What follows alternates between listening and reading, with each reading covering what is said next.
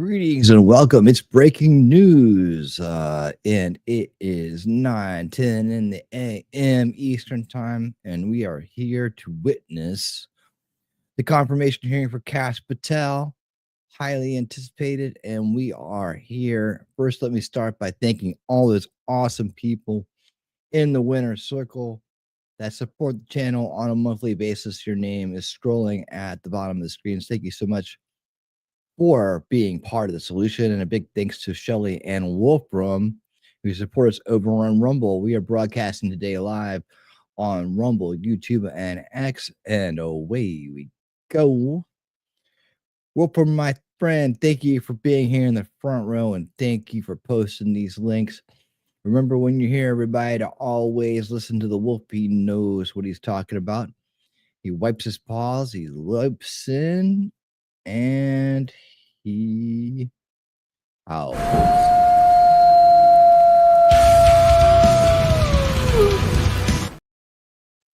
And that's how you know the alpha mod is in the house. This is an early morning for us here at Winning Reality. We don't usually do these crazy morning streams. We're night owls. We're a night owl group. We're more of a night owl kind of place versus a early morning bird. I don't like worms. That's why I don't get up early, right? Because the early bird eats worms. I don't eat worms. And we're off and going, guys. I think I'm going to start off this morning by getting us warmed up with this awesome video by one of the great creators out there known as Robert Gouveia, doing great work. Definitely my favorite law tuber at the time. Can you even call him a law tuber? I don't know. He's a lawyer and he does great work. I enjoy his content. I highly recommend it. And then while we're getting all fired up here and getting people in here, they're getting out of bed, they're getting their coffee, they're getting their energy drinks, because energy drinks are better than coffee. And they are finding their way here. We have about 15 minutes until the big show starts, and I'm sure I'll be seeing some of you soon. So let me go ahead and start playing this, and we'll get started. Dick Durbin posted this letter. It looks like a scary letter. I looked at this like, oh my gosh, Kash Patel broke protocol regarding hostage rescues. Kash Patel or anybody else made statements about an operation so sensitive before it was concluded. Donald Trump said they're such idiots that the number one enemy of the United States is what he called the enemy within. Kash Patel believes the exact same thing. Democrats are freaked. Kash Patel now going to be leading the FBI so long as he can get confirmed, and they're doing everything they can to try to stop that from happening. This is Dick Durbin, who leads the Senate Judiciary Democrats, and they posted this letter. It looks like a scary letter. I looked at this like, oh my gosh, is there something bad about Kash Patel that we don't know? The Democrats say there is. Let's see what's inside. So he says, if true, Kash Patel potentially risked the safety of Americans for his own personal notoriety. And this is disqualifying. What a neocon thing to say. Right, so we'll read it. It's actually hilarious that this is all they've got. I think that Kash Patel is going to squeeze through even more gracefully than we thought. But we've got this letter. As we can see, here's the letter that has been now released for all of America to see. The horrors of Kash Patel from the Democrats. This went over to Hegseth. This went over to Rubio. This went over to acting director of the FBI, Brian Driscoll, and acting secretary of the Treasury from the Judiciary Senators. Signed here by Richard Dick Durbin. That's all you got, Dick. Chuck Grassley. They say, all right, guys, I have received highly credible information How you doing, revealing that while serving as Trump's National Security Counsel, Kash Patel broke protocol regarding hostage rescues. What did he do? By publicly commenting without authorization on the then in progress retrieval process. He made a public comment about this. You're kidding. Wow. Oh, Allegedly, right? If this is even true. Allegedly. On October 14th, the Wall Street Journal published comments from Patel several hours before they were confirmed to be in U.S. custody. This is during Trump's first term. Someone asked, hey, are they coming back? He says, yeah, they're coming back. Illegal. That's it. In the wake of multiple failed hostage recovery missions, there was a group housed with communicating. There were protocols in place to protect the privacy of these people. The information my office received says that Patel inserted himself inappropriately into this mission and violated these protocols. And he had no role in the planning in any of this. And so now he's going to be leading the FBI. And we have to review character and fitness to ensure we can trust him. And since he made a comment about a hostage recovery mission, we can't be so sure. And so please let us know. What were the recovery protocols? Give us all records from these dates. What happened about the rescue of these two people? Blah, blah, blah from Dick Durbin. It's like, that's it. That's what you guys have on Kash Patel is a public comment to the Wall Street Journal. If you think that some sort of a leak to the media is consequential, half the Biden administration should be in jail because of Jake Sullivan and Karine and John Kirby and Anthony Blinken. This is pathetic. They don't have anything on this guy. So they dig up some comment to the Wall Street Journal. It's really weak. Now, you can also see John Bolton came out. He went on with Jen Psaki show on MSNBC called Inside Jen Psaki, as you can see down there in the logo. Here is their conversation. Just a little bit of this. I know there's only so much we can take of these two, but the Walrus came out. They're freaked about Kash Patel. Here's what they sound like. And by speaking publicly about it, as I just noted, and you know very well from being a part of these discussions and the small group of people around the president who are in the know, these are very highly sensitive negotiations within any administration, Democratic or Republican. And so I just wanted to ask you, you've obviously expressed your concern about Patel previously, but given this whistleblower report, given what we've learned about his role in these hostage reporting around these hostage negotiations, do you think members of the committee, Republicans especially, should be concerned about these pieces? Yes, I think this is really stunning news, assuming it's true and the committee will want to verify that. Kash Patel or anybody else made statements about an operation so sensitive before it was concluded. And by the way, it wouldn't necessarily have been Kash Patel that would make it public in any case. And I think it demonstrates characteristics that he's shown in other aspects of his career, and particularly then in the Niger rescue of American hostage that you also recounted that Mark Esper wrote about in his book. It shows Patel taking roles and making statements that are completely beyond the scope of what NSC staff should be doing. All right, so they're mad about his public comments, and he's going to sit there and rant about that for a little while. We don't need to listen to it anymore. Seems to me he's just upset that Kash Patel is going to be getting a security clearance back and is going to be getting some security protection as well that Bolton is sorely missing. So these guys are now having a podcast. Yeah. Chris Murphy has been coming out hard. I think he's trying to set himself up as a presidential contender. So just be on the lookout for that. He's really being very aggressive and trying to, I think, start a podcast now. As you can see, he's kind of in the middle here. How you doing? You sit over here, Corey. Look at me like this. You sit over here. I think is that Shatz? I think that is Shatz, isn't it, from Hawaii? But so they have a podcast now going, trying to compete with Ted Cruz. Awesome, We're not going to let him beat Ted Cruz, though. We're going to keep Ted Cruz and his podcast ahead of theirs. Donald Trump said during the campaign that the number one enemy of the United States is what he called the enemy within. Kash Patel believes the exact same thing.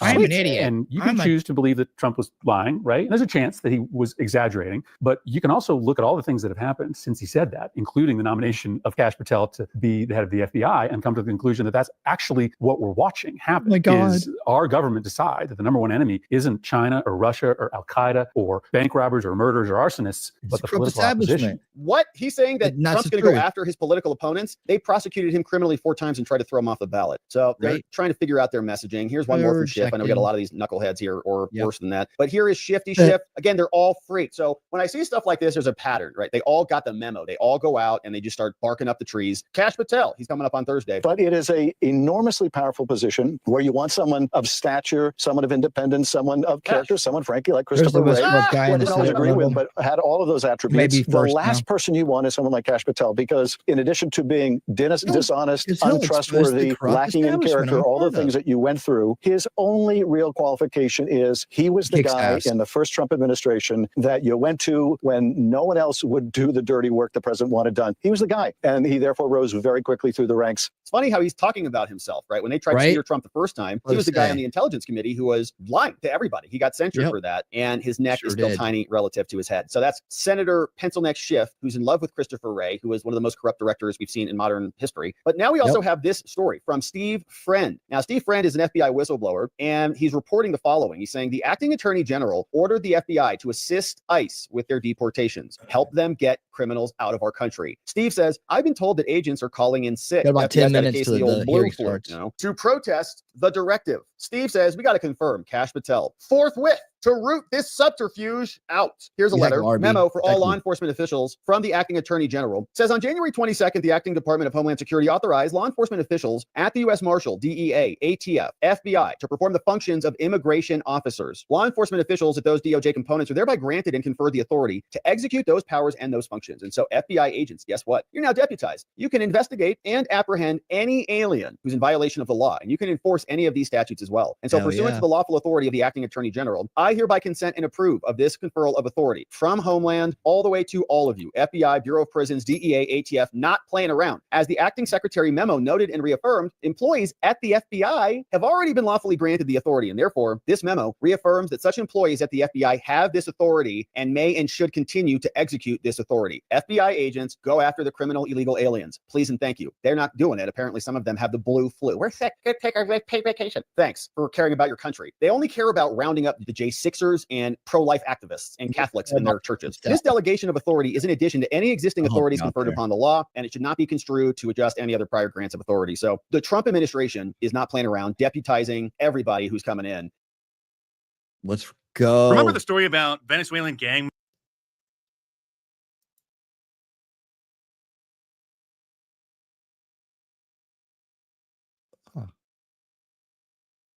I wish I could play that. We'll play that tonight on the show. Just a reminder, we're going to do the Tulsi rewatch tonight, which means, guys, this is the cool part. I figured this out earlier, which means we get to watch it at winning speed. So that's the benefit of being here today. We're gonna watch the Kash Patel, and boy, I expect some great moments. But I hope it goes smoothly. If that means no great moments, then that's cool too. I hope it goes smoothly for Kash. He deserves it. We're reading his book, Government Gangsters, right now on Unrig the Game every Monday at 7 p.m. Eastern. We're almost all the way through it. We got a few more weeks of it left. Man, that book has been great, though, and full of information about what's going on behind the scenes, what went on behind the scenes during the Trump administration. And the first one. There we go. That's going to go right there. And we're going to get that bright light off me. There we go. Hold on. Yeah, so he's spelling it all out in that book.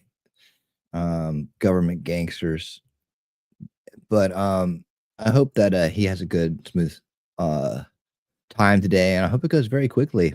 I hope we don't get a lot of stupid questions by a bunch of stupid people, but we will. But yeah, tonight we'll watch Tulsi, because Tulsi's going off at 10, same time as we're doing this, and we'll watch it at a little bit faster pace. That's the advantage of being here today.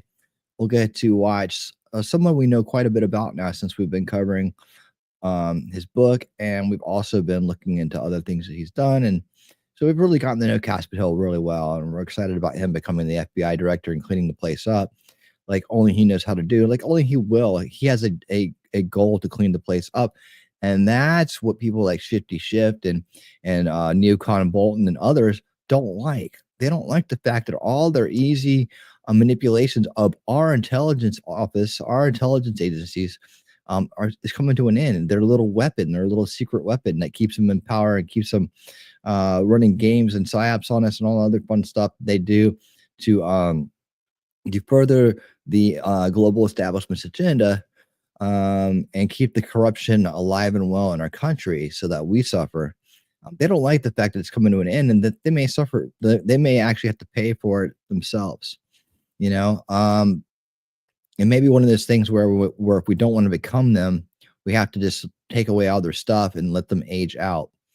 I don't particularly like that, but also, you know, I also believe that you never become what you fight. So, because that's the thing about evil, is evil always wants to turn you. So when you start acting like them, you start becoming them, and that's what we don't want to do. And that's what part of solution culture that we've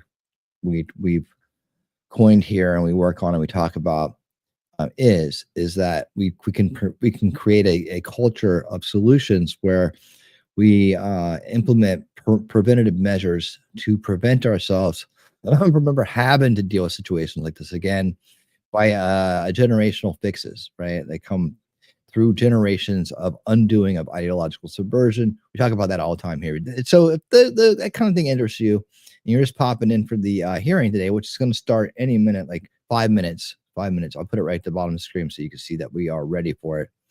Right there. Then you should subscribe, like, and share the channel out, and definitely come here and participate, because this is the base reality-based takes on what's going on in the world. And we're with a focus on true generational fixes, preventative measures, and things that will ensure that the fight that we're doing today is one that lasts, one that's effective, and the results last, right? The worst thing we want to do is wait, play the cycle game that we've been playing for so long. We get to a point where we're doing really well, everybody does really well, and then the corrupt, the damaged, and the evil creeps back in over the course of generations, and then we have to go through this cycle again. And every time they do creep back in, every time they do try to take away the most free, prosperous, and sovereign country in the history of mankind, they get better at it. And what we don't want them to do is, with technology and the way the world is going, figure out a way to stay permanently and to create a corrupt establishment again and stay permanent, right? We still have a lot of work to do to undo everything they've done and to get the corruption out. It's going to take it's going to take a lot of work. We'll be working on it the rest of our lives, let's put it that way. But we do it so the next generations hopefully can just enjoy what we were denied because of it. And that's our revenge. That's how we make them pay. We take away all the things they think that they had. We take away their elitist stature, where they believe that, you know, they're on top of us and we are useful idiots. We are useless eaters. We are beneath them, and we are cannon fodder for whatever they want. Right? We take all that away from them, and that's what hurts them the most. When you take away their power, that's what hurts them the most. You take away their ability to hurt other people, that's what hurts them the most. Not becoming them, not hurting them back, which is hard to swallow sometimes, because, man, I'd like to do a number on these people. Trust me. I'm the kind of person that says if someone hits you, you hit them back harder. But you know, I also grew up in the system as well. So cooler heads prevail. Let's do it the way that's really going to eat at them. Take away their generational control and their generational ability to abuse us, and watch them stew and suffer in obscurity, and then set up the future in a way so that future generations can resist their mind control attempts, right? That's the one thing that the last couple of generations didn't do for us. And what happened is, we read in J. Michael Waller's book, Big Intel. He tells the whole story, and that book is phenomenal. I talk about it all the time because it's really missing from a lot of people in my generation and subsequent generations' education, to understand how we got to where we're at in our country, how the mind control and the subversion took over. You have to understand how it wasn't stopped the first time. We knew it was happening, right? But we didn't stop it in time because we allowed generations to become infected with critical theory. Now the critical theory is being pulled out of all levels of education, right? We have to find a way to train our future generations' minds to resist it. And there are ways to do that. That's the good news, right? That's the good news. The good news with the breaking news. We're just about to get started. You can see it's right there on the screen. As soon as they get going, we'll be listening for the whole run here. And again, Tulsi Gabbard tonight on Winning Tonight. We'll be watching the rewatch at winning speed. That's a little bit faster than normal. And so we'll get through that a lot faster than anybody's watching it live today. But we will be here for the whole Kash Patel thing. Like I was saying, it's been driving me up a wall how no one reads anymore or audiobooks. Everyone just watches short. Yeah, that's why we started Unrigged the Game. Patel, let's go 357. Hey man, I saw you were putting a video out. I tried to was going to forward to you the other day, but I couldn't tell when if it was a live or just a premiere or something. But I did see you in there, and if I can, I will forward a stream to you eventually. Yeah, and that everyone just watches shorts and badly laundered ideas and acceptance. Yep, that's true. See, that's the thing, Arby. And since you've been new around here, you probably haven't heard my spiel on solution culture, but that's really the basis of the channel. Right, that's what makes us unique. That's what the niche thing about this is. My decades of work conglomerated in the fact and the understanding that it's going to take generational fixes to undo the generational warfare that's been raised against us, right? That's why every generation we see coming down the road gets worse right now. And we're going to start turning that around. But we have to arm people's minds with the tools to resist ideological subversion. Ideological subversion came through implementation of things like critical theory, right? And then eventually into entertainment. And as that festered generation to generation to generation, people became more demoralized, right? And it made the evil powers that be, made it easier for them to destabilize us and divide us, right? That has led us into the cycle of crises, right?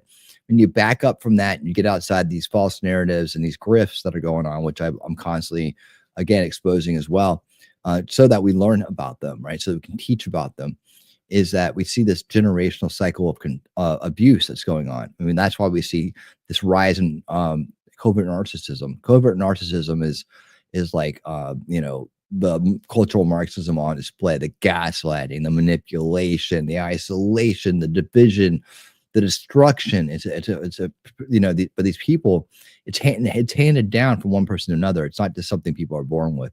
So it has to be taught, and it's taught through abuse. And when somebody gets abused, they can either turn against it or turn into it. And a lot of times people are, because they're so young when it happens, they don't know, and this becomes part of who they are. So that's an indication of it. Crime is another indication of it. Rampant drug use and self-abuse, the lack of self-respect, the things like that, the turning away from morality. These are all indications of the cycle of abuse in action. And that's like, and also, on and on and on, through institutions, through practices, through big pharma, through bad food and unclean water, through all these things, they are abusing us. Informational abuse is rampant in both the establishment narrative first veil and the alternative narrative second veil. And once you pull these veils down, you start to see the reality, the true reality of our world. And what makes this possible for these idiots, these low life elitists, to completely rule over us generation after generation, meanwhile lifting up their own with wealth and surplus like you wouldn't believe, while the rest of us suffer. And it's not a commie thing, right? It's a fact that these people are gaming the system. They've rigged the game.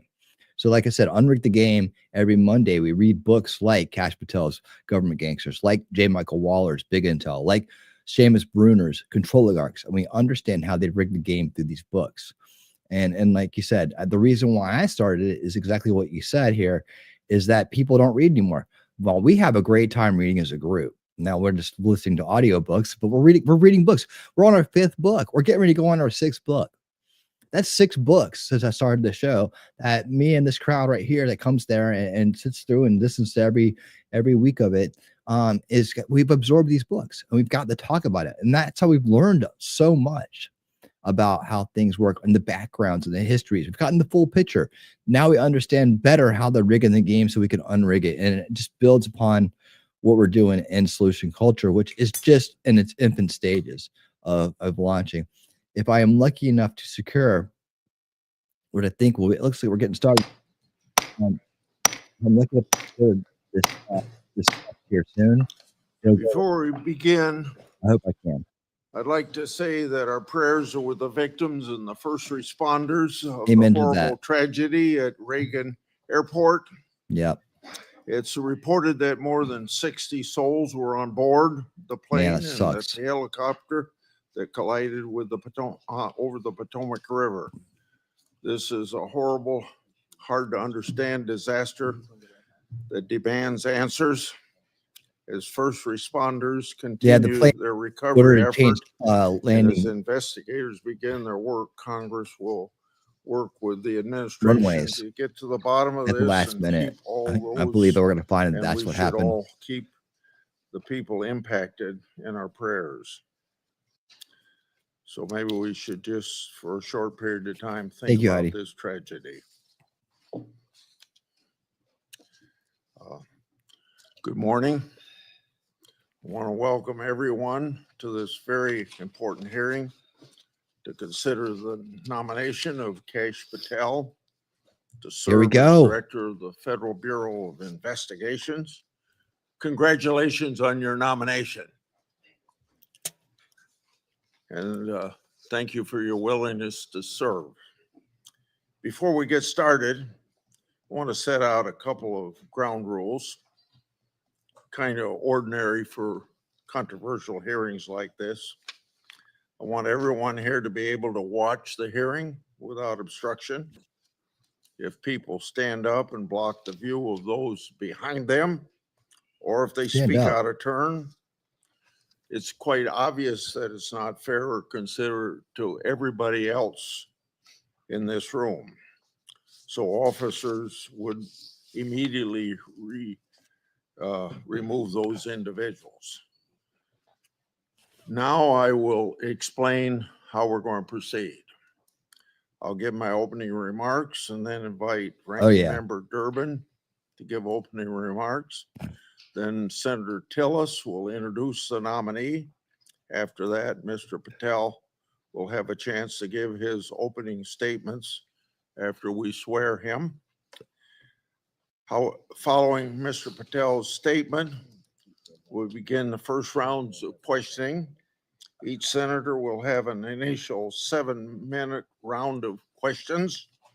After the first round, we'll do a second 3-minute round of questions.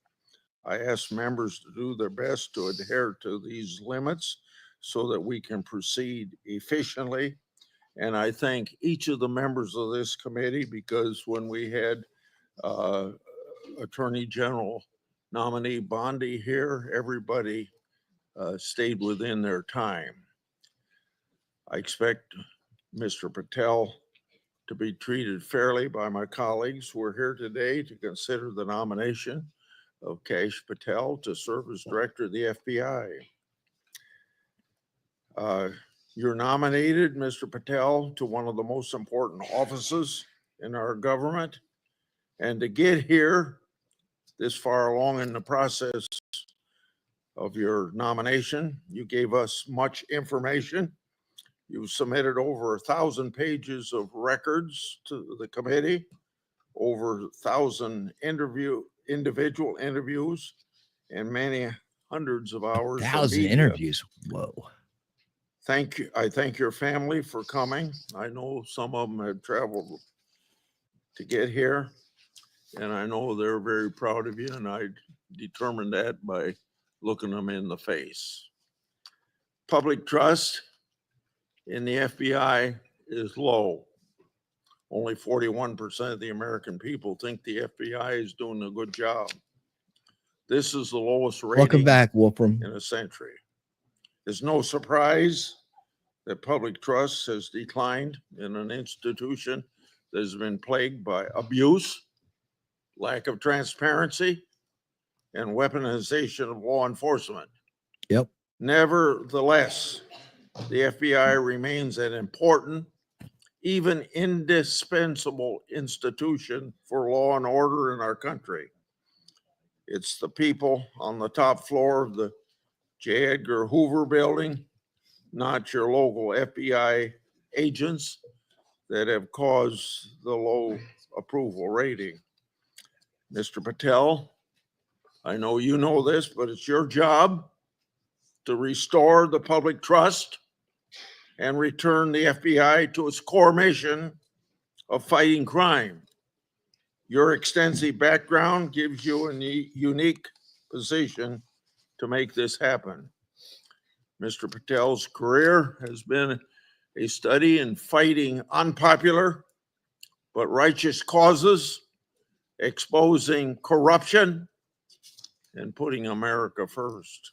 Hell yeah. For almost a decade, Mr. Patel served as a public defender, defending the constitutional rights of some of the least popular people in this country. After serving as a public defender, Mr. Patel joined the Department of Justice under President Obama as a counterterrorism prosecutor in the National Security Division. In this role, he investigated and he prosecuted many important cases, including the World Cup bombing in Uganda in 2010, for which he received an award of excellence. In 2017, Representative Devin Nunes asked Mr. Patel to join the House Permanent Select Committee on Intelligence to uncover the truth about Russiagate. And Mr. Patel did uncover the truth. It was during this period of time that, if you remember, I first met you, Mr. Patel.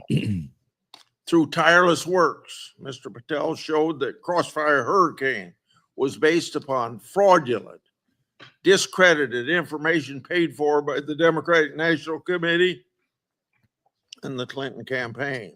As reward for his efforts to uncover the truth, mainstream media, can you believe this, personally attacked Mr. Patel, and the FBI secretly subpoenaed his records.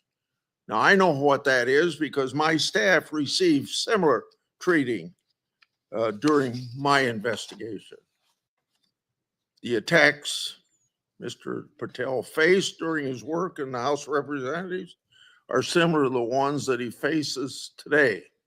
I expect many of these underhanded attacks will be repeated today. Yep. Mr. Patel has been accused of having, quote unquote, an enemies list. This is not a fair characterization, as he stated. Nope, it's quote, a corruption list. There is no revenge list, end of quote. Mr. Patel has identified those he believes have put politics and personal ambition over service to the country. He's called out those who've used the institutions like the FBI to achieve their own personal gain. Mr. Patel has said he believes that people who do this should be named and that Americans deserve transparency so that they can make their own judgment, as they did in this last election. Other attacks against Mr. Patel are similarly unfounded. To take just one example, he's been accused of jeopardizing hostage rescues. In fact, those allegations have been repeatedly shown to be false smears. Yep. As numerous national security officials have said publicly and on the record, Mr. Patel played a critical role in returning Americans safely home and has done so through hard work and personal cost to him. Mr. Patel has been accused of being unqualified to be FBI director. This suggestion ignores his impressive career at the highest levels of government service. After exposing Russiagate scandal in the Congress, Mr. Patel served in roles such as Senior Director, Counterterrorism at the National Security Council, Deputy Director of National Intelligence, and Chief of Staff to the Acting Secretary of Defense. Mr. Patel managed large intelligence and defense bureaucracies, identified and countered national security threats, prosecuted and defended criminals. He's done this while fighting for transparency and accountability in the government. Mr. Patel has precisely the qualifications we need at this time when the FBI is not being respected by our public. Mr. Patel, should you be confirmed, you'll take charge of an FBI that is in crisis. Recently, my oversight exposed that a special agent in charge of the FBI New Orleans field office was on vacation during New Year's Eve and New Year's Day. Of course, that was also included the Sugar Bowl. Senior personnel should be at their posts, not on vacation. Sugar Bowl. During critical security events. And we all remember what happened at that time in New Orleans. Yeah. But of course, the FBI agent, this FBI agent would find it acceptable to do what he did. In August 2022, an FBI oversight hearing of this committee, Director Wray decided to leave early. I asked him to stay just 1 hour and 20 minutes longer, but he already made up his mind that he was going to leave. Later, under questioning in November of that year by Senator Hawley, Director Wray admitted that he left this committee hearing early so that he could go on vacation. These two incidents, among others, are examples of the blatant disrespect that the FBI leadership has shown to this committee and indirectly to the American people. In November 22, I released internal FBI records that my office received pursuant to lawful whistleblower disclosures. Those records provided data about how hundreds of FBI employees who had retired or resigned to avoid discipline, many of those employees engaged in sexual misconduct in the worst workplace. Those records also showed lower level FBI employees were punished. Lower level employees of the FBI were punished more harshly than senior level employees. No, fairness was out the window. Over 1 year later, with no response from the FBI, I asked Director Wray about this at a December 5, 23 hearing before this committee. He publicly pledged to get me the data I requested November, a year before. He and his deputy director never followed through. I also questioned Director Wray about improperly classified information relating to Afghan evacuees placed in our country. At that time, approximately 50 evacuees were already deemed potential national security concerns. So what's the number now? The public has a right to know. I've also raised concerns about whistleblower disclosure, saying that the FBI moved agents from child sex abuse cases to those January 6 cases. The FBI under Director Wray never got his priorities straight. With respect to weaponization, I'd like to turn to a letter I wrote July 20 of 2022. That letter noted that Assistant Special Agent in Charge, Thibault, was a key official involved in opening the elector case that became the Jack Smith lawfare operation. That's not supposed to happen. An official at Thibault's rank and position isn't supposed to open cases. That's the job of special agents. For those who don't remember, Thibault was the anti-Trump agent that violated the Hatch Act for his political conduct in office.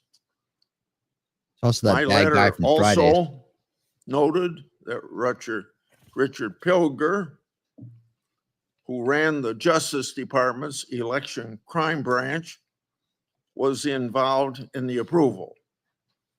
Now I'd like to call the committee's attention to something I'm going to share with you, information about the FBI's that's never been made public before. Do you have those? Oh, yeah, I'm sorry. In my hand are a series of FBI emails The first is an email that Tebow sent to subordinate agent on February the 14th, 2022. He said, quote, "Here's a draft opening language we discussed," end quote. The draft opening was attached and it included material that would later become part of Jack Smith's elector case. The second email, February 24th, 2022, email from Tebow to John Crabb, a prosecutor in the U.S. Attorney's Office for the He'll be all right. District of Columbia, saying, quote, "I had a discussion with Shelley. the case team. Good morning. And we believe there is predication to include former President of the United States, Donald J. Trump, as a predicated subject," end quote. This FBI case would later be codenamed Arctic Frost. The third email, February 24th, 2022, email from Tebow to John Crabb, noting that the Attorney General and the FBI approval will be sought to open the case. The fourth email, February 25th, 2022, email from Tebow, subordinate agent, saying they added Trump and others as a criminal subject to the case. Tebow responded, quote unquote, "perfect." The fifth email, March 22, 2022, from Tebow, emailing a version of an investigative opening for approval. This didn't include President Trump. I want to make clear that one didn't include President Trump as a criminal subject. The sixth email is an April 11th, 2022, from Tebow approving the opening of Arctic Frost. The seventh email is an April 13th, 2022 email from FBI agent to Tebow stating that the FBI deputy director approved its opening. The eighth Chuck email Ross is on classic, the same man. date Classic had Chuck. Tebow emailing John Crabb that the elector case was approved. Crabb responded, quote, "Thanks a lot. Let's talk next week." End quote. He's AM radio, man. Between March 22nd and April 13th, other versions of the document opening the investigation existed because a ninth email shows that the FBI General Counsel Office made edits on March 25th. Was Trump still removed as an investigative subject? If so, which Justice Department FBI officials other than Jack Smith later added him for prosecution? I expect the production of all records on this matter to better understand the full fact pattern and whether other records exist. Notably, approval of these documents was also given by Richard Pilger. This committee has written about Pilger undermining the Justice Department's efforts during the 2020 election for partisan purposes. These emails and documents substantiate my July 2022 letter, which the FBI ignored. And I hope you, when you get there, won't ignore my letters. Yeah, go over his damn letters. Partisan FBI agents and DOJ officials tried and ultimately succeeded in launching a full field criminal investigation and prosecution of the President of the United States. Justice Department and FBI leadership acted in concert to further a political scheme to take down Trump, just like they did with Crossfire Hurricane. They have yet to learn a lesson, and I hope you'll learn that lesson for them or teach that lesson. That's right. And their conduct, yet again, seriously eroded integrity of this once storied institution. As I've said before, if a politically charged investigation is to be open, it must be done the right way. And that didn't happen here. Mr. Patel, in my time, I've never seen our law enforcement intelligence community institution so badly infected with political decision-making. And I say intelligence community because you know what happened when 55 people, former or present intelligence agencies, signed a letter in 2020 that the laptop was a Russian hoax, as an example. So all of this is these institutions breaking faith with we the people. Yep. Mr. Patel, you must be fair, you must be consistent, but you must be aggressive. Your actions must be based on accountability. And transparency brings accountability. Should you do so, you'll have my support. And remember, either you're going to run your agency or the agency's going to run you. And the agency certainly ended up running Director Wray and probably people before him. Without objection, I'm going to put in this letter in the record. And this letter is sent to Director Wray December the 9th last year, calling for him and his deputies to step down. And it's titled, quote unquote, failures. Now I turn to Ranking Member Durbin. Thank you, Mr. Chairman. I appreciate your commitment to the Judiciary Committee's longstanding bipartisan practice of vetting presidential nominees. A little history. The FBI dates back to the start of the last century, 1908, when then Attorney General Charles Bonaparte organized a special agent force. J. Edgar Hoover became director of the FBI in 1924 and led the Bureau for 48 years until his death in 1972. He is credited with professionalizing the Bureau and developing its investigative ability. However, with little or no oversight, Hoover also used the Bureau's investigative powers improperly. Wrong. He infamously directed the FBI to spy on Dr. Martin Luther King Jr., Thurgood Marshall, and other civil rights leaders of the day. In 1975, the United States Senate created Frank Church's committee. For subversion. And they disclosed widespread abuses by the FBI read the book. and other U.S. intelligence agencies. The Church Committee concluded these agencies had engaged in illegal surveillance, and as a result, quote, groups and individuals have been assaulted, repressed, harassed, and disrupted because of their political views, social beliefs. Yeah, we don't go for Marxism here, so that's okay. And quote, the intelligence agencies have served the political and personal objectives of presidents and other high officials. The Hoover era of the FBI, the Watergate scandal, and the findings of the Church Committee highlighted the risk of political interference in FBI investigations and led to significant, important reform. In 1976, Congress passed a law that limits the FBI director to a single term of 10 years, which was intended to insulate that position from political influence. And critically, we made the FBI director's appointment subject to the advice and consent of the Senate. That's why we're here today.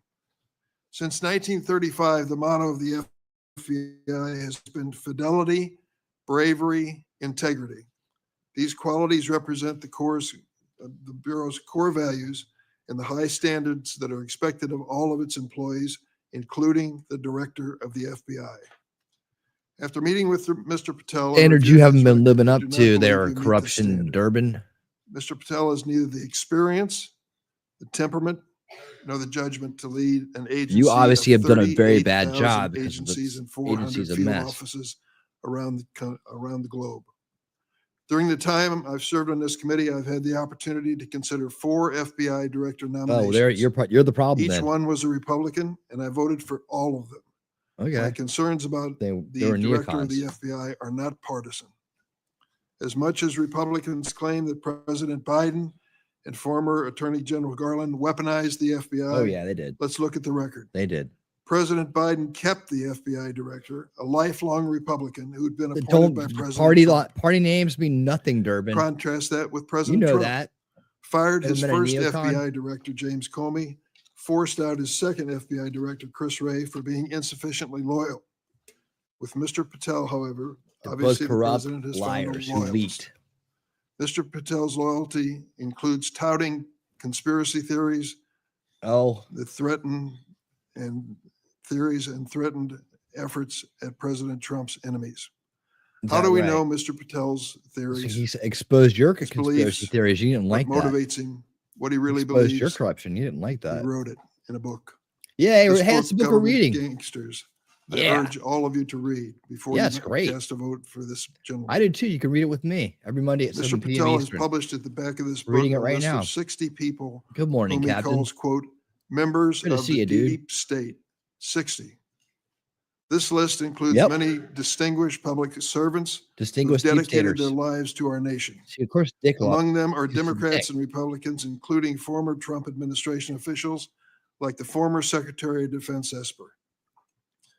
Then there is Mr. Patel's plan to quote, and I quote him, shut down the FBI Hoover building on day one, reopen it the next day as a museum of the deep state. And he has said, quote, we're going to come after people in the media. We're going to come after you. Subverters, whether it's criminally or civilly, we're putting you all on notice. Yep. Does this sound like the kind of nonpartisan law enforcement professional who should lead the FBI? Yes. Not to me. Yes. This is someone who's left behind a trail of grievances throughout his life, lashing out at anyone who disrespects him or doesn't agree with him. Don't take it from me. Dick. Listen to these Republicans who worked with him during the Trump's first administration. The left, Attorney General Bill Barr, and I quote, I categorically oppose making Patel deputy FBI director. I said it would happen over my dead body. Patel had virtually no experience that would qualify him to serve at the highest level of the world's preeminent law enforcement agency. National Security Advisor John Bolton. I didn't think he was qualified. He demonstrated no policy aptitude at all. I was forced to hire him. President Trump's deputy national security advisor, Charles Kupperman. The idea that Kash Patel is going to be the FBI director is appalling. His legal career is modest at best. His ideas are ludicrous. CI Director Gina Haspel threatened to resign after President Trump proposed making Mr. Patel CIA Deputy Director. Defense Secretary Mark Esper said Mr. Patel lied about whether Nigeria had approved a hostage rescue operation. Oh my God. Putting American all you guys lives got. At risk. He's going to Mr. Patel would have us believe that all of these public servants, all Republicans, all from the first Trump administration, trying to play that, and apparently anyone else who's critical of demagogue shit, nothing but government gangsters and deep state members. Many of them have made his list of enemies. Political party affiliation. Just this week, means CNN nothing. reported that during the Trump administration, establishment CIA versus officials the rest of referred us, Mr. Patel to the Justice Department and the for criminal anti-establishment is investigation the resistance. for sharing classified information without authorization. Like you probably have Last done a week, million I times, asked the leaker. Justice Department and intelligence community for information on any criminal referrals relating to misconduct by Mr. Patel. I have yet to receive a response. Mr. Patel's record is clear. Your days remembered, Durbin. Debunked conspiracy theories that serve or benefit his political beliefs. Let's start with January 6th. And he let's start with that one. On January 6th. Yeah, it was a great chapter. That's something that each and every one of us as witnesses to January 6th have our own view of. I bet. The one they set up I'll be to make us grateful look bad. always to the Capitol Hill police officers who risked their lives defending me. Oh my members of God, the Congress, and Capitol Hill visitors to the United police States Capitol officers. on that day. They risked their lives letting people walk to Mr. the Patel Capitol. posted on social media, quote, January 6th, never an insurrection. That's true. Cowards in uniform exposed. Yep. End of quote. Yep, and there were. We've seen that guy. Cowards in uniform exposed. Who was in the Capitol building on January 6th in a uniform? The Capitol Police were. Do you think they were cowards? Many of them risked their lives and some gave their lives in defense of this building. Well, you guys set them How up, about the didn't you? DC police You're the were there cowards. as well. They were in uniform. Cowards risking their lives as well. Some of them being battered and beaten. Oh my goodness. Came on the scene to the Capitol. Set up. Oh no. And Mr. Patel claims that the FBI agency aspires to lead. Get this now. Was planning January 6th for a year. Yep. He says the FBI was planning January 6th for a year. And he's going to expose it. That's a quote. He'll bring the receipts. Mr. Patel has gone so far as to co-produce He'll bring the and receipts. sell musical recordings of a song performed by January 6 rioters in jail. Rioters who violently assaulted police officers. He has described this January 6 choir as, quote, political prisoners. Yep. Political prisoners. They're free now. But at least 6 members pleaded guilty to assaulting law enforcement officers on January 6th. How many feds were in the crowd? All 6 have now been pardoned by President Trump. How many feds were in the crowd? Here are some of those people who received blanket clemency by President Trump on his first day in office in the second term. Julian Let's see a pardon. Make up your mind. Assaulted Capitol police officers with pepper spray, incapacitating 3 officers. How many years they served? Ryan Nichols sprayed pepper spray on multiple police officers. After the attack, Nichols posted on Facebook, and I quote, "So yes, I'm calling for violence and I will be violent." Jordan Mink struck officers, quote, aggressively with a long pole. He spat at officers and threw large items at them. The records were not expunged. Knife, Ronald Sandlin shouted at officers, quote, "You're going to die, get out of the way." Sandlin shoved officers when they tried to lock the doors to the Senate gallery. Don't be a racist. After breaching the Capitol, James McGrew struck an officer and lunged for his baton.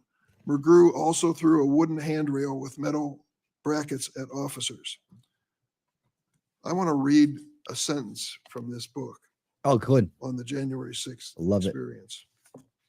Please read it. To give you an idea of Mr. Patel's take on what he calls a haphazard riot. That's right, Arby. By everything we could see, the crowd at the Capitol was unarmed or armed only with non-lethal objects like bottles, flagpoles, or bike racks. Mr.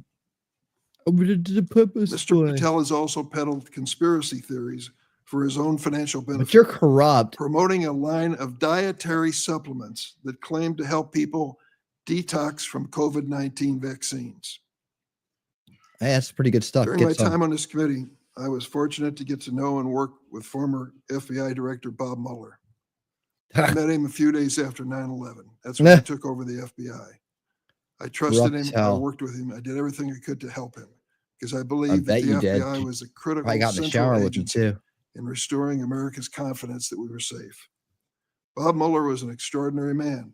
Oh, he was a Republican. Make no bones about it. He said it and admitted, and I knew it. He comes from the San Francisco area.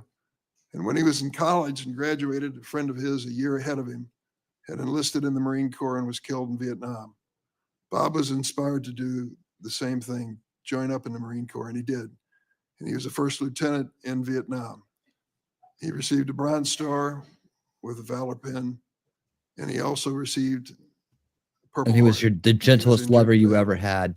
I read about his experience because after he was healed from that wound to his leg, he returned to combat. He was just that kind of fella. Regardless of party, he was a real American. No, he was a long-time sounds federal like someone's got a prosecutor, crush. a U.S. attorney, the head of the DOJ's criminal division, and acting deputy attorney general before he became head of the FBI.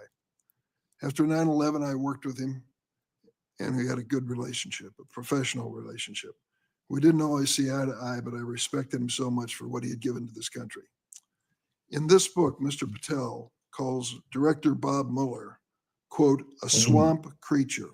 Yep. With all due respect, Mr. Patel. Sorry about your I'm not born in boyfriend. the uniform of this country, and neither of you. That doesn't mean that someone is allowed to be not be a swamp swamp creature and get away with it. Swamp creature. Because they wore a uniform. We see people who've worn uniforms all the time. The FBI pulling plays grifts a on critical people. role in keeping America safe from terrorism. We saw people Violent in crime uniforms and all the other time that are threats. corrupt and Our do the wrong nation thing. needs an FBI Uniform doesn't make director you who a moral understands person. the gravity of this mission and is ready on day one. not someone who is consumed by his own personal political grievances. That's exactly right, The Harvey. American people deserve an FBI director. It's not an focused on out keeping our families for everything safe else you do in from life. terrorism, drug trafficking, and violent crime. Not this checklist of grievances we find in this book. Mr. Patel, your record makes it clear you're not that person. I'm glad we're reading this book. Thank you. Every Senator Monday, Irvin. 7 p.m. Before I Join call me. on Senator Tillis, I want to clear up something the way I see it, and I think I'm going to invite everybody that it can be cleared up. This business about what Mr. Patel said about cowards in uniform, it's a mischaracterization of what he actually said.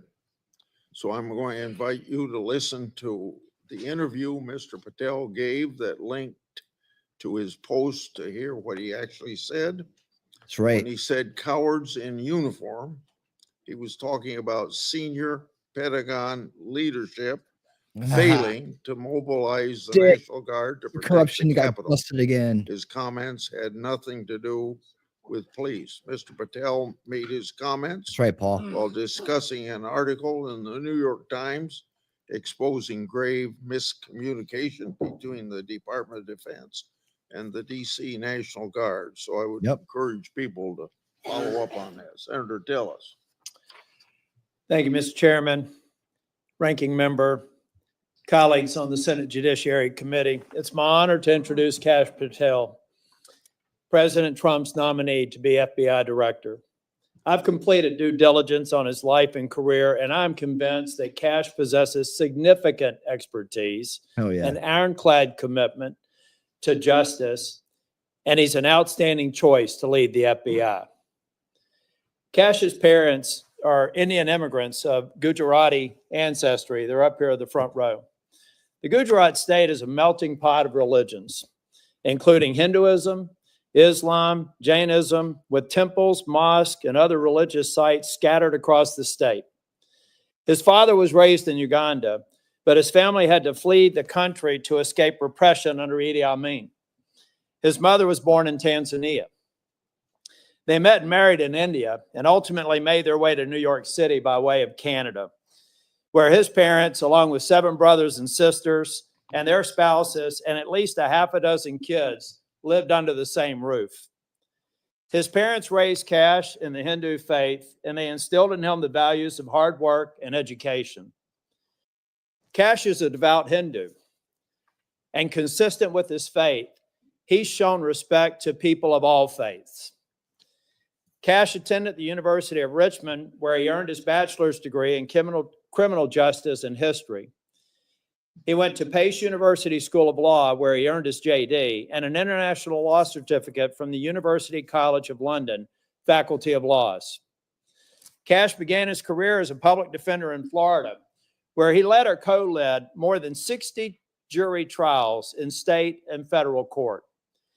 Kash clearly demonstrated a devotion to upholding the rule of law and defending the rights of individuals. Kash led the defense of Jose Buitrago in United States versus Buitrago, a high-profile case in Florida in 2015. Buitrago was one of the Colombian nationals arrested in a major drug bust involving Operation Backrim.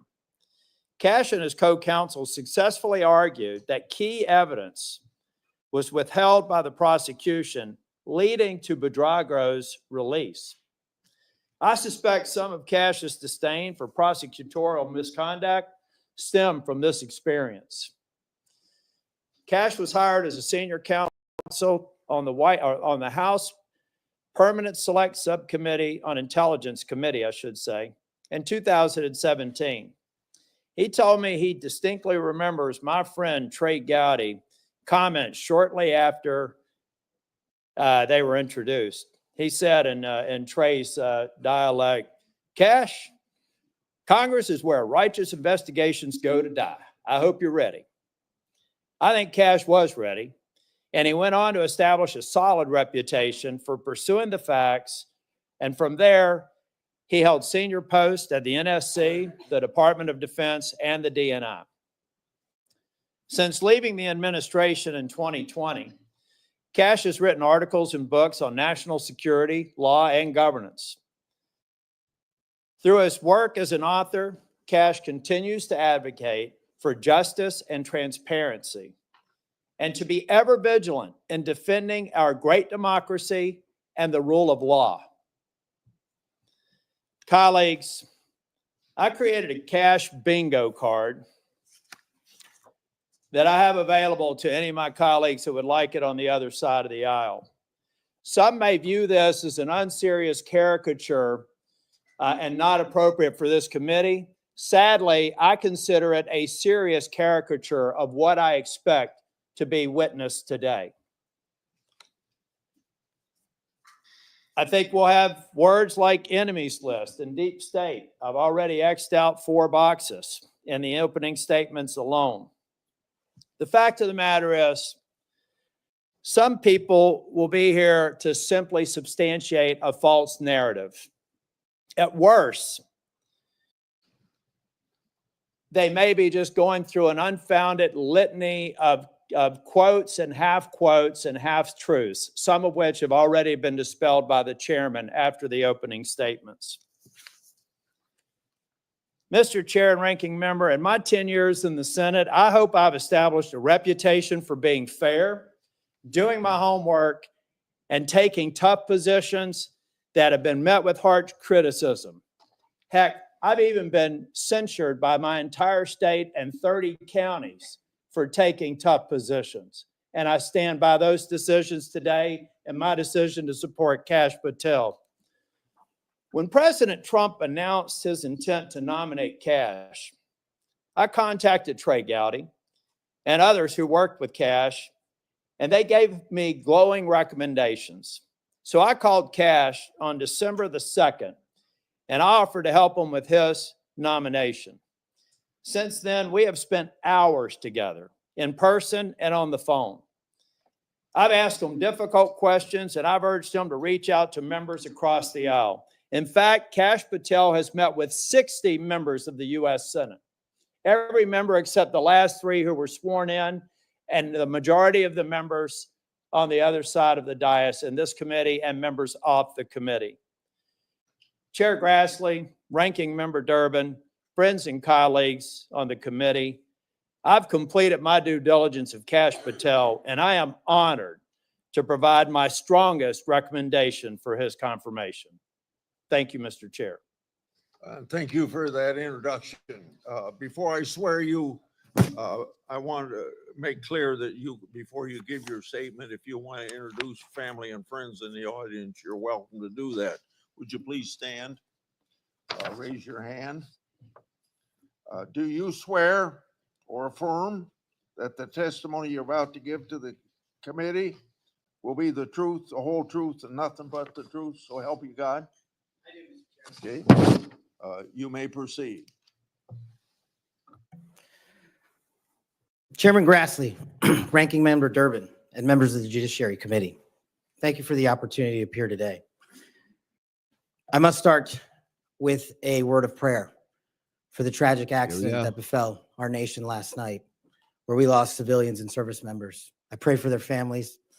I pray for law enforcement and military personnel, and I pray for their souls, and hopefully God will find them peace in the near future. I'd like to welcome my father, Pramod, and my mother, Anjana, who are sitting here today. They traveled here to get here from India. My sister's also here, Nisha. She also traversed the oceans just to be with me here today. It means the world that you guys are here. Jesse Krishna. I wouldn't be here today without their guidance, their unwavering support, and their relentless love. When President Trump informed me of his intention to nominate me as director of the FBI, I was deeply honored. Sitting here today, I carry not only the dreams of my parents, but also the hopes of millions of Americans who stand for justice, fairness, and the rule of law. My commitment to these principles is deeply rooted in my family's history, which has profoundly shaped my worldview. My father fled Idi Amin's genocidal dictatorship in Uganda, where 300,000 men, women, and children were killed based on their ethnicity, just because they happen to look like me. My mother is originally from Tanzania, She studied in India, as did my dad, and they were married there. They would later emigrate to New York, as the senator pointed out, where I was born. And we were raised in a household of my father's 7 siblings, their spouses, and at least half a dozen children. That's the only way we knew how to do things at the time in the 70s and 80s, the Indian way. But we would soon learn the American way. These values have shaped and been the driving force of my career in 16 years of government service. Protecting the rights of the Constitution is of the utmost importance to me and has been every single time I've taken that oath of office. The recent terrorist attacks in New Orleans tragically claimed the lives of 14 innocent Americans and serve as a stark reminder that our national security is at threat, both internally and externally. The FBI, the Federal Bureau of Investigation, and the Department of Justice, where I served, play a pivotal role in securing our freedoms and our safeties for American citizens. If confirmed as the next FBI director, I will remain focused on the FBI's core mission. That is to investigate fully wherever there is a constitutional factual basis to do so, and to never make a prosecutorial decision that is solely the providence of the Department of Justice and the Attorney General. For the first 8 years after law school, I served as a public defender, first for Miami-Dade County and later for the Southern District of Florida. During that time, I represented some pretty awful human beings charged with some pretty heinous crimes. But what I learned there was the core value that has been enshrined in me since, that due process must be provided without bias to all Americans. And if we cannot provide due process to the worst, then there can be no due process for anyone, and our constitutional republic fails. But I battled on that hill for that due process. I would later serve in the Obama Justice Department as a terrorism prosecutor in the National Security Division, where we successfully contributed to the prosecutions of terrorist organizations like Al-Qaeda, Al-Shabaab, and others. I was honored to receive the 2017 Assistant Attorney General's Award from Loretta Lynch for my work in helping the Ugandans bring members of Al-Shabaab to justice for murdering 74 innocent people, including an American. I would also receive the Human Intelligence Award from the intelligence community for related work on that mission. My experiences at the National Security Division and would later be followed by my experiences on the National Security Council as Senior Director for Counterterrorism, and later as the Deputy Director of National Intelligence, responsible for the production, creation, and promulgation of the Presidential Daily Briefing, our nation's most sensitive classified information and secrets to protect our country. My time in the White House was preceded by my time right here in Congress as a staffer on the House Intelligence Committee, where I spearheaded the investigation that exposed serious FISA, Foreign Intelligence Surveillance Act abuses by members of the Department of Justice and the Federal Bureau of Investigation. That misconduct eroded the public trust in our FBI. The erosion of trust, as Chairman Grassley pointed out, is all too low today. 40% of Americans have trust in the FBI. In order to get it back, there's a twofold track, Senator. One, violent crime is exploding in this country, and we cannot afford them to allow it to run away. We must tackle violent crime. Just in 2023 alone, there was 100,000 rapes, 100,000 drug overdoses, and 17,000 homicides. The priority of the FBI, if I'm confirmed, will be to ensure that our communities are protected and safeguarded and our children have parks to play in and not needles to walk over. The way we do this, we let good cops be cops. We let law enforcement, and we provide them with the tools necessary and resources they need to get after violent crime. The second way we do this on equal track is aggressive constitutional oversight from Congress. The public trust can only be restored if there is full transparency, and I am committed to that full transparency. Members of Congress have unfortunately submitted hundreds of questions that have been unanswered by the FBI in recent times. That will not occur if I am confirmed. All appropriate requests for information will be responded to expeditiously and fully. I'm committed to working alongside the dedicated men and women of the FBI. They are warriors of justice, and I will always have their backs because they have the backs of the American people. I look forward to answering your questions, and I want to take a moment to thank my family, my friends, people who traveled here, and my entire team that has made this day possible. God bless America, and I look forward to your questions.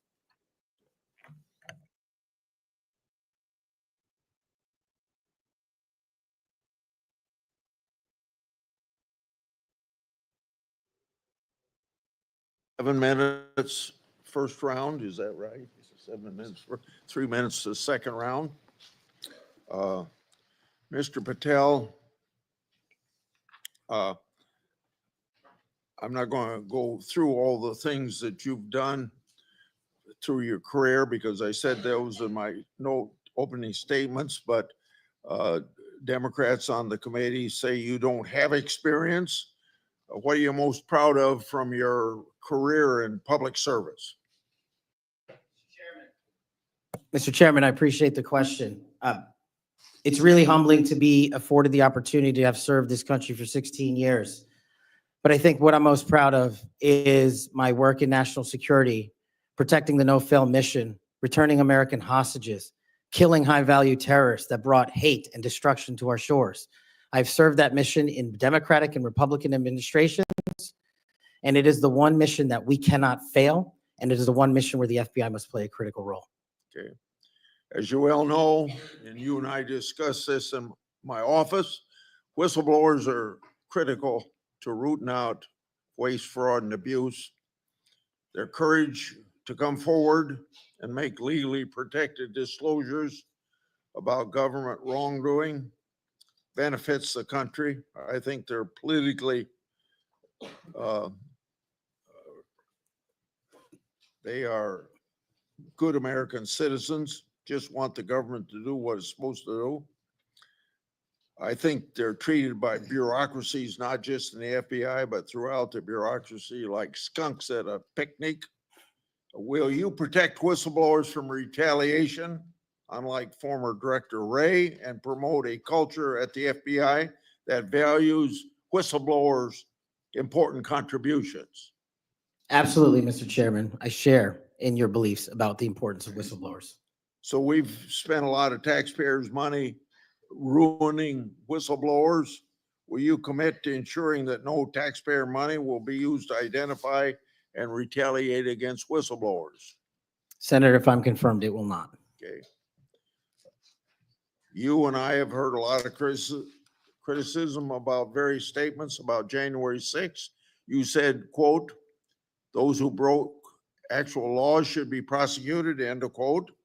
But you've also called out the partisan nature of prosecutions and compared how the Biden Justice Department treated January 6th defenders with how they ignored many other crimes.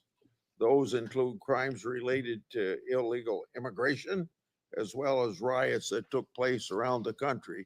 So explain your position on January 6th to this committee, and how do you respond to critics who say that you're anti-law enforcement? Mr. Chairman, I greatly appreciate the question, the opportunity to discuss that. If anyone wants to consider me as anti-law enforcement, then look at my 16 years in government service, whether I was trying 60 jury trials in state and federal court upholding the rights of the indigent and breathing life into constitutional due process, or later as a national security prosecutor, where I served this country and overseas.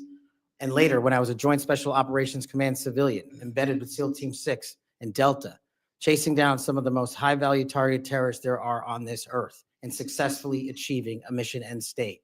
I have always respected law enforcement. I have taken that oath and will take that oath again, God willing, to be the next director of the FBI. As for January 6th, I have repeatedly, often, publicly, and privately said there can never be a tolerance for violence against law enforcement. And anyone that commits an act of violence against law enforcement must be investigated, prosecuted, and imprisoned. And on January 6th, I said the same thing about acts against law enforcement. The Capitol Police, who I have served with, and when I was Chief of Staff at the Department of Defense, rushing to the aid of the members of this committee and your colleagues to provide the National Guard, was my top mission priority, not politics.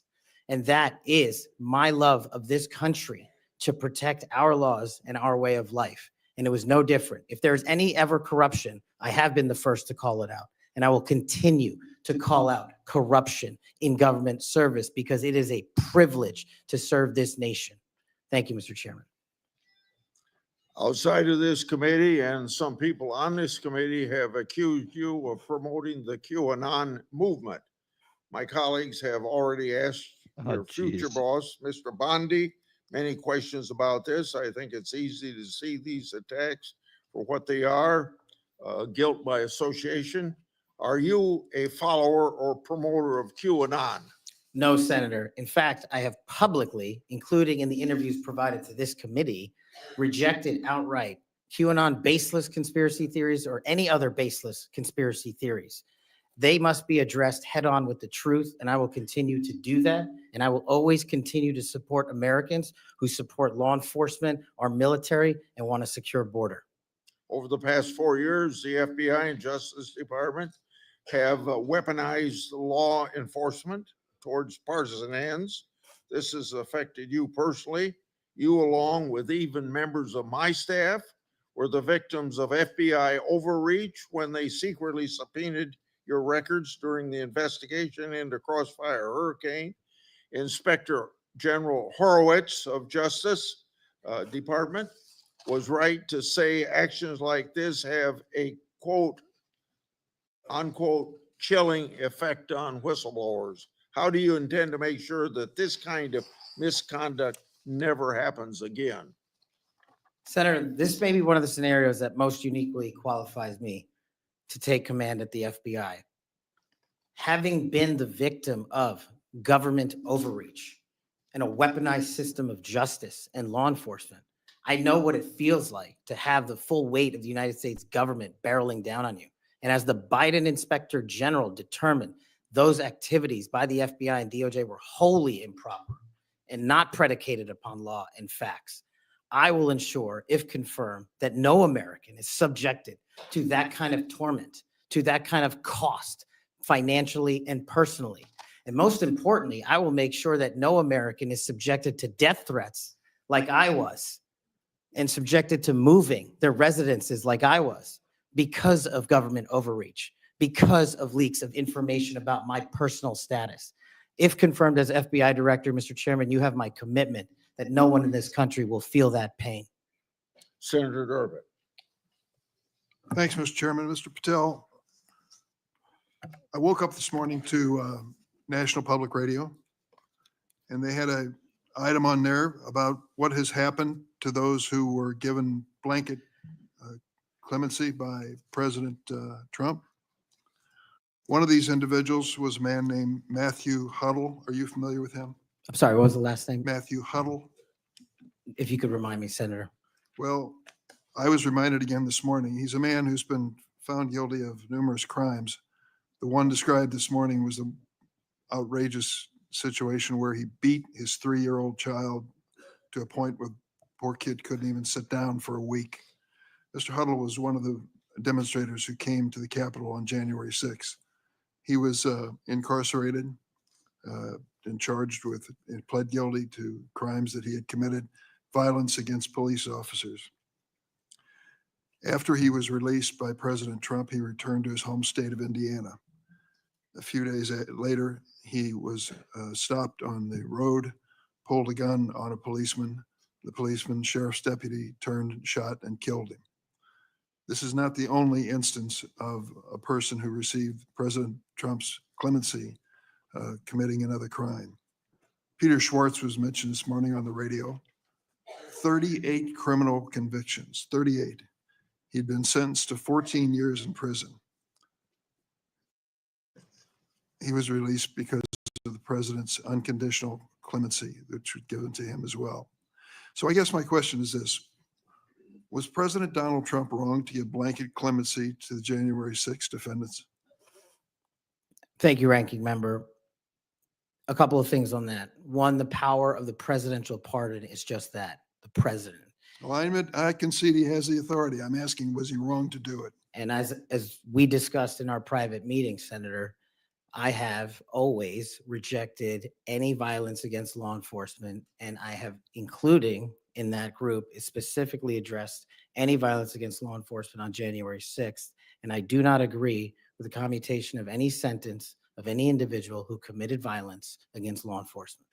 So do you think that America is safer because these 1,600 people have been given an opportunity to come out of serving their sentences and live in our communities again? Senator, I have not looked at all 1,600 individual cases.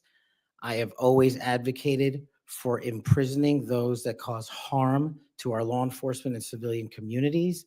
I also believe America is not safer because President Biden's commutation of a man who murdered 2 FBI agents, Agent Kohlers and Williams' family, deserve better than to have the man that point blank range fired a shotgun into their heads and murdered them released from prison. So it goes both ways. Leonard Pelletier was in prison for 45 years. He's 80 years old and he was sentenced to home confinement.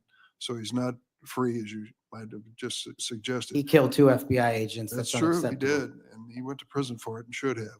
My question to you, though, is do you think America is safer because President Trump issued these pardons to 1,600 of these criminal defendants, many of whom violently assaulted our police in the Capitol? Senator, America will be safe when we don't have 200,000 drug overdoses in 2 years. America will be safe when we don't have 50 homicides in a day. So you just won't answer the question. I'm going to say, I don't think we're safer.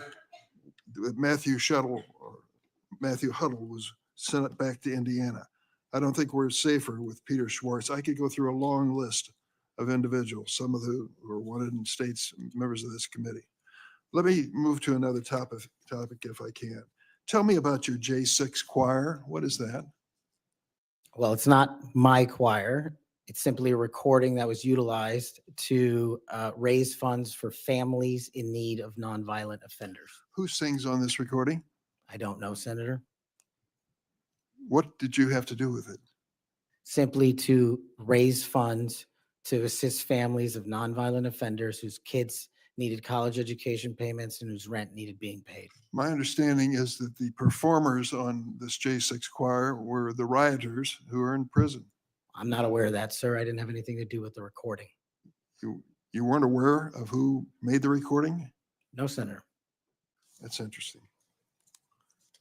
Did you receive any money for selling copies of that music or that recording? Absolutely not. Okay. You do have a foundation, though, do you not? I'm very proud of the Kash Foundation and the $1.3 million we've given to families in need across this country, including active duty service members, police officers, putting kids in college and helping people in disaster relief areas rebuild their homes and their communities. 1&0 LLC, are you familiar with that? Sorry? 1&0 LLC? I believe, Senator, you're referring to the LLC that one of the individuals has his private business with. Is it part of the Kash Foundation in any way? Only in that one of the members of the board has that LLC for his outside business. Andrew Allis? I believe that's his name, yes. Yes. Do you know how much was paid to him from your charitable work? Yes, like any other charity, we had to go out and fundraise, something I'm sure every member of this committee is familiar with. And we use digital marketing campaigns. And I believe we paid a digital marketing company through 1&0 $250,000 to raise $500,000, which we gave away to families in need, like when hurricanes struck Florida, Texas, and North Carolina. We will be going through the details of your foundation and the expenditures with the questions for record that the chairman has mentioned. I look forward to a chance to answer those under oath. Mr. Patel, you frequently associated with and sometimes praised extremist figures with well-documented histories of racism, anti-Semitism, conspiracies, and the like. In September of 2023, you appeared with Laura Loomer at an event promoting your book, this one here. You shared a photo of yourself and Loomer in which you held her book and she held yours. Just a few months before this event, Ms. Loomer posted on X that the September 11 terrorist attacks were, quote, an inside job. Around that time, she accused Florida's First Lady, Casey DeSantis, of exaggerating her cancer diagnosis to gain voter sympathy. A number of my Republican colleagues on this committee have criticized Ms. Loomer's extremism. One of my colleagues described her as a, quote, crazy conspiracy theorist who regularly utters disgusting garbage. Another called her really toxic. Given all this, why did you associate with Ms. Loomer? Senator, as you can see, I took a photograph with an individual who showed up at a book event. I don't believe I'm guilty by association, and I certainly don't believe that an individual who was the first minority to serve as the Deputy Director of National Intelligence for this country is a racist in any way, and I detest any conjecture to the contrary. You familiar with a Stu Peters? Does that name ring a bell? I'm sorry, what? Are you familiar with Mr. Stu Peters? Not off the top of my head. He made 8 separate appearances on his podcast. He promoted outrageous conspiracy theories and worked with a prominent neo-Nazi. There are more, Ted Nugent, it goes on, list goes on. I'm just asking, when it comes to your association with individuals, why are so many of them in this category? My association, as you loosely define it, is by appearing in media over 1,000 times to take on people who are putting on conspiratorial theories and to devour them of their false impressions and to talk to them about the truth. That is something that I will always continue to fight for, Senator. Senator Graham. Thank you. We'll eventually talk about the FBI. That's the job you're up here for, right? Have you ever been subject to racism as an individual? Unfortunately, Senator, yes. I don't want to get into those details of my family here. Let's get into a few of them. Tell me about it. Well, if you look at the record from January 6th, where I testified before that committee, because of my personal information being released by Congress, I was subjected to a direct and significant threat on my life. And I put that information in the record. I had to move. In that threat, I was called a detestable, and I'll apologize if I don't get it all right, but it's in the record, a detestable sand nigger who had no right being in this country. You should go back to where you came from. You belong with your terrorist home friends. That's what was sent to me. That's just a piece of it. But that's nothing compared to what the men and women in law enforcement face every day. And that's why they have my support. Okay. Growing up, were you subject to racism? Yes, sir. Okay. Now, I think the reason you're here has a lot to do with your work on Crossfire Hurricane. Are you familiar with that FBI operation? I am, Senator. So Senator Durbin mentioned the church report and the history of abuse, but he failed to mention Crossfire Hurricane. He failed to mention the Horowitz report. Wonder why? If you're waiting for these guys over here to figure that out, you're going to die waiting. So this is the Nunes memo. You work for Mr. Nunes over on the House side? David Nunes? Sorry? Are you familiar with this memo by the Foreign Intelligence Service Act abuses? Yes. The Department of Justice? Absolutely. Did you help write this memo? I did as a staffer. Okay, I'm going to put this in the record. Thank you. In this memo, you kind of dissected the abuses of Crossfire Hurricane, right? I did, Senator. And the Mueller investigation. So the Crossfire Hurricane investigators, 2 of them were Strzok and Page. Are you familiar with them? I am, Senator. Okay. It was opened up on July the 31st, 2016. And here's what Strzok said. And damn, this feels momentous because this matters. The other one did too, but that was to ensure we didn't F something up. This matters because this matters. So super glad to be on this voyage with you. That's to Page. And Page responds a couple of months later, he's not ever going to be President, right? Talking about Trump. Strzok, no, he won't. We'll stop it. Is it fair to say that the people in charge of investigating Crossfire Hurricane hated Trump's guts? Well, you don't have to take my word for it. That statement, along with the statements from the sources. Are those days over in the FBI, you hope? Well, if they're not, they will be. Okay, good. You know who Carter Page was? I do, Senator. Do you know that the FBI secured warrants against him on 4 different occasions? Yes, Senator. Do you know that the information that they relied upon came from the Steele dossier? I do. Was it you that were able to find out that the Steele dossier was a bunch of crap? Yes, Senator. We followed the money and we exposed the fraud that was the Steele dossier. And the primary subsource was Ignor Danchenko, right? That's correct, Senator. And he was actually a Russian analyst. That's right. Are you aware that in January he told the FBI that, let's see, what did he tell the FBI? Still had no proof to support the statements. How you doing? And it was just talk.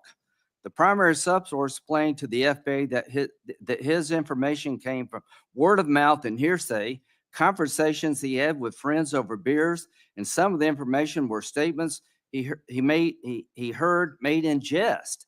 And he told the FBI this in January of 2017. And they got 2 more warrants after that. That's correct. Are you aware that the FBI had volumes of information that the Steele dossier was a bunch of bullshit and nobody ever told anybody at the top? I am, sir. We exposed. Or they lied about being told. That's correct. So are you aware of the fact that the FISA court rebuked the FBI? Are you aware of the fact that an FBI lawyer went to jail because he misled the court by manipulating a email from the CIA? I am. Do you believe that Crossfire Hurricane was one of the most disgusting episodes in FBI history of a corrupt investigation led by corrupt people who wanted to take Donald Trump down? Yes, sir. Do you think that's why you're in this chair today, to fix that? I think that's a big. Without Crossfire Hurricane, this guy wouldn't be here. And my friends on the other side, like pulling teeth, the Horowitz investigation, the Inspector General labeled this fraudulent at its core, mismanaged at its core, running stop signs. At every turn, they went forward when they should have stopped. The Durham report said it was obviously politically motivated. FBI agents were telling anybody and everybody that would listen, this is not reliable, this is not trustworthy, but they plowed on. And because of you and Trey Gowdy and others, we now know about this. Everybody who signed the warrant under questioning by me said if they knew then what they know now, they wouldn't sign the warrant. Comey said that. Yates said that. Rosenstein said that. The reason you're here is because most of the public, almost every Republican believes that the FBI has been used continuously in a political fashion, ignoring evidence, making up evidence, lying to get Donald Trump. And when it came to the Hunter Biden laptop, they told every social media outlet in October 2020, oh, that's Russian disinformation. That was BS too. Right before the election, the FBI intervened to shut reporting on the Hunter laptop down as being Russian misinformation, according to Zuckerberg. Do you promise all of us those days are over at the FBI? Yes, Senator, they are. Are you proud of what you did to find all that? Absolutely. You think that's why you're here today, is to make sure that never happens again? The American people deserve just that. Thank you. Senator Whitehouse. Thanks, Chairman. Welcome, Mr. Patel. God. Remember January 6th. Colleagues running through our halls to flee the mob. Colleagues shouting that rioters should be shot. Us returning to our constitutional business through hallways cleared for us by automatic weapons carrying SWAT teams. None of you, none of us said those violent rioters should be pardoned. A Republican colleague said such pardons would be hard to believe, even absurd. Your former colleague, J.D. Vance, said the violent rioters should not be pardoned. Even Jim Jordan said pardons would, and I quote, focus on all the people who didn't commit any violence.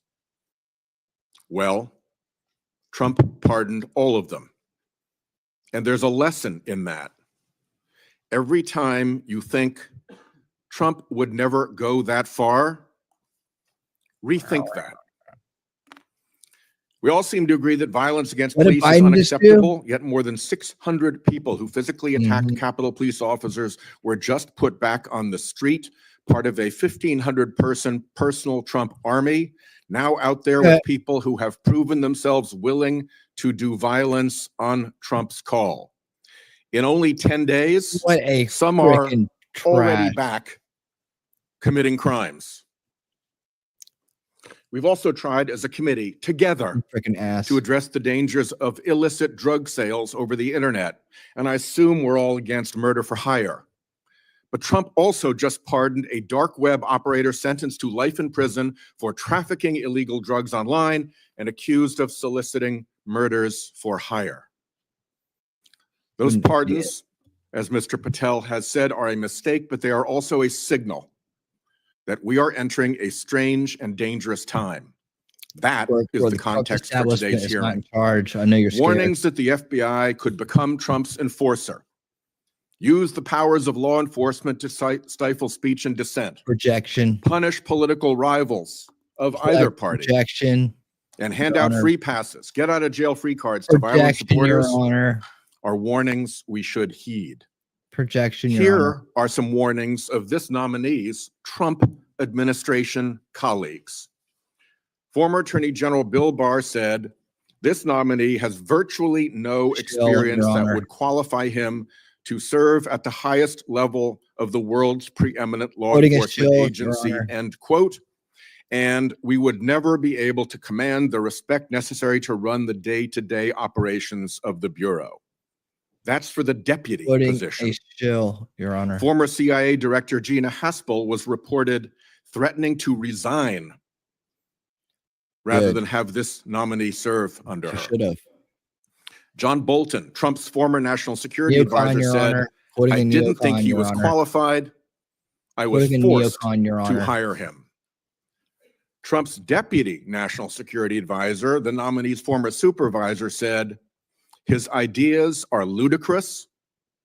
He's absolutely unqualified for this job. He's untrustworthy. And it's an absolute disgrace to even consider an individual of this nature. That's from Republican appointees who worked with him. And here's what this nominee himself has said about using his office to prosecute journalists. Even worse. We will go out and find the conspirators, not just in government, but in the media. We're going to come after you, whether it's criminally or civilly. Is that a correct quotation, Mr. Patel? Senator, that's a partial quotation. But it's correct. In part. Regarding his publication of his enemies list, Mr. Patel proclaimed, corruption list. The manhunt starts tomorrow, and reposted a video depicting him taking a chainsaw to his political enemies. Is that you, Kash Patel, reposting that at the top of that page? Senator, I had nothing to do with the creation of that meme. Is that you reposting it, was my question. And that's me at the top. You said FBI agents were responsible for the violence on January 6th, and I quote you here, beyond a reasonable doubt. It's Tim Pool. Is that what you said? That's completely incorrect, and I appreciate the opportunity to address that. I'll give you an opportunity in writing, but this is my time now. Oh, my time. An Inspector Attorney General investigation found that was false. And you said we should impeach judges who rule against Donald Trump, who are, in your words, political terrorists. When this nominee tries to explain all this away, keep one thing in mind. He's testified under oath before a Colorado judge who presided over a Trump case in which he was a witness. And the judge found, and I'm quoting here, he was not a credible witness. His testimony is not only illogical, but completely devoid of any evidence in the record. That's from a judge. Okay, who kind of judge is that? Who appointed that judge? This is a dangerous time, and I ask all my colleagues to consider whether Dangerous these for plain criminals. comments Dangerous by for this corrupt person establishment shills and by his own Trump administration colleagues should be given a blind eye, just overlooked, or whether, like the warnings of pardoning violent January 6th offenders, you have skeletons. there are warnings to be heeded. There is an unfathomable difference between a seeming facade being constructed around this nominee here today and what he has actually done and said in real life when left to his own devices. Conduct shows character. Phil Hartman? Is that his And if name? you look at Your history, Honor, you see the danger of security chiefs in authoritarian regimes becoming the tools of political power. The characteristics that they often show are that they are vengeful, that they are grandiose, that they are intemperate,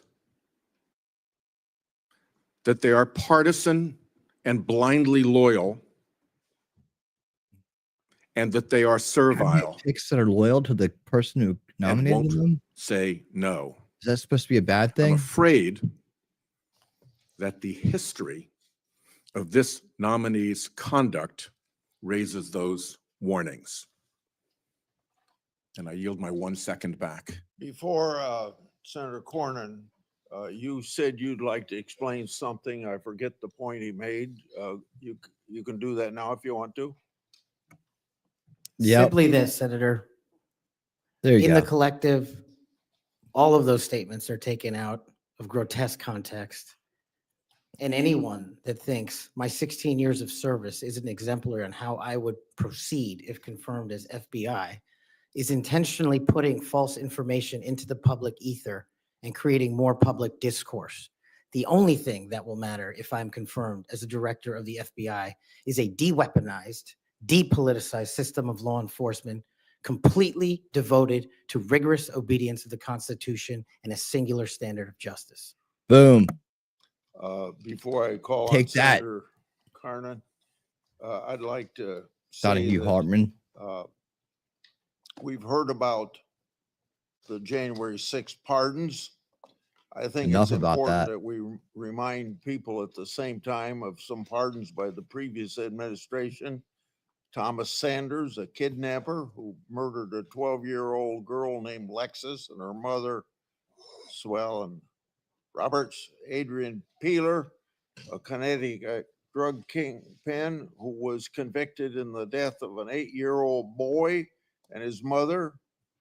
Leonard Must have been one of Hunter's Peltier, friends. that's already been referred to, that murdered 2 FBI agents. And even Director Wray, at that time, former Director Wray, said that that shouldn't have happened. And Judge Michael Conahan, who took kickbacks for wrongly sending juveniles for profit detention centers, and Alex Saab, who laundered illicit proceeds for narcotics terrorists, Nicholas Madero, and was a key connection between Venezuela and Iran, and 5 family members Terrorist. of his own family. President Biden did that. Senator. Not to mention, the J6 committee Welcome, and Mr. Patel. Fauci and a Do bunch you of other believe people. America is an exceptional nation? It's the greatest nation. Your family went through a lot to get here, They sure did. and your life story is, I think, a great example of people pursuing the American dream. Do you believe what a large part of what makes America an exceptional nation is the rule of law? It is one of the fundamental precepts that determines that. And why is that? Because without a singular application of a rule of law, we go back to the Uganda that my father fled in Idi Amin. I believe that the 2 most important institutions in America to preserve and protect and enforce the rule of law. Hey, Judge, how you are doing? The FBI and the Department of Justice. And the sort of politicalization that Senator Graham and others have already talked about during the Crossfire Hurricane investigation or project of James Comey at the FBI and the abuse of intelligence tools like Title I of Section 702 are a betrayal of American values and adherence to the rule of law. And I think your biggest task is going to be, along with Pam Bondi at the Office of the Attorney General, is to restore the rule of law to the Department of Justice and the FBI. Are you willing to do that? Absolutely, Senator. Without regard to partisan affiliation or politics? Absolutely.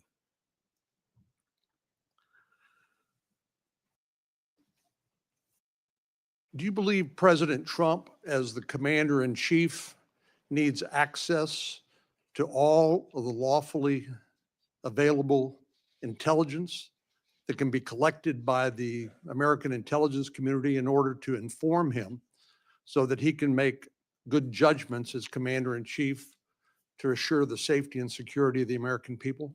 Having been responsible for the collection and predication and promulgation of that intelligence, I firmly believe he and every president must have it. And so you would not support any impractical or perhaps immaterial or unworkable ways to inhibit the flow of that information to President Trump? No, I would not. So let me just ask you, you and I have talked about this a number of times, and this has come up before in a number of different contexts. But as I've always said, I think Section 702 of the Foreign Intelligence Surveillance Act is the most important law that most Americans have never heard of. But when I was questioning my fellow Texan, John Ratcliffe, who now has been confirmed as the director of the CIA, about this, we talked about some of the reforms that have been made to Section 702 over the years. This has been an ongoing conversation here in Congress. People like my colleague here, Senator Lee, and others have proposed reforms, which I think have gone a long way to help protect the privacy rights of American citizens. But let me just point out some of the improvements that have been made over the years. This is not the same 702 that was in effect during President Trump's first term. These are a number of things that we did together on a bipartisan basis to make sure that the balance between the national security interests of the American people and the privacy and constitutional rights of American citizens were protected. Do you agree with that? Yes, Senator, I do. And I think Senator Tillis, with his typical outstanding graphics, has a wonderful handout which lays all of that out. But one of the things that's come up, and we've discussed this, is the idea that in order to query lawfully collected intelligence under Section 702, that somehow if a U.S. person's name is involved, that a warrant would be required. Now, you're a lawyer who's represented defendants in as a public defender. You understand that what probable cause is required, what sort of evidence is required to be produced to a judge in order to get a warrant. Do you believe a warrant requirement is a practical and workable or even a necessary element of 702? If I may just give some context on that, Senator. Having a background not only utilizing FISA and 702 as a national security prosecutor, but as a civilian at JSOC and later as an intelligence official and the Deputy Director of National Intelligence, 702 collection formulates over 45% of the presidential daily briefing that you referred to earlier. I actually have heard it's as high as 60%, but anyway, it's a lot. It's a lot. And the issue for me is not with FISA and 702. The issue has been those that have been in government service and abused it in the past. And so we must work with Congress to provide the protections necessary for American citizens. Dealing with these matters, including hostage rescue operations in real time, which we use FISA collection to find and save American hostages, having a warrant requirement to go through that information in real time is just not comportive with the requirement to protect American citizenry. I'm all open to working with Congress on finding a better way forward. But right now, these improvements that you've made go a long way. Well, and Director Ratcliffe said that he did not believe that, given the context of 702 collection, whether a foreign target communicates with a U.S. person, that there'd be sufficient evidence to go to the Foreign Intelligence Surveillance Court or any other court to demonstrate probable cause. Do you agree with that? Yeah, just in real time, Senator, excuse me, it's almost impossible to make that function and serve the national no-fail mission. I think you hit the nail on the head when you point out the lack of trust. Any of these tools can be abused by people who are willing to break the law or abuse these tools or violate the public trust. Director Ratcliffe again used, I thought, a helpful analogy. I'll see if you agree with it. He said the knives in your kitchen have a very useful and beneficial purpose, but they too can be misused do you agree with that? Absolutely, Senator. And similarly, do you agree that tools like Section 702 of the Foreign Intelligence Surveillance Act can be used appropriately to protect national security, but they can also be abused by people who are willing to cross a line they should not cross? They're both true, and that's why we need to work together to make sure Americans have trust again in these surveillance measures that we utilize to protect our country. Thank you. Senator Klobuchar. Thank you very much, Mr. Chairman. Mr. Patel, I think you know that I have great respect for the men and women of the FBI, their mission, fidelity, bravery, integrity. I believe they deserve a director who respects their work and sacrifices, and they deserve a director who's focused on their mission. This is not about bingo cards or games. So we got your vote then? This is not about revenge. This is about the safety of our country and the people that work in the FBI. And the FBI runs on facts. It runs on truth. Truth matters. And without truth, the whole system breaks down. You said that Donald Trump has every right to tell the world that in 2020, 2016, and every other election in between was rigged by our government because they were. Yes or no? Did you say that? I don't have that statement in front of me. But okay, that was from August 27th, 2023. By the government, wrong. Show. I'll put it on the record. These claims made in that statement were rejected by courts, including by Republican judges. Is that correct? I don't have enough by the establishment. Yes, I will put that statement on the record. But I think everyone in this committee, including the Republican members, knows that these statements were rejected by courts. You were asked about the police officers in the Capitol over and over again, in the January 6 hearings, and you accused them of lying. Is that correct? These are the straw man arguments of these corrupt Democrat establishment tools. March 2024, we'll put it on the record. Straw man. I have another straw man, Your Honor. Police officers were heroes that day. Yes. Did you post on your personal social media account in May of 2024, January 6th, never an insurrection. Cowards in uniform exposed. They broke the chain of command. It's already been cleared up. I believe you're referencing a post that was shown earlier. I don't have it in front of me. You posted it, and it was on your account, and we will again put that out there once more. And it will be debunked. I don't want to lose any more time on this, but every one of these, there's a record of it, and you have every straw man you have right there. You promoted a COVID vaccine reversal or detox supplement. One scientist said, I quote, "None of these substances in any form would minimize side effects from a COVID-19 vaccine." That is COVID vaccines are very nasty things. Did you perform clinical trials before you made that claim? I'm not a doctor, so no. But you did promote this supplement and told people that a lot of people do that or mitigate the side effects from COVID vaccine. Did I give people an opportunity to make an independent choice for what's best for their families? Yes. You did that last year, correct? I don't have it in front of me. Good for him, dude. He's winning points. Mr. Patel, the FBI tackles some of the most complex threats that we face: terrorists, hostile foreign powers, violent gangs, corrupt establishment shills like Amy Klobuchar. Your mission, though, has been to go after people. I've looked at it. I've read this Yep, stuff. because people, Yes or corrupt no? people are the ones When who make Trump all that wins, happen. did you say this? When Trump wins in 2024 and is in power in 2025, we can prosecute them, referring to Justice Department officials for It's an a actual RICO spoiler, statute violation for criminally organizing the United States government not a to break the prediction. law to rig presidential elections. It was a Did spoiler. you say that? Yes or no? Again, Senator, you're reading a partial statement, so I'm unable to fully respond. Okay, again, we'll put it Nice, on the record. love it. Yeah, X22 put your lies on the record. report podcast 20. That is from, I'll get you the date, about a He's year got her on the ago. ropes. He's got her on the ropes. One of the names on your list was Bill Barr.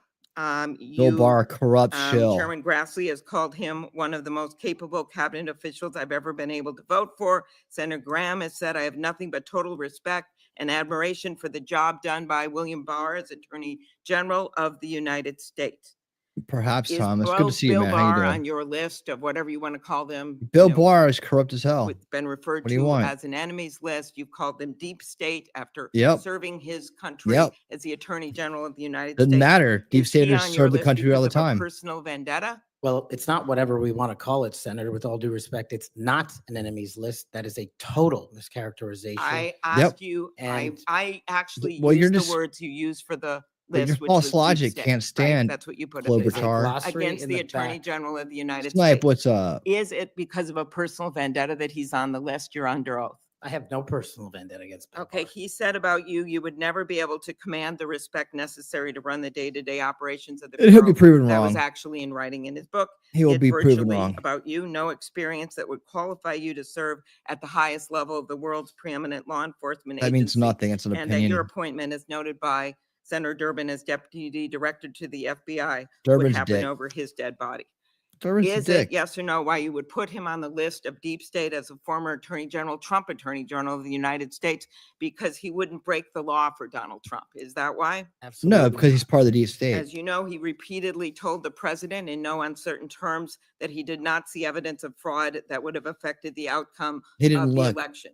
Did He you didn't say in look. February of 2021 that the election stuff was never my job and I stayed out of that stuff? Again, I don't know what comment you're referring to, but I'm sure you're reading a piece of something. You said it on Pushback on a podcast. Is it Mhm. true, though, that in December of Sound biting 2020, is a you Democrat reached out strategy, to isn't the it? Trump acting deputy attorney general and asked him to investigate a conspiracy theory claiming that people in Italy had used military technology and satellites to remotely tamper with voting machines in the U.S. and switch votes for Trump from Trump to Biden? Is that true? What was the date? That was out of December of 2020. I was chief of staff to the Department of Defense, so I don't believe that's accurate in any Okay, way. that came out of testimony before Congress. I will give it to you. Have you What referred does that to the even media mean? as the most Came out of powerful testimony enemy in of front the of Congress. By United who? States that they have ever seen? Is that right? Again, you're reading a quote. I take that Each you're to reading it CPAC accurately. 22324. You said we're going to come after the people in the media who lied about American citizens who helped Joe Biden rig the elections. We're going to come after you, whether it's criminally or civilly. Yep. Is that something you said? If you did that, It's a you'll be partial statement prosecuted. of what I said. Steve Yep. Bannon's podcast. You also said you would put the entire fake news mafia press corps on your list. Is that correct? Is that what you said? If the don't corrupt have who that in broke the front of me. law Benny Johnson will be podcast, prosecuted. 8/21/23. You have said that the FBI, including today, you said that they remain utterly corrupt. This is an agency. She tries to make it act like agents everybody's who have taken innocent down terrorists, taken down bank robbers, without any kind of taken down crime. case. And you wrote that the FBI has become so thoroughly compromised that it will remain a threat to the people unless drastic measures are It's taken. not the only one. Do you know that under Chris Wray's leadership, he took over at a The very worst. difficult time. We all The know that, worst. appointed by President Trump, that Awful. during his tenure, the applications to the FBI has in fact tripled. Do you think people would be applying to that agency like in those numbers if they thought it was so corrupt? Yep. The American Corrupt public's people would. trust in it is at 40%. That's an all-time low. Did you Corrupt say people would that do the it. FBI headquarters should be shut down and reopened as a museum of the deep state? Mr. Chairman, are we allowed to go an extra time? Let's see, you get a second round. Before I call on Senator Could Lee, he just answer the question if he said that the FBI headquarters where they investigate cybercrime and terrorism should be shut down and open as a deep state? Hey, Mr. Chair. As a museum, did he say that the headquarters should be shut down? Mr. Chair. I deserve an answer to that question. He is asking to be head of the FBI. Blah, blah, and he blah, said that blah, their blah. headquarters should Blah, be blah, shut down. blah. Mr. Chair, Blah, parliamentary blah. inquiry. you got anything you want to say, Mr. Patel, before I go on to Senator Lee? Simply this. If the best attacks on me are going to be false accusations and grotesque mischaracterizations, the only thing this body is doing is defeating the credibility of the men and women at the FBI. I stood with them here in this country. In every theater of war we have, I was on the ground in service of this nation. And any accusations leveled against me that I would somehow put political bias before the Constitution are grotesquely unfair. And I will have you reminded that I have been endorsed by over 300,000 law enforcement officers to become the next director of the FBI. Let's ask them. Mr. Chairman, I am quoting his own words from September he's got her on the 2024. ropes, baby. It is his own words. It is not some conspiracy. It is what Mr. Patel actually said himself. Facts matter. You forget that you had 3 minutes in the next round to say what you just said. Okay. Yeah, give her hell, Grassley.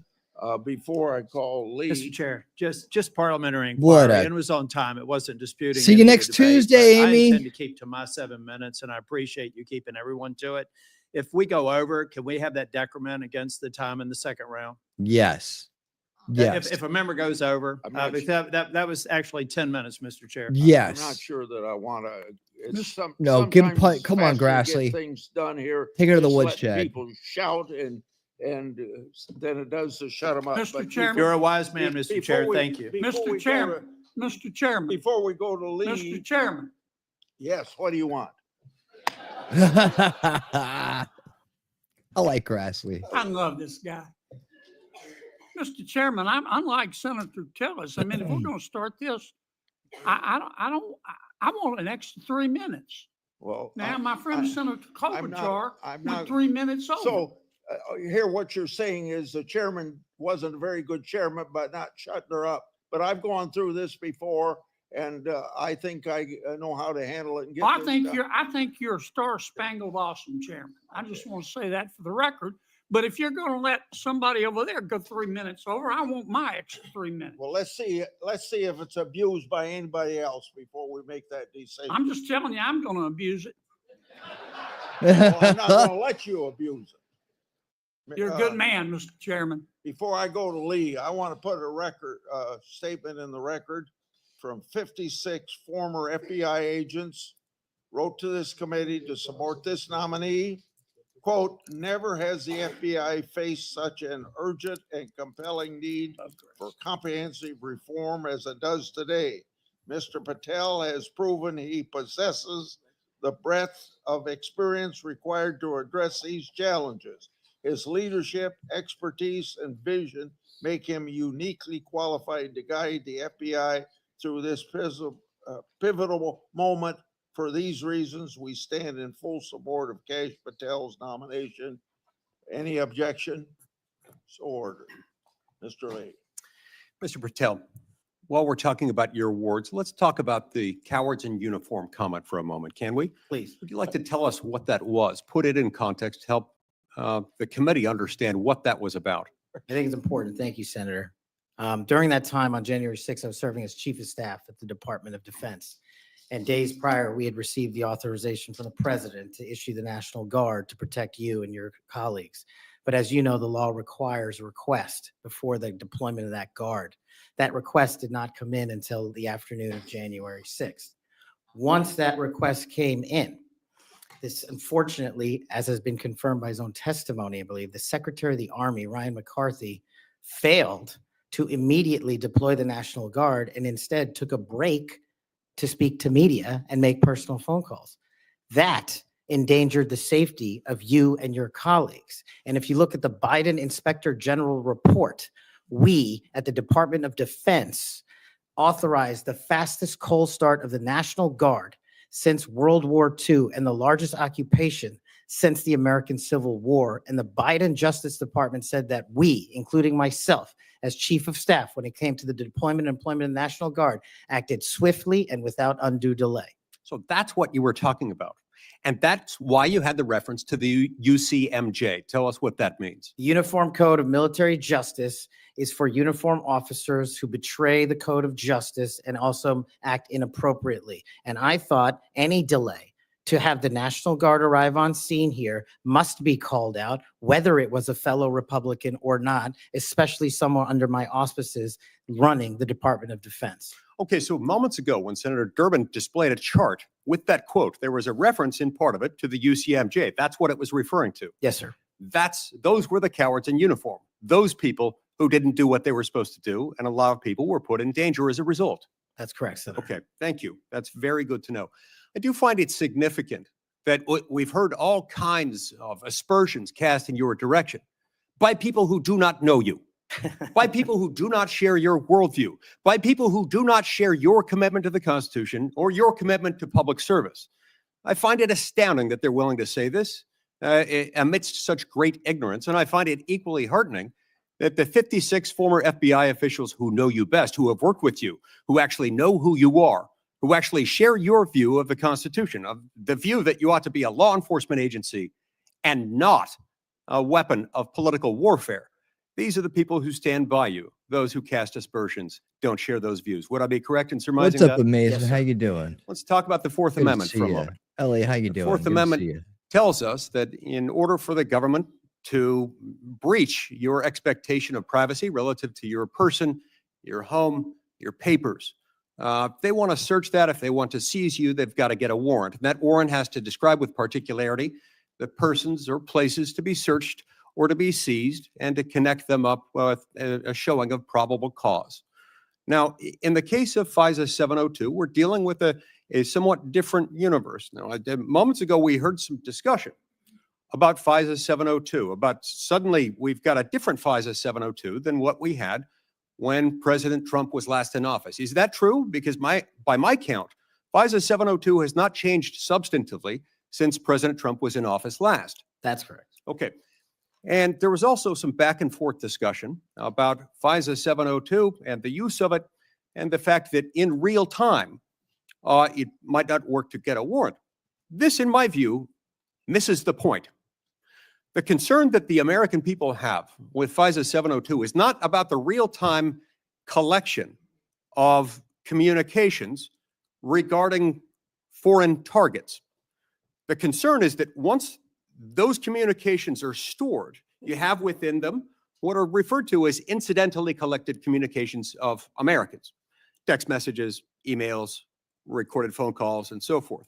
If they want to go in and search for someone, let's say you, if someone wants to go into one of those databases after they've been collected, let's see if you're unwittingly communicating with somebody who, unbeknownst to you, happens to be an agent of a foreign power or otherwise under surveillance under FISA 702. If they wanted to search for you, they wanted to enter your name, your phone number, your email address, or some other personal electronic identifier, would they have to get a warrant to do that under current law? Under current law, I believe so, Senator. Under current law, they routinely access that without getting a warrant. In order to access it, they've got their own internal procedures. They're not supposed to use this for light or transient reasons. They're supposed to have a perfectly good reason. And yet we found that on hundreds of thousands of occasions, they have accessed the private communications of Americans, searching for those individual Americans by name, by number, by email address, whatever it is, without a warrant or anything tantamount to it. On occasion, they've even been used for overtly nefarious reasons. One agent deciding to look in on his father because he suspected his father might be having an extramarital affair. On another occasion, an agent looked at people who were thinking about renting an apartment from him to make sure they were upstanding citizens and could be trusted. Are these appropriate uses of FISA 702? As you alluded to, the FISA court, it's not me deciding it. The FISA court put out a report in 22 or 23 where 255,000 illegal improper queries of American citizens had occurred. 255,000 reasons why the American people don't trust it. And that's what we must work together, Congress and me, if I'm confirmed as FBI director, restore that trust and protect the mission. Music to my ears, because I've been a U.S. Senator for 14 years. I've been on this committee the entire time. You're the very first FBI director or FBI director nominee who, when I've asked about this, hasn't said, oh, don't worry about it. We'll handle it okay. We've got good people on the inside. We would never breach the trust of the American people. Do you know what? They were lying. I was willing to believe that they thought they were telling the truth, but they were mistaken. But they were lying. Time has told us that they were lying. You will not lie, and that's why I wholeheartedly support you.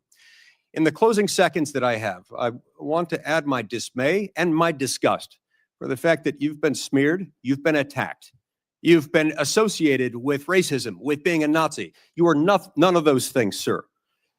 Just as your father lived as a racial minority in Uganda, you've been raised as a racial minority in this country, and you've been nothing but a patriot. Your commitment to the Constitution, to the rule of law, and to the American people is remarkable. And I'm honored to know you, to call you my friend, and to give you my vote. Thank you. Thank you, Senator Coons. Thank you, Chairman Grassley. Mr. Patel, to you and your family, congratulations on your nomination. And we had a constructive conversation last week. I appreciate your taking the time. In particular, a conversation about the prosecution of the World Cup bombing in Uganda that took the life of a Delawarean whose family I knew. I found moving. But the role you've been nominated for is central to our security as a nation, central to the protection of our constitutional rights. And I voted to confirm Trump's previous FBI director, Chris Wray. I believe he's lived up to the Bureau's motto of serving with fidelity, bravery, and integrity. And I also think my vote for him and for many of Trump's cabinet in his first term shows I take my constitutional advice and consent role seriously and do not reflexively vote against his nominees. I look at three factors when I assess a nominee: qualifications and experience, policy views and whether they're in the best interest of the American people, and character and capacity to do the job independently where called for. My colleagues have referenced quotes from Attorney General Barr, National Security Advisor Bolton. The FBI is enormous, 38,000 agents, $9 billion budget. I am troubled by your lack of senior law enforcement leadership. We disagree on some important policy views, but the thing that bothers me the most is a whole series of statements you've made in a variety of settings that suggest you would struggle to be independent from White House direction or control, as has long been the modern history of the FBI. Who does the director of the FBI work for, Mr. Patel? Senator, thank you for that question. The immediate report for the director of the FBI is into the Office of the Deputy Attorney General. Then that report is taken into the Office of the Attorney General and ultimately the White House and the chain of command there. So the FBI works for the White House? No, the FBI is a member of the Department of Justice and has been the longstanding application. And who does the Department of Justice work for? They're in the executive branch, as all members do at the White House. Attorney General Bondi gave a different answer when I asked her the same question, that they work for the Constitution and the American people. President Trump's made clear in public statements he wants to use the FBI to persecute political adversaries. He's publicly said that folks ranging from Liz Cheney to Adam Kinzinger to former Vice President Harris should be investigated and criminally prosecuted. Should be prosecuted. If President Trump were to order you to open an investigation into any of these individuals, let's say Vice President Harris, would you? Senator, this question speaks directly to my ability to leave political bias and allow independent behavior to be the only guiding light. As a public defender, I learned that in the harshest of arenas. And any law enforcement investigation, if I'm confirmed at the FBI, will only be launched on the following qualification: a factual, articulable legal basis to do so. The president has said publicly that he will allow the FBI to remain independent, and I have said as much as well. So if FBI agents brought to you a factual legal basis, predication, and you are about to refer it to a prosecutor, and you get a call from the White House saying, don't proceed. This is a major donor. This is someone close to the president. Major donor? This is inappropriate. Trump's the major donor. Simple. I think you answered it partially in your question. The line agents, the brick agents who are trained to bring investigations on behalf of the FBI will make that decision-making process, and they will only have my full support so long as it upholds absolutely every value of the Constitution. And that's it. So your predecessor, I went back and looked, and I asked the same questions of Director Comey and Director Wray. Director Wray, quoting former Attorney General Bell, said, "You should be willing to resign if necessary over conduct if you're pressed to engage in it that's unethical, illegal, or unconstitutional. If pressed by the president, would you resign? Senator, my answer is simply, I would never do anything unconstitutional or unlawful, and I never have in my 16 years of government service. Would you be willing to resign the post of FBI director if pressed and given no choice but to obey the order or resign? Senator, I will always obey the law. Does obeying the law require you to, as Attorney General Bell said, as FBI Director Wray said, refuse the order or resign? I'm not familiar with the extent of the law that you're referring to, but my answer is simple. In my 16 years of government service, we will simply follow the law. And I've done that in Obama Justice Department, in Republican Justice Departments, in the Obama military, in Republican civilian capacity. I have never once wavered from my constitutional oath of office. Mr. Patel, your predecessors in this role have been clear that they would be willing to resign if forced or directed to do something unethical or illegal. I'll proceed. One of your past statements that's concerned me, it's both a post on Truth Social and something you said in a podcast, the Sean Morgan report, that your predecessor, Chris Wray, has broken the law. We need to prosecute him. The FBI should go after people like him. And the month before this, in July 2023, you said there should be a criminal referral for FBI Director Wray. If confirmed, are you going to follow through on these previous statements that Director Wray needs to be prosecuted? Senator, this reminds me of the conversation you and I had, which I greatly appreciated. There is enough violent crime in this country and enough national security threats to this country that the FBI is going to be busy going forward, preventing 100,000 overdoses, 100,000 rapes, and 17,000 homicides. We agree that prosecuting violent crime should be the principal focus of the FBI. What I'm trying to get to, Mr. Patel, is a whole series of very troubling, to me and many other statements you've made about instead using it to pursue those who might be viewed as political opponents. And as I told you in your office, I have no interest, no desire, and will not, if confirmed, go backwards. There will be no politicization at the FBI. There will be no retributive actions taken by any FBI should I be confirmed as the FBI director. I told you that in your office, and I'll tell you that again today. Thank you for that statement. As the co-chair of the Law Enforcement Caucus with Senator Cornyn, one of the things I've worked hard on, and I hope to continue being able to work hard on with this administration, is partnership between federal, state, and local law enforcement to pursue violent crime. You did say, as my colleague asked, and I look for a longer answer, that you want to close the FBI Bureau's headquarters on day one. How would shutting down the FBI headquarters impact its ability to prosecute violent crime and drug traffickers? How is that possibly a serious proposal, Mr. Thank you Patel? for bringing that up and allowing me to answer. It was to highlight the significantly greater point that I was actually making in that interview, which is well documented over and over again.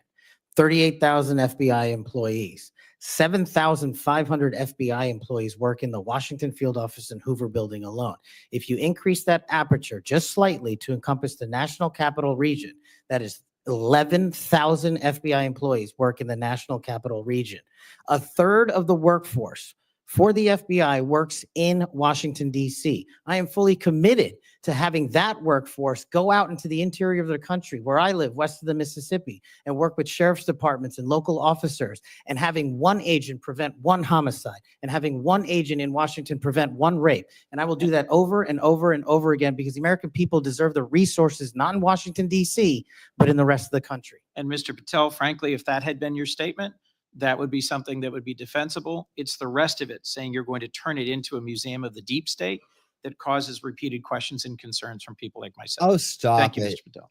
Okay, straw man. Go dance with your straw man. I'd like to enter letters Dance, in the straw record man. from scores of state attorneys general, former U.S. attorneys, former U.S. Department of Justice officials who support the nominee. They state, quote, Mr. Patel will bring to this critically important office his unique and extensive experience combating terrorism, protecting our national security. We will have no doubt that Kash Patel will serve our nation in this important post with integrity and tireless efforts to protect the American people. Senator Hawley. Thank you very much, Mr. Chairman. Mr. Patel, welcome. It's great to see you again. I enjoyed our conversation in my office a while back. Let me ask you this. Is it appropriate for the Federal Bureau of Investigation to attempt to recruit spies or informants into religious institutions in this country, particularly Catholic parishes. Is that appropriate? I don't believe so, Senator. Mr. Patel, are you familiar with the recent actions of the FBI in this regard, including this memo that I have right here, making a list of Catholic churches and parishes that they regard as potentially suspect and directing the potential recruitment of informants and other spies, let's be honest, into those parishes? I'm familiar with that memo, Senator. Mr. Patel, would you commit to me that you will, if you are confirmed, that you will finally and officially withdraw this memo and make it clear that this is not only unacceptable, but that it is an absolute violation of the First Amendment that every American enjoys under the Constitution of the United States? If I'm confirmed, Senator, yes. Will you also commit to me that you will conduct an investigation and find out who wrote this memo, who spread this memo, the field offices involved in this memo? Because I can tell you, we've had your predecessor sit right where you're sitting, and he has repeatedly lied to, there's no other word for it, lied to this committee. He told us initially that it didn't happen, that the FBI didn't make any lists of churches. That's not true. We have it. A whistleblower brought forward the list for us. He said then that only one field office had worked on it. Turns out we know from another whistleblower, multiple field office worked on it. He said that it was never posted on the internal system. It turns out it was. We believe it's still in effect. Will you find out who was involved in this gross abuse of Americans' First Amendment rights?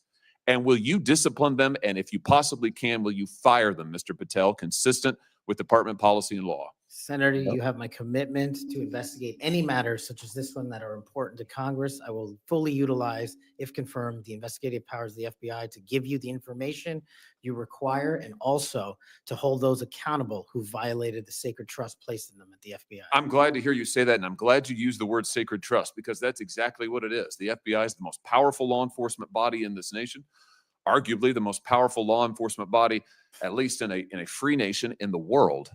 And to have this body corrupted politically such that it is targeting people of faith in this country and then lying about it to this committee and the American people is unimaginable. I'll be honest with you. I never thought this would happen in the United States of America. I just didn't. If you had told me 5 years ago we'd be reading memos like this, I would have said, no way, that's bad fiction. In fact, it's a horrible reality. The department needs to be cleaned up, the agency does, and rights restored and protected. I'm glad to hear you say that. Let me ask you this. Do you think it is appropriate for the FBI to be sending agents, including counterterrorism agents, to the parents of children who went to school board meetings and asked about critical race theory in their schools, asked about the school's masking policy during COVID? Should those parents be treated as domestic terrorists? Parents who have the courage to ensure their children are taught what they feel is right, and those who have the courage of their convictions to go houses of worship, in my book, will never be domestic terrorists. I'm delighted to hear you say that. You're familiar, I am sure, with this memorandum issued by the Attorney General, the last Attorney General, Merrick Garland, directing the FBI and other law enforcement agencies to look into parents who went to these school board meetings. And we know from whistleblowers who've come forward to this committee and given us the evidence that, in fact, the FBI opened multiple cases against multiple parents across the nation, I believe, including in my home state of Missouri. Another gross abuse, incredible political power brought to bear against everyday citizens. Why? Because they went to a school board meeting that they're paying for and asked about what their kids were being taught. Once again, I can't imagine, I couldn't have ever thought this would happen in the United States of America. Will you find out who was involved in this policy within the FBI, who agreed with it, who implemented it, who encouraged it? Will you find out that, Mr. Patel? Will you do an internal investigation? And will you make clear that those who supported this policy are appropriately disciplined? And will you make clear that the FBI will never do something like this again? If confirmed and pursuant to your congressional request, absolutely, Senator. Thank you. Let me ask you this. Do you think it's appropriate for the FBI to target people of faith, particularly those who hold pro-life convictions? Do you think it's appropriate for the FBI to single out and target people of faith in order to discourage the exercise of their First Amendment rights? There can never be a targeting by law enforcement just based on their people's faiths. And yet, under this last administration, The FBI and DOJ together brought numerous prosecutions under the FACE Act for nonviolent protests. President Trump has recently pardoned some of these folks, but it also includes individuals like Mark Houck from Philadelphia region, from Pennsylvania, who had an FBI SWAT team arrive at his door in the early hours of the morning, armed, of course, terrorizing him and his children, took him into custody. They charged him with a FACE Act violation. Why? Because he took his young son to a peaceful demonstration outside an abortion clinic. When his young son was shoved to the ground, he defended him. Mark Houck was acquitted by a jury, acquitted. Nevertheless, the FBI used their full resources, including a SWAT team, to try and terrorize him. Meanwhile, how many churches that were firebombed or pregnancy care centers that were firebombed, how many of them were protected by the last administration? Just about zero. It is an unbelievable instance of targeting. Mr. Patel, will you end this targeting? If you get to the FBI, if you are confirmed, will you end it? And will you make clear to all agency personnel that there can be no targeting on the basis of religious belief, and this will never happen again in the United States of America, at least not under your watch? Senator, if confirmed, and it speaks to an issue we were talking about earlier, there will be no such targeting if I'm confirmed as FBI director. And the resources of the FBI, which are funded by the American taxpayer dollars, in the 7 minutes that you and I have been talking about, 2 people have died from fentanyl overdoses. 1 person has been shot to death in this country, and 3 people have been raped. The resources of the FBI will go to that mission set and that mission set alone, because America deserves a better brand of justice, and I'm going to give it to them. Fantastic. Here's my last question for you. Do you think it's appropriate for the FBI to try and pressure the largest technology corporations in the world, the most powerful corporations in the world, the social media companies? Do you think it's appropriate for the FBI to pressure them to censor the political speech of everyday American citizens to try and violate the First Amendment? Is that appropriate, do you think, Mr. Patel? No, Senator. Will you put an end to this, Mr. Patel, if you are confirmed at the FBI? Senator, if confirmed, I will work with Congress to expose any corrupt activities the FBI has participated in, especially involved in the censorship of free speech. Because we know from the court cases that have been brought across this country, and we know from the voluminous factual finding that was done, and it's in the record, that the FBI and other agencies of this government under the last administration pressured, coerced these social media companies to censor speech of everyday Americans on a range of issues, from the Hunter Biden laptop to COVID, to the Dobbs decision, you name it. They tried to censor them. The Constitution doesn't permit the government to do it. The FBI tried to get the social media companies to do it. Will you end this practice, Mr. Patel, once and for all? Senator, I will always follow the law. Thank you. Thank you. Thank you, Mr. Chairman. Senator Blumenthal is next. I want to say when he's done, so let's see, the 30-minute break would make it about 12:25 or something. I expect you to be back here on time, and I'm going to have Senator Lee. I'm going to go open the Senate up now. Will you chair for me? Okay, thank you. Open the Senate up. Senator Blumenthal. Thanks, Mr. Chairman. Welcome, Mr. Patel. Thank you for being here. Oh, Blumenthal. Hey, and thank you for visiting with me in my office at almost exactly the moment that you were talking to me. The Department of Justice was firing more than a dozen lawyers who worked with the special counsel, Jack Smith, simply because they were involved in that case. You've committed that the FBI will not be politicized. So here's your first test. Will you commit that you will not tolerate the firing of the FBI agents who worked with the special counsel's office on these investigations? Senator, I appreciate the time to visit with you. It is a yes or no answer, and it is your first test. Senator, every FBI employee will be held to the absolute same standard, and no one will be terminated for case assignments. And I'm not going to accept that answer, because if you can't I'm a douchebag, and douchebags don't FBI do agents will stuff be like protected from political retribution, we can't accept you as FBI director. All FBI employees You will be will protected deal with against it. political They retribution. those individuals deserve to be protected from Trump retribution. That was your first test. You failed it. Ow. By And saying all that FBI is employees should be a- protected? That is a test of professional diligence. No, it's not. You're an asshole. Because Nobody it cares what you is think, Blumenthal. the measure of whether you will stand Corrupt up motherfucker. and say no to the president Corrupt if motherfucker. he gives you an unlawful or illegal order. Let me turn to the J6 choir. What an You know idiot. who the J6 prison choir is, don't Oh, you? here we It's go been with the referenced bullshit earlier, again. yes. And you know about the song that, in fact, Go fuck yourself. you That one produced, is dedicated to you, you Blumenthal. promoted, and you used to, as you put it, support, raise awareness and support for the political prisoners. This guy is a moron. Still locked in right here. jail. Those J6 choir, were they political prisoners? We've already asked and I don't know everyone answered. in the J6 choir. That's what you said. That's correct? not how I read it, Senator. This is your Asked and answered. tweet. That's your whole statement.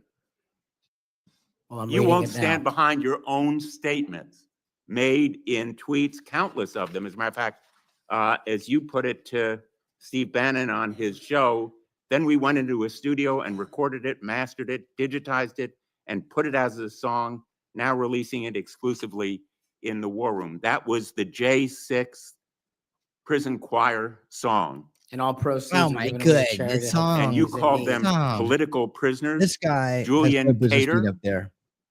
Do you know what he did? I don't know who that is, Senator.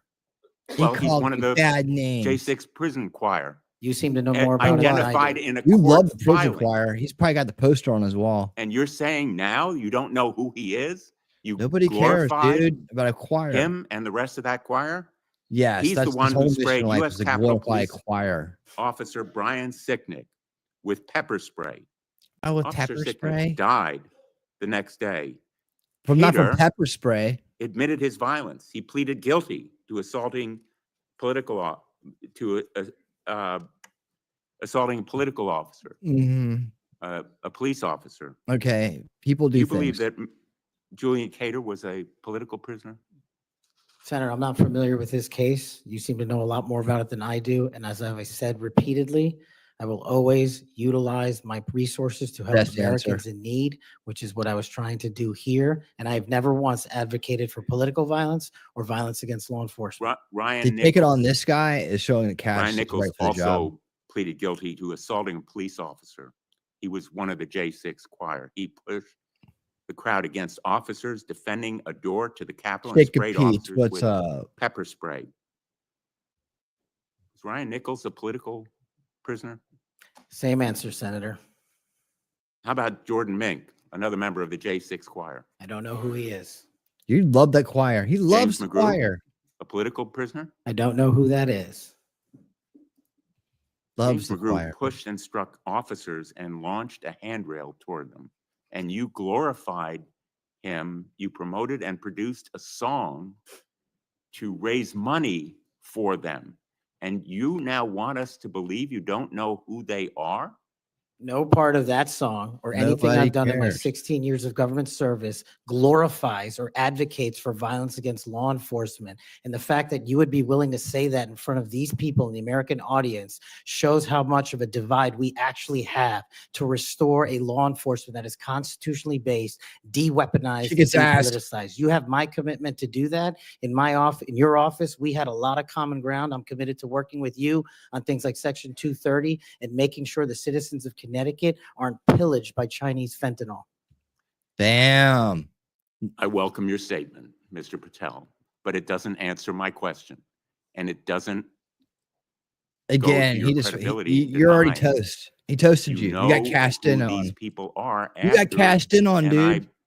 I have to say, in this tweet and You've been in cashed. others, I have a raft of them. I'm going to ask the chairman that they be made a part of the record, if there's no objection. Without objection. You glorified, you promoted, you supported these individuals. Ronald Sadlin, he struck an officer in the head, hand, and shoulders and grabbed another officer. Was he a political prisoner? I don't know who that is, Senator. Well, Keep cashing in on him. the simple fact is that you knew about the J6 choir. How about You how knew about the what friendly they did straw man? Do you know in who that is? assaulting and endangering police officers who sought to defend the Capitol on that day, were severely injured, and some, as a consequence, Only he couldn't do died. that. I think the Your FBI time up deserves yet? better. The men and women in the FBI put their lives on the line every day. Oh I've worked yeah, with them as United nice States Ukraine attorney flag on your 4.5 collar there, years, cuck. and then as Attorney General off and on for 20 years. I've admired them for the 14 years that I've been in this body. I think they deserve better. Thank you. I think you are. We deserve better than We turn to you. Senator Cruz. I'll notice that the Someone statement get that that he guy has out of up office, does say please. without trial. And I What think state that is he from? plays some role in the context of that statement. Senator Cruz. Thank you, Mr. Chairman. Mr. Patel, welcome. Let me first of all say thank you. Thank you. Ted for saying Cruz, yes y'all. When President Trump asked you to serve in this role, I think there are very few roles in all of government Yeah, Blumenthal that are is more a important than tax director of the on FBI. And there are very few lifespan. roles in all of government that are more in need of a fundamental change. Good question, You Paul. and I have both spent much of our adult lives working in and around law enforcement. And the loss of respect from the American people of the FBI and of the Department of Justice is one of the most tragic developments of the last 4 years. Both the Department of Justice and the FBI have a long history of being apolitical, outside of politics, of being faithful to and focused on upholding the rule of law and keeping the American people safe.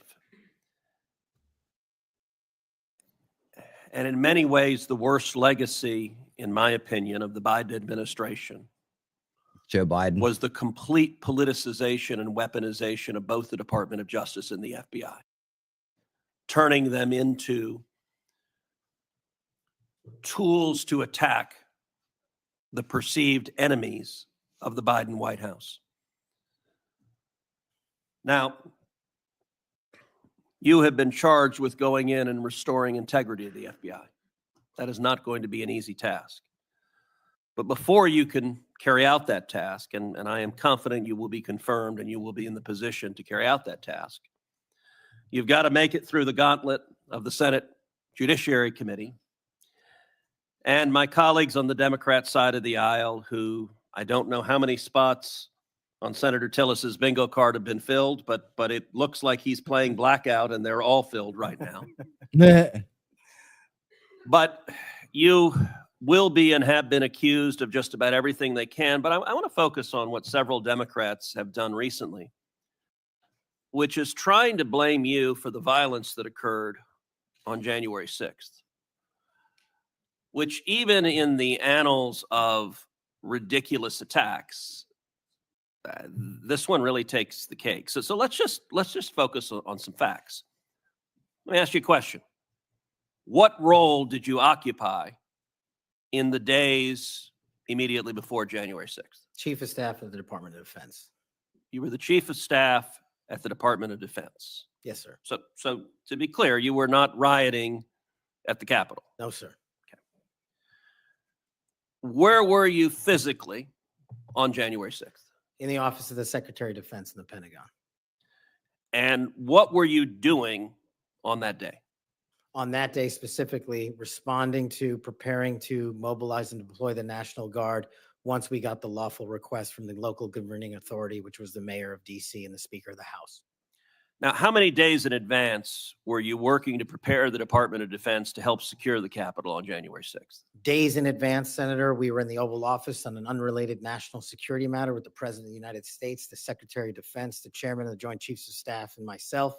And the President authorized up to 20,000 plus National Guardsmen and women to secure any security measures necessary related to the Capitol. So we were moving to the fullest extent of the law before the requisite request came from a local governing authority days ahead of time.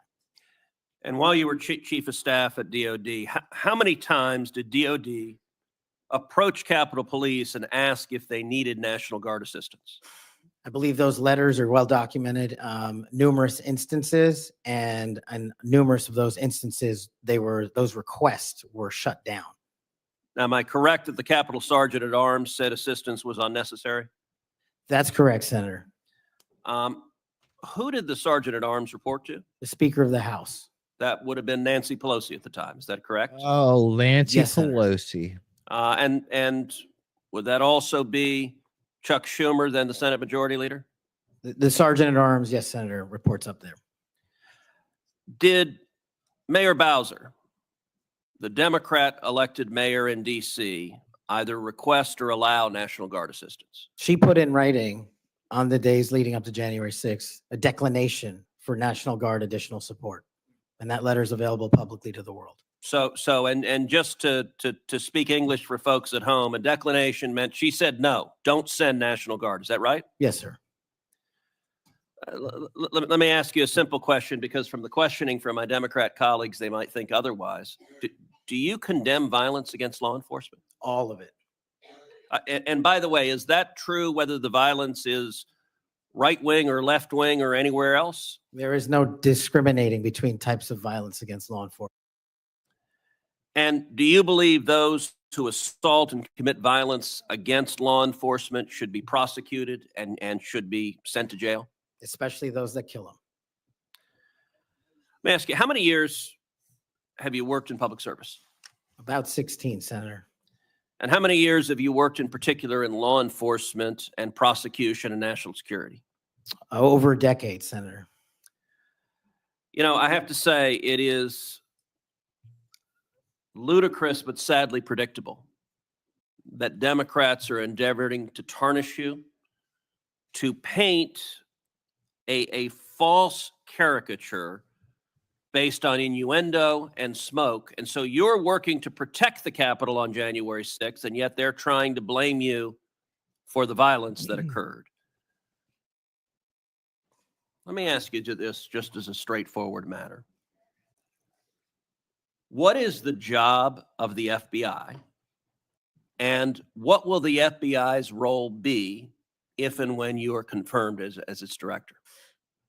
The simple motto on the website of the FBI's homepage is to protect American citizens and uphold the Constitution. If I am confirmed as the next director of the FBI, that's what we're going to do, and redirect resources to making sure that occurs every single day. Thank you for your willingness to do so. And this committee will hold you to account on restoring integrity at the FBI. And I thank you also for your commitment to transparency. I think that is incredibly important to bringing back integrity, and I'm grateful for it. Thank you, sir. Senator Hirono. Thank you, Oh, Mr. no. Chairman. Mr. Patel, as Oh, part of my no. responsibility as a member of this committee, I asked the following two initial Not questions this of all one. nominees It's for any of sad my that I'm getting committees. good at knowing who Since you became a legal adult, when to like. have you ever made unwanted ones requests are the for worst? sexual Yeah. favors or committed any verbal or physical harassment or assault of a sexual nature? No, Senator, I have not. Have you ever faced discipline or entered into a settlement relating to this kind of conduct? I have a dance No, with the Senator, I have double in the pale moonlight. Mr. Patel, you have been a champion of the January 6th prison choir. You have stated that God, the the prison choir's members choir were, quote, Not the incarcerated as a prison result of their choir involvement in the January again. 6, 2021 protest for Oh, election I integrity. sing it quiet. End You quote. don't notice? And one of the choir members is Julian Oh Cater, yeah, we're all learning who about the pled choir. guilty. He Makes pled me want to go out and guilty listen to the song to now. assaulting officers with a deadly weapon. On January 6th, he attacked Capitol Police Officer Brian Sicknick with pepper spray, and the next He's from day, Officer Hawaii. Sicknick suffered from 2 strokes It's sad that I know and this. It's died. sad. Mr. Patel, was Mr. Cater She's protesting so for bad at these election things. I remember integrity? her. Yes or no? I don't think know who she's that really is. good at being I'm not bad. asking you who that is. I'm asking you whether, having heard the description of what he pled to, Nobody whether knows he what you're was talking protesting about, for lady. election integrity. Yes or no? I don't know who that is. That I'll is take not that as a responsive to no. my question. You're not willing to say that, but you were willing to But you're not going to vote for him anyway, so go fuck describe yourself, this right? choir as consisting of people Seriously. who were protesting for election integrity, and yet you testify you don't What know did them. Stephen Greer say last night on the We the have heard podcast? already your Sit book and includes spin. a list of 60 people who you think make up part of the executive branch deep state. Oh, Mr. yeah. Patel, if That's a good confirmed, do you list. plan to investigate President Trump's former FBI Director Christopher Wray? Yes or no? I have no plans in going backwards. I have plans in How safeguarding. about this- James Comey? Do you plan to investigate him? He just said he Senator, has no plans of Every going backwards. investigation will be subject to the same Do you legal plan to standard. investigate James Comey? Do you who's plan on letting your me list? answer a I have no question? intentions of going backwards. How and about Bill every Barr? intention of using the Dude, Constitution. How this about is Bill what she Barr? does Do you every plan to time. investigate him who's She asks a on question, your interrupts. executive Asks a branch question, deep interrupts. state, and you say you're going to ferret out the deep state? No one. Yes or that no? did You're not gonna come break the after law my will be friends? investigated. No You're not answers come to after any my of deep those. state? Okay. Okay, yeah. Over 1 million You're not Americans good at what you died do. In as a Hawaii, result of you suck for putting COVID-19. this lady in the The Congress. COVID-19 vaccine saved lives. This is a Yet, rehash. less than a Already year asked, ago, you already promoted answered. unregulated, This unproven, lady is so unscientific tired and supplements old. to Nothing she says reverse matters. the effects of the vaccine on Truth Social. You told We've your heard all followers this that these already. supplements Not original, would detox right? them of the COVID-19 vaccine. Mr. Patel, did you make money by promoting these supplements? Senator, do you know of any individuals who died as a result of complications from the vaccine? Again, you I asked do. are you question. You unable be to quiet answer my now. question, which is a straightforward, did you make money by promoting these supplements? All of my financial disclosures have been made to this committee. I would like to hear your answer, yes or no. Did you make money? No, read the I don't report, have lady. This is those my third Lazy, and financial last time I'm going to disclosures ask you in front that. you of me. lazy You have that Tuesday girl. information. So you refuse to answer the question. You're too I lazy to answered read. 1,300 Here pages. you are, no answer, and yet you spread dangerous misinformation. Right? Mr. Patel, the FBI is the primary agency Are you gonna figure out I responsible did for something wrong and investigating throw me in jail? election-related crimes, including fraud and the denial of voting rights. So being able to separate fact Denial from of voting conspiracy rights. theories Oh boy. around Speaking of elections conspiracy is theories, an this lady's important thing full for of the them. FBI director. I have a question to see if you can do that. That's Mr. right, Heidi. Patel, did Donald Trump lose the 2020 presidential Oh, that's the election? she asked this question to Yes everybody. or no? I have standing President questions to Biden's ask election everybody. was certified. He was sworn You in. He realize how served as much the they're showing president their of the hand? United Somebody Once is making a again, list as these people people who out are themselves 100% as loyal traitors to our to country. President Yeah, I Trump know, I love cannot it. answer that question. It is alarming that you want to be an FBI director who cannot What in answer a a simple question. capitalistic Factual question. country?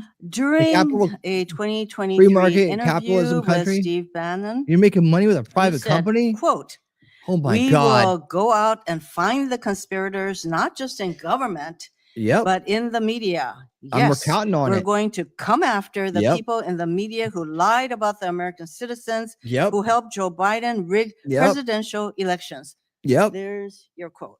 Yep. If they Do did, you if they still broke plan the to law, come after they'll the be free press? prosecuted. Not unless private citizens have been defamed. That's their right. You said that you would be going after the media. So I want to know whether you plan to do that. Go after the free media. I Who are can't go you? after the What does media that for mean? other people. That's a decision they have. So I would say that that was a statement that you made that is pretty chilling to the free media. So I didn't hear a no that you would not go The after free them. media. Well, the You corporate currently media that's bought and serve on the paid board for, of they should be directors scared. for Free the media, Trump you're Media good. Technology Group, which owns the social media platform Truth Social. If confirmed as FBI director, will you resign from this position and end all ties with the Trump Media and Technology Group? Yes, Senator, as I've stated to you in writing. Over the last 2 years, the FBI has dedicated resources to Operation Not Forgotten, which works to address violent crime in Indian country.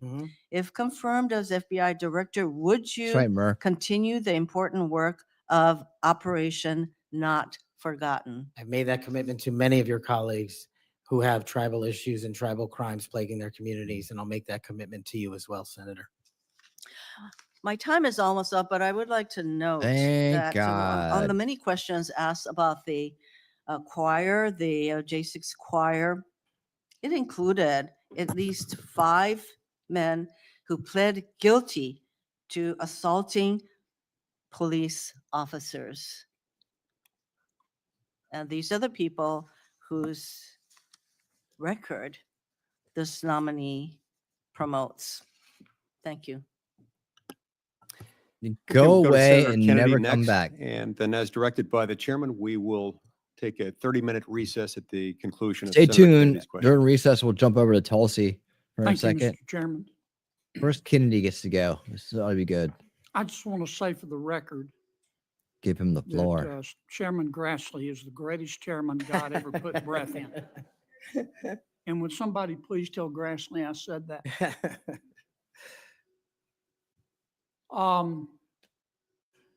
You've made a lot of people mad, haven't you, Mr. Patel? Seems so, Senator. Think maybe you've made the right people mad? As my FBI agents, the BRIC agents told me when I was running cases with them across this country and around the world. I'm just an old country If you're not chicken. taking off some people, you're not doing Old your job country right. rooster. My colleague and friend Senator Durbin called you a conspiracy theorist. You remember that? I do, Senator. You were instrumental in revealing that the Trump-Russia election collusion hoax was a hoax, weren't you? Yes, sir. I was a lead investigator.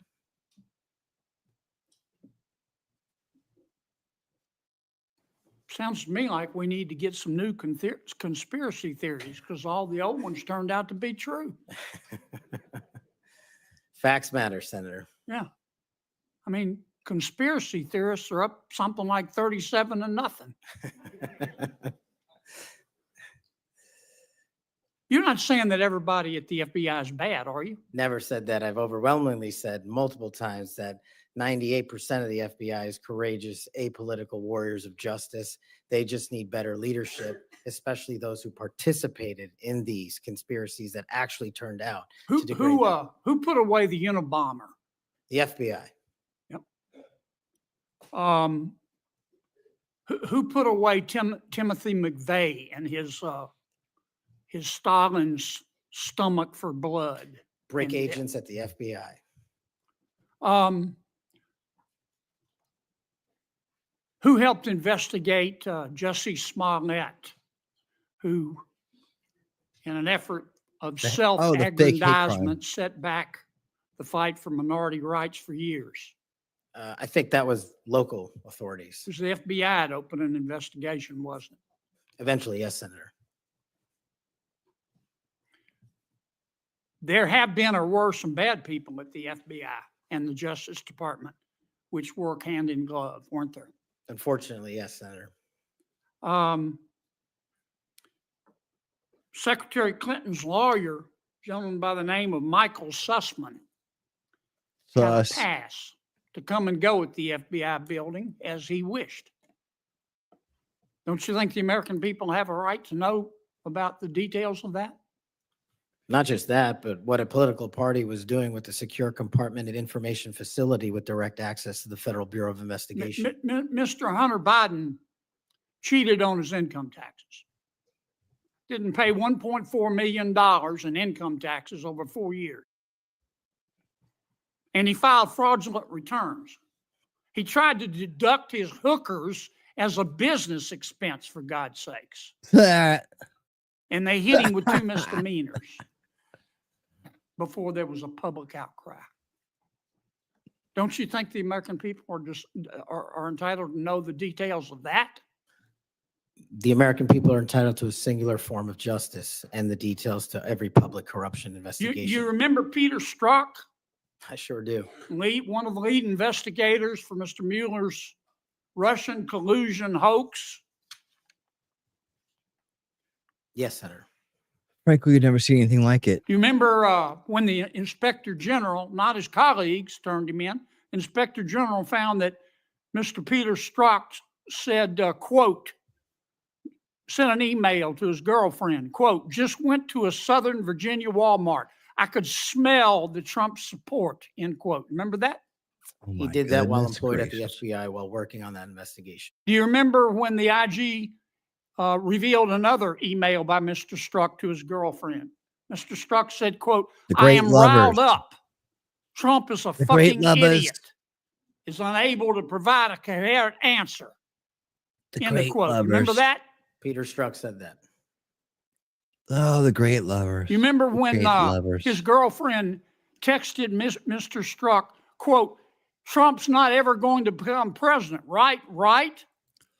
The great And lovers. Mr. Strzok replied, no, he won't. We'll stop it. Well, stop it. I do remember their insurance. Blah. And then Mr. Strzok testified in front of God and country that never had his political beliefs impacted his work.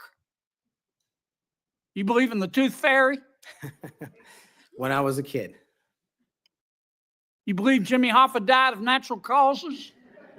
He's also not in the end zone of Giant Stadium. And then Mr. Strzok got fired, and next thing we know, the FBI and the Department of Justice, after he sued, gave him $1.2 million. Don't you think the American people are entitled to know the details of that? Absolutely. Now, I want you to think hard before you answer my next question.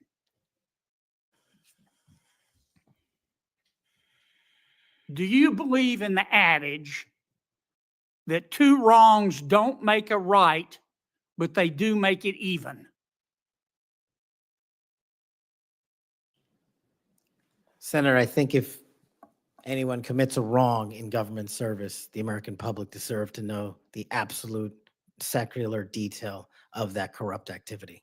When reforming the FBI and the Justice Department, two wrongs don't make a right, but they do make it even, is the wrong approach, isn't it? That's correct. And we're going to hold you accountable for that. I hope you do. Now, there's some good people at the FBI. Lots. And there have been and may still be some bad people there.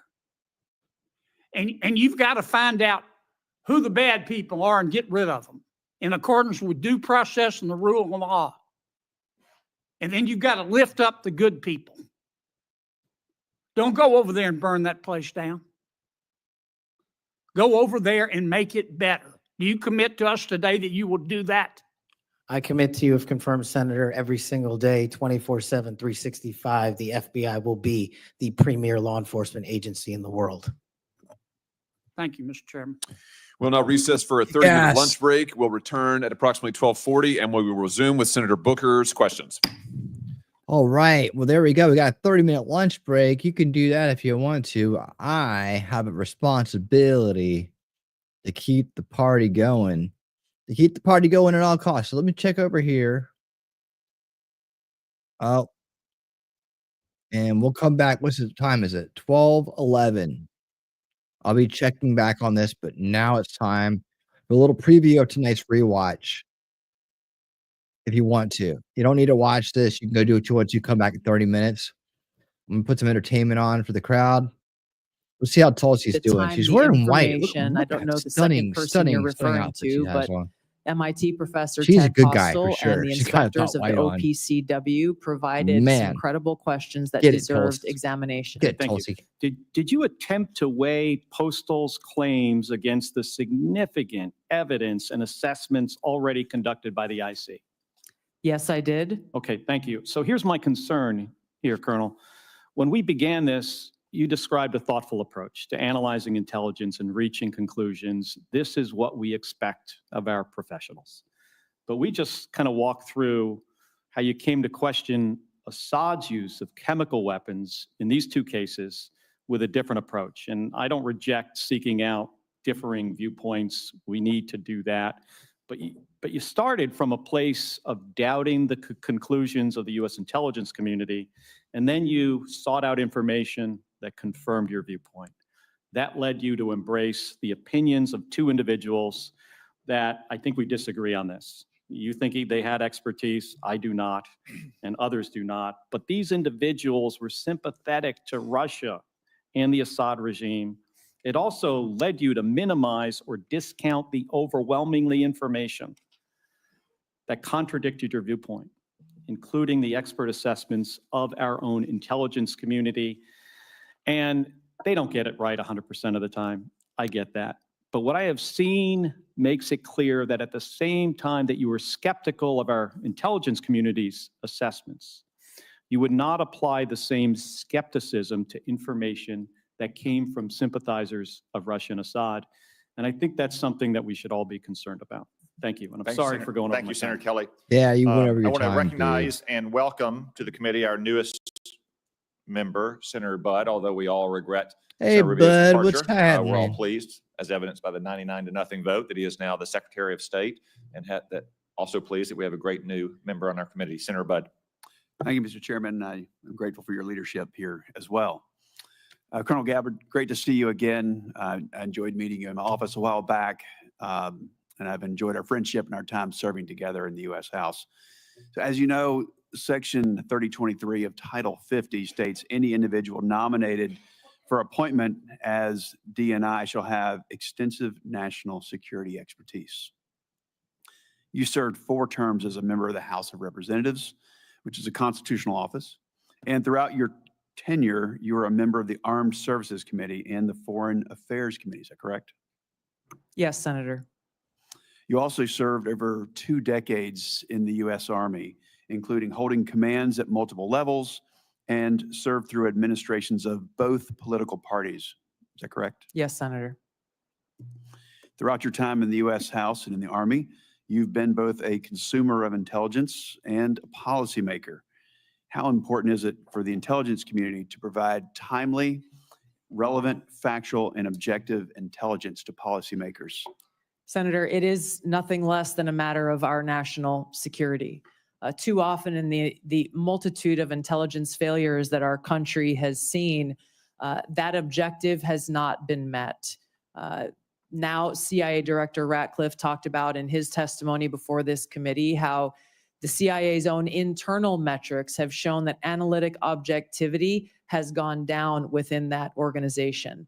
This is the very kind of thing that I would seek to address if confirmed as Director of National Intelligence, is ensuring that politics, biases, or personal views are checked at the door. I would lead by example by doing it myself, and ensuring that that intelligence analysis and reporting meets the objective that the President and Congress requires, which is no politics, no personal abuses, and making sure that that objectivity in a timely, relevant fashion is brought to the President so that we can get ahead of problems in ensuring our national security rather than being caught on our heels and being forced to respond to them. Thank you for that. I think it's clear from your background and experience that you more than meet the statutory requirements for this position. I want to switch gears a little bit. There's been a lot of discussion today. I think it's a necessary discussion about your position on 702, Section 702 of FISA. So I've personally had concerns, and I think we even talked about this when we served in the House together, and I actually voted against its reauthorization when I was in the House. However, I recently voted to reauthorize Section 702 with additional safeguards to end the politicization of the tool and to ensure privacy and civil liberties that they're protected. So, Ms. Gabbard, tell us, how has your thinking on Section 702 developed over time and why? And if confirmed, what will you do to ensure that this new statutory safeguards, that they're fully implemented? Well, Senator, as you pointed out, many of the concerns that we raised when we served in the House of Representatives were centered around the lack of safeguards to protect Americans' Fourth Amendment rights and civil liberties as it pertains to searching of U.S. persons with that incidental collection that occurs under 702. You and I both know and agree that the national security capability that is provided by Section 702 that enables this foreign surveillance on non-U.S. persons overseas is critical, period. My commitment is to make sure that our national security tools are maintained to fulfill that requirement while also protecting Americans' Fourth Amendment rights and protection against unlawful search and seizure. There are a number of those reforms that you referenced, such as the prohibition of abouts collection, which we brought up when we served in the House, making sure that 100% of U.S. persons by the FBI on this incidental collection are reviewed by the Attorney General herself. There are a number of other reforms that I believe strengthen significantly those safeguards, a number of them that I had worked to try to bring into place when I was in the House of Representatives. I look forward, if confirmed as Director of National Intelligence, to overseeing and assessing the implementation of these reforms and reporting back to you as you begin to consider next year's reauthorization and meeting that mark of ensuring our security and upholding Americans' Fourth Amendment protections. Thank you. Switching gears a little bit, talk briefly, if you will, about the dual task of simultaneously protecting whistleblowers and protecting classified information. Senator, there are more than sufficient legally protected routes for whistleblowers to come forward should they have concerns on any actions occurring within the intelligence community. I've spoken about the additional protections that I personally will put in place if confirmed as Director of National Intelligence, understanding the seriousness of protecting our nation's secrets, and one that I hold personally. Thank you. Chair. Thank you. Thank you, Senator Budd. I will recognize Senator Wicker, an ex officio member of our committee, which is Latin for so powerful a man he can go to any committee he wants and ask questions anytime. I look at it differently, Mr. Chairman. I think what you're saying is that I'm the only non-voting member of this committee that's here at this hearing, and I've been at an Armed Services Committee hearing most of the morning. Let me ask about something that happened a long time ago and something that's happening right now. Colonel Gabbard, I was a member of the House of Representatives on 9/11, 2001.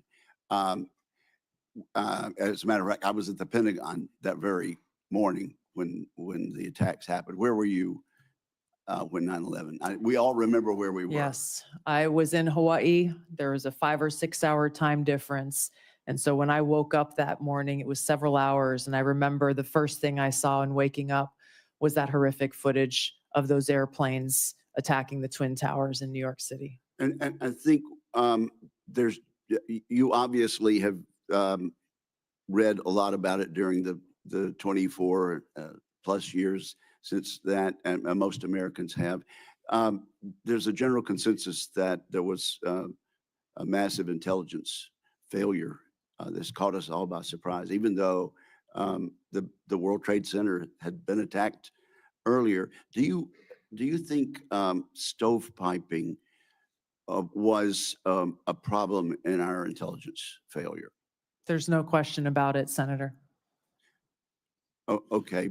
Well, based on your reading, okay, could you elaborate just Yes, a little? Yeah. absolutely, Senator. When we looked back at the post 9/11 reporting and the post assessments that were made, it was very clear that there was stovepiping of information and intelligence that occurred at many levels, at the highest, but also at the lowest levels, where information that was collected by the FBI, information that was collected by the CIA was not being shared. There was almost ships passing in the night, where if there was an integration of those intelligence elements and information being shared, it is highly likely that that horrific attack could have been prevented. And that's the reason really your position was created.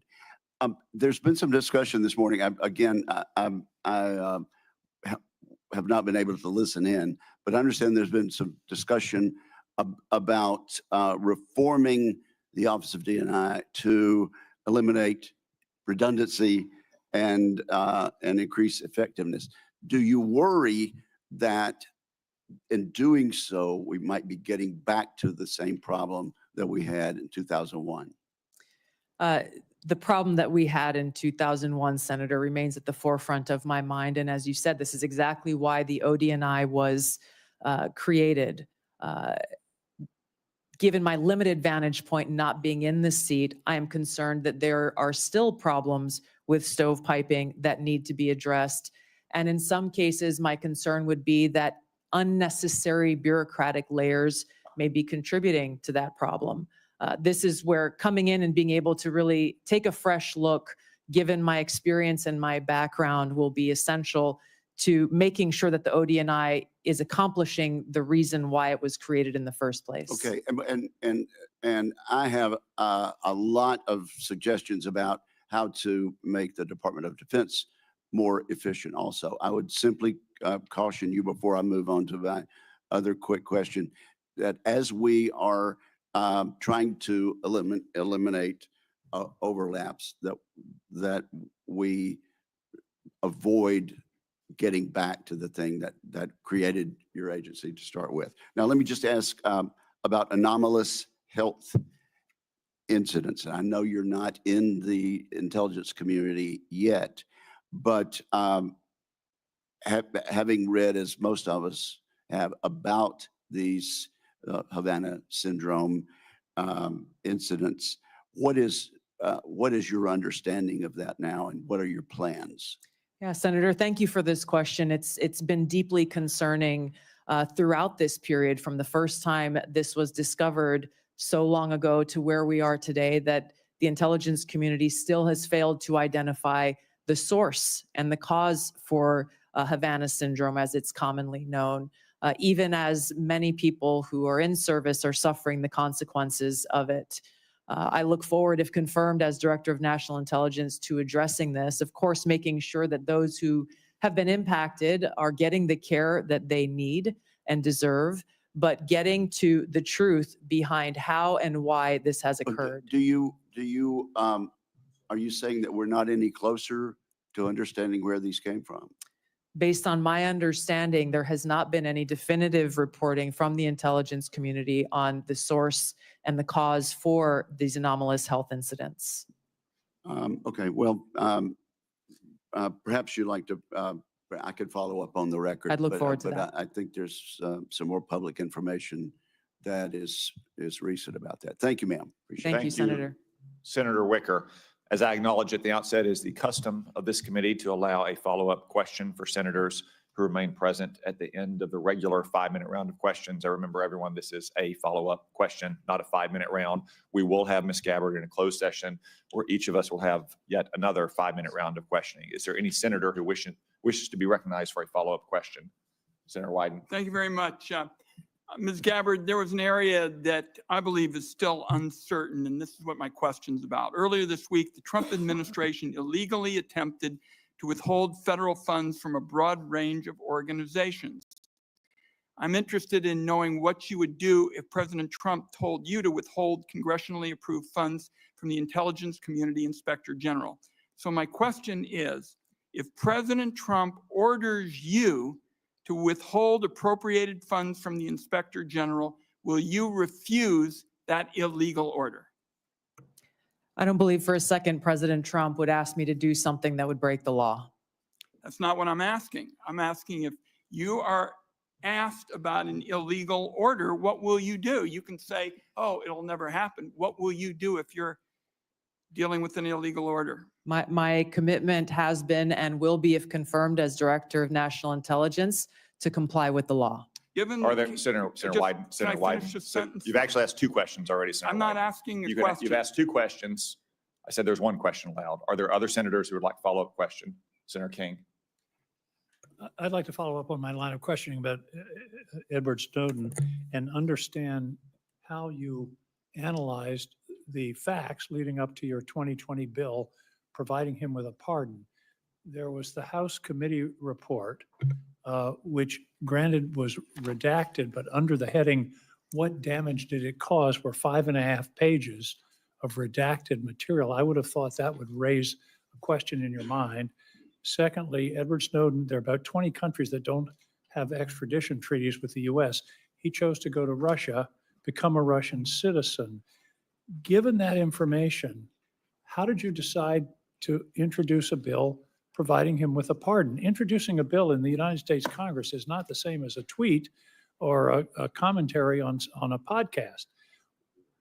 I'm concerned about your apparent lack of interest in the scope of Edward Snowden's traitorous activities. Senator, I've answered some version of this question many times in this hearing already. My foremost concern has been, remains, and will continue to be in upholding my oath to the Constitution to support and defend Americans' Fourth Amendment constitutional rights. If confirmed as Director of National Intelligence, I'm committed to ensuring that we protect our nation's secrets by implementing a number of actions I've outlined so that those who have concerns about programs within our intelligence community that we don't have another Snowden-like leak, and they are able to raise those concerns either directly with Congress or through any one of a number of legal paths that are available. And I think it's also important and in line with many of the bipartisan concerns I've heard from this committee in security classification, security clearance and classification reform, in narrowing severely those who have access to the most sensitive and compartmentalized intelligence reporting and capabilities. Senator Bennett. Thank you. Thank you for your generosity, Mr. Chairman, and letting us have a second question. Thank you again for hanging in there with this discussion, Colonel Gabbard. The House Intelligence Committee review of the Snowden disclosures found not only that he was a traitor, but that since Snowden's arrival in Moscow, he has had and continues to have contact with Russian intelligence services. You can see the deep concern on both sides of the aisle here.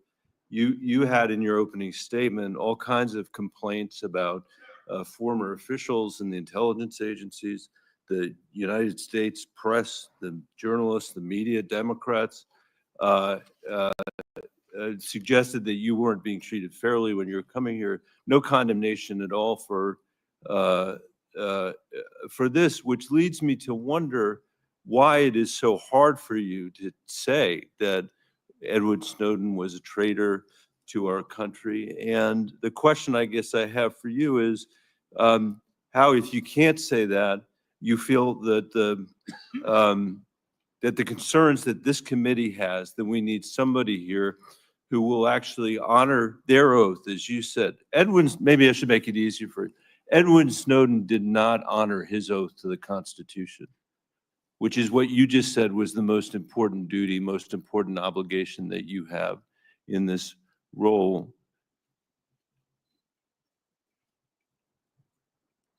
Why is he being treated like a folk hero by you instead of the traitor that he was?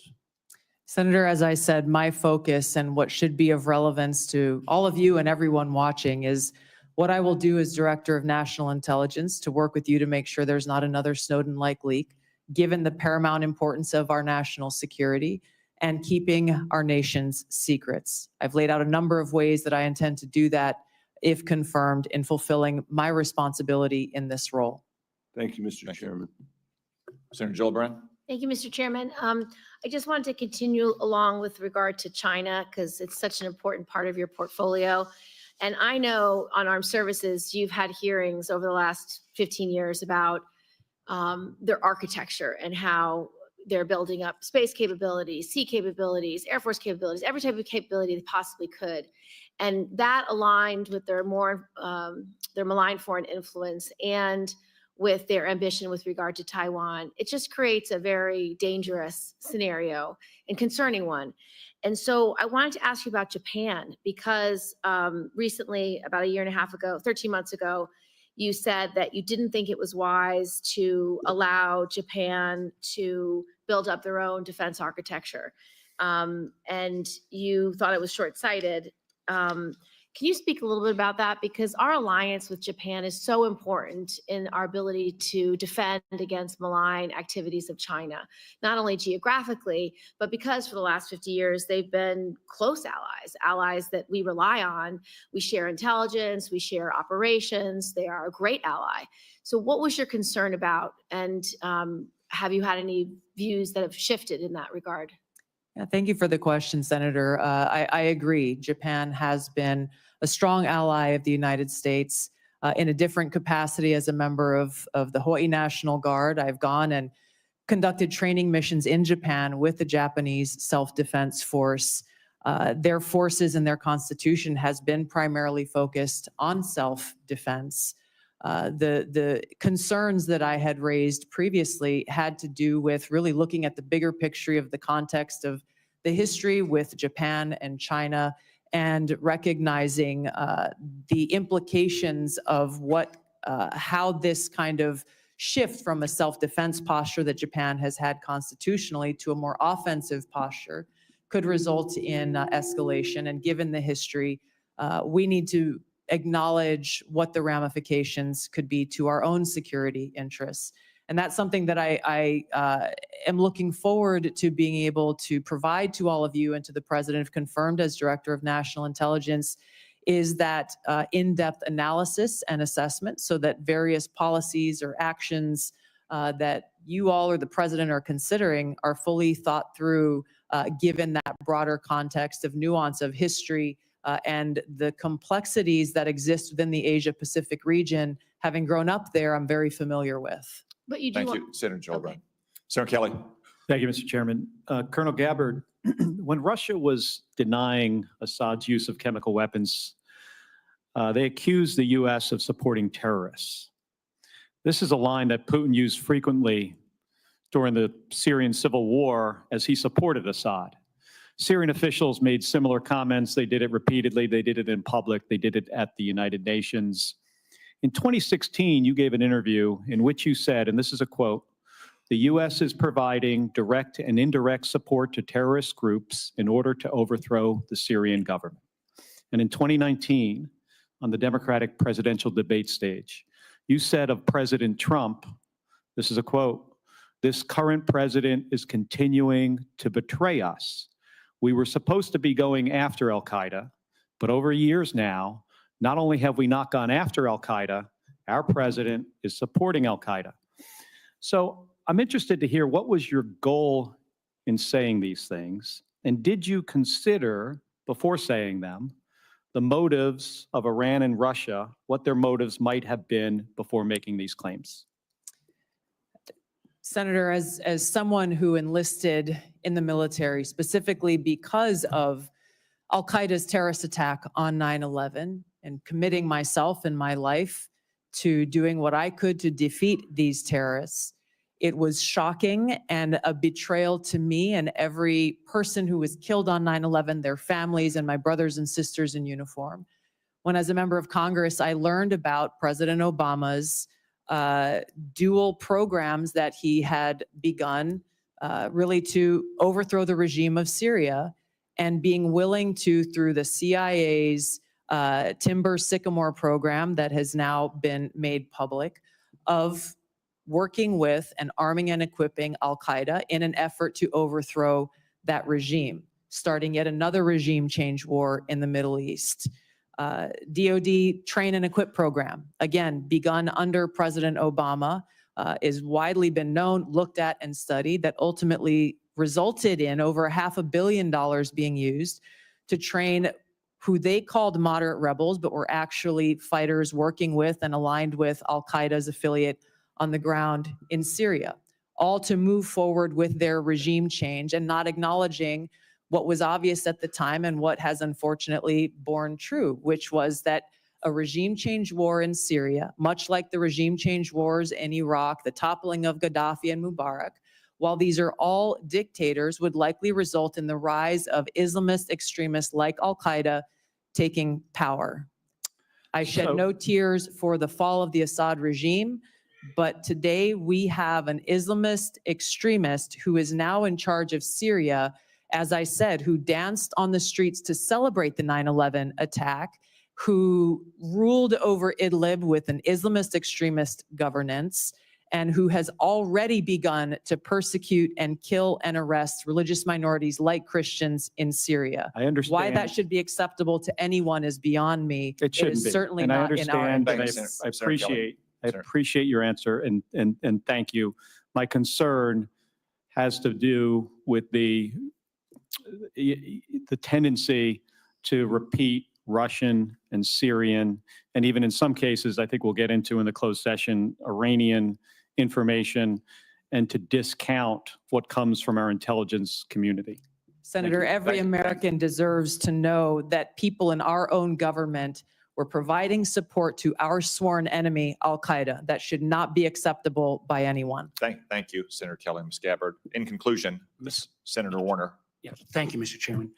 You know, one of the things I love about this committee, and I know folks who are here for Ms. Gabbard may not fully realize, but this has always been a bipartisan committee. And, my friend Richard Burr, who said we always kind of followed the truth. One of the things I was always proud of in the very challenging Russia investigation was, people would come in, they didn't know whether the staffer was a Democrat or Republican, because we were all looking out for the same thing. Just Gabbard, I support and commend you for your service. But we have heard this morning taking some individuals' advice on chemical attacks, not taking American intelligence community that, as we subsequently discovered, had iffy ties, not enough due diligence. We've heard this morning on your trip to Lebanon that you weren't fully aware that the folks who originally paid for the trip had these relations and ties to this Syrian party. I know I've asked, and you and Still I on understand on the break. trip that Cash is still said you on met with break, Shia so we're still religious here with figures, Tulsi Gabbard. and You you guys didn't are know who enjoying they the bonus were. coverage here. I can understand that, although I can't imagine Shia religious figures that in the Bekaa Valley that didn't have ties to Hezbollah. And we can have a difference of opinion on TikTok. Chairman and I feel very strongly that it is a national security threat. On 702, I'm candidly confused. I thought you answered Senator Wyden, you're in favor of a warrant. Senator Cornyn, I'm thought you backed off of that. And then on Edward Snowden, you won't back off of Brave. You won't back off of your legislation. You won't call him a traitor. And I think again about this is being watched by our allies around the world. I think even RT's been tweeting about it today, blasting me. You're taking in that Russian and propaganda. the men and women of the intelligence community. I don't know how they're going to have confidence that if under your leadership, if somebody else stepped out, What's up, Simple that Prepper? How you wouldn't take doing? the same position that you've not walked away from on Mr. Snowden. So I guess my last question, this is one I think was in some of the press, and I believe you and your husband took a trip to Rome last summer. And I'm not talking about the conference. I think you didn't ask who paid for the trip. I just want to get this off the record right now. Not if you and your husband reimbursed, but did you pay for the trip in the outset, or There was who a made the booking? nonprofit organization that was coordinating with the Vatican to set up this meeting that was centered around peace and security interests in the Western I'm not Hemisphere. going to go into that I paid just for want the to trip. just make sure. So you didn't understand your trip was paid for by a gentleman named Pierre Louvarier and the Clementi Foundation?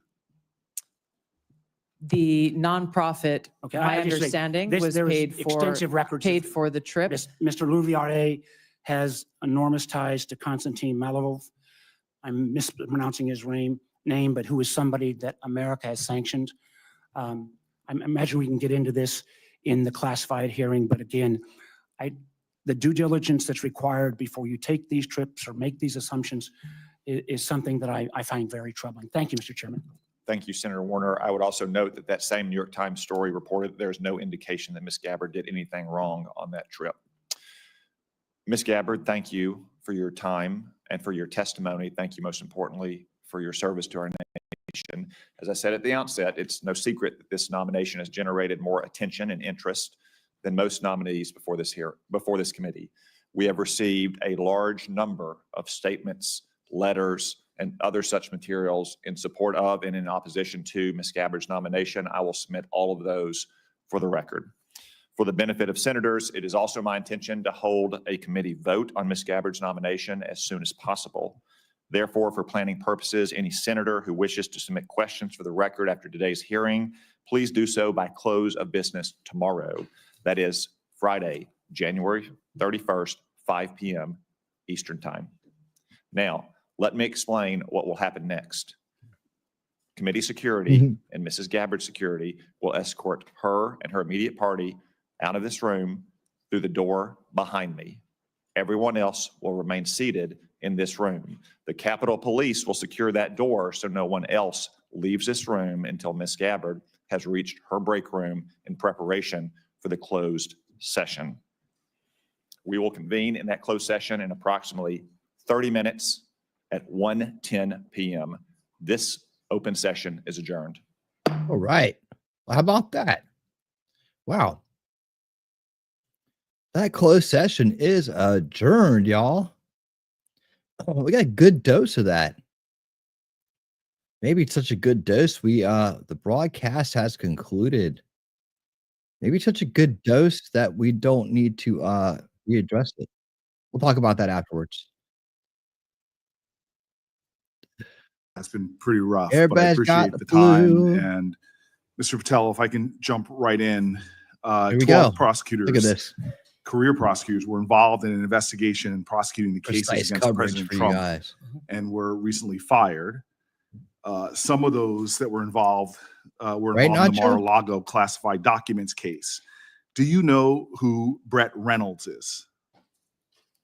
Was he in the Maybe, choir? but it doesn't ring a bell at this point. So You're under oath. You have no recollection of who Brett Reynolds is? if you could provide me with a little more context, I could possibly remember. Are you aware of any plans or discussions to punish in any way, including termination, FBI agents or personnel associated with Trump investigations? Senator, just to be clear, I did not participate in any of those DOJ Sir, decisions. that's a yes or no question. Are you aware of any plans or discussions to punish in any way, including termination, FBI agents or personnel associated with Trump investigations? Yes or no? I'm not aware of that, Thank you. Senator. There is no evidence of wrongdoing by FBI employees involved in these investigations. If you do pursue investigations of those involved, will you commit to using standard processes, including a standard review by the FBI Inspections Division and the Inspector General?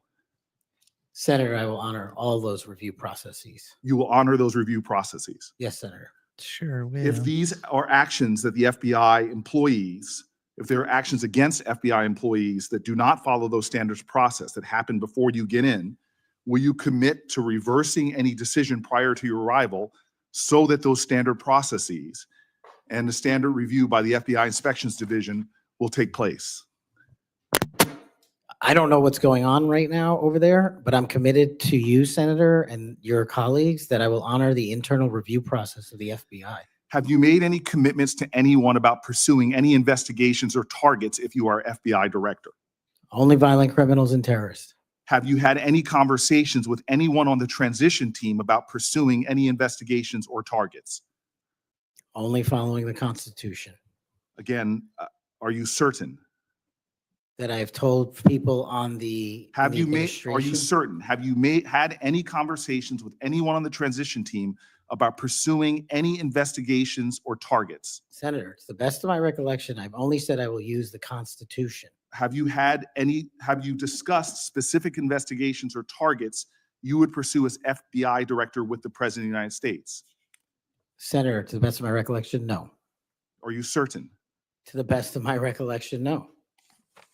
According to public reports, you were subpoenaed by the federal prosecutors to testify as a witness before the grand jury investigation investigating the Mar-a-Lago classified documents case. And you testified before the grand jury, correct? Yes, sir.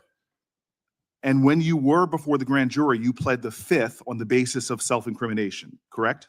I utilized my constitutional rights during that process with the advice and consent of counsel and appeared before that grand jury. I will take that as a yes. And you are familiar, I imagine, with section 6002 of Title 18. Off the top of my head, Senator, not. Well, section 6002 is the immunity statute. Whenever a witness refuses to testify or provide other information before a grand jury based upon the privilege against self-incrimination, the court can order the witness to testify. The witness must comply with the order, but they receive immunity, which means that no testimony or any other information provided before the grand jury can be used against them in any criminal proceeding. You were compelled to testify as a witness in the Mar-a-Lago classified document case. Did you participate in any criminal conduct involved in that case? Involved in which, the Mar-a-Lago classified documents case? Yes. No, I testified through compulsion by court order. You received immunity for providing information that was self-incriminating. Do you remember the name of the prosecutor who questioned you? There were multiple, Senator. I do not. Was it one of the people, were any of them people that were fired this past week? I have no idea, Senator. Are you certain? You're under oath. I'm aware that I'm under oath, Senator, and I have no idea, and I did not participate in the removal of any DOJ prosecutors. What was the information you provided that you received immunity for? Senator, I would love my grand jury testimony to be released, but as you know, that grand jury testimony has been sealed by the Department of Justice, and I'm not allowed to discuss it here. Well, I find it troubling that you do not know the law here. And let me tell you what the law is.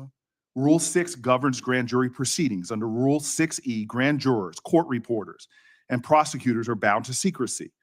But witnesses are not bound by secrecy. You were a witness in the classified documents case. You are not bound by secrecy. You can tell us everything that happened in that room and everything you testified about.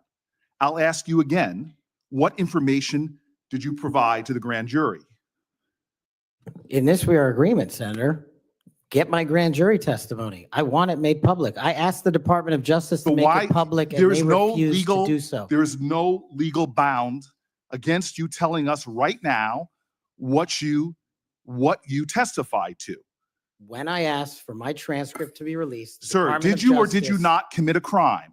Senator, I did not commit a crime. Then why won't you tell us what you testified to? Because it occurred over the course of 3 weeks. I don't have the ability to recall everything I testified to, but I'm asking you to Did put you my testify transcript to down. witnessing the President of the United States declassifying documents? Senator, what I testified to is best captured by that transcript So in real you're not time. willing to tell Congress, after making many pledges today about transparency, whether or not you testified to witnessing the President of the United States declassify documents. In the name of all the values you have said today, did you or did you not testify to witnessing the President of the United States declassify documents? I testified accordingly and under oath, and I encourage you to get that transcript. And by the law of our land, you are free to tell people, what are you hiding from Congress?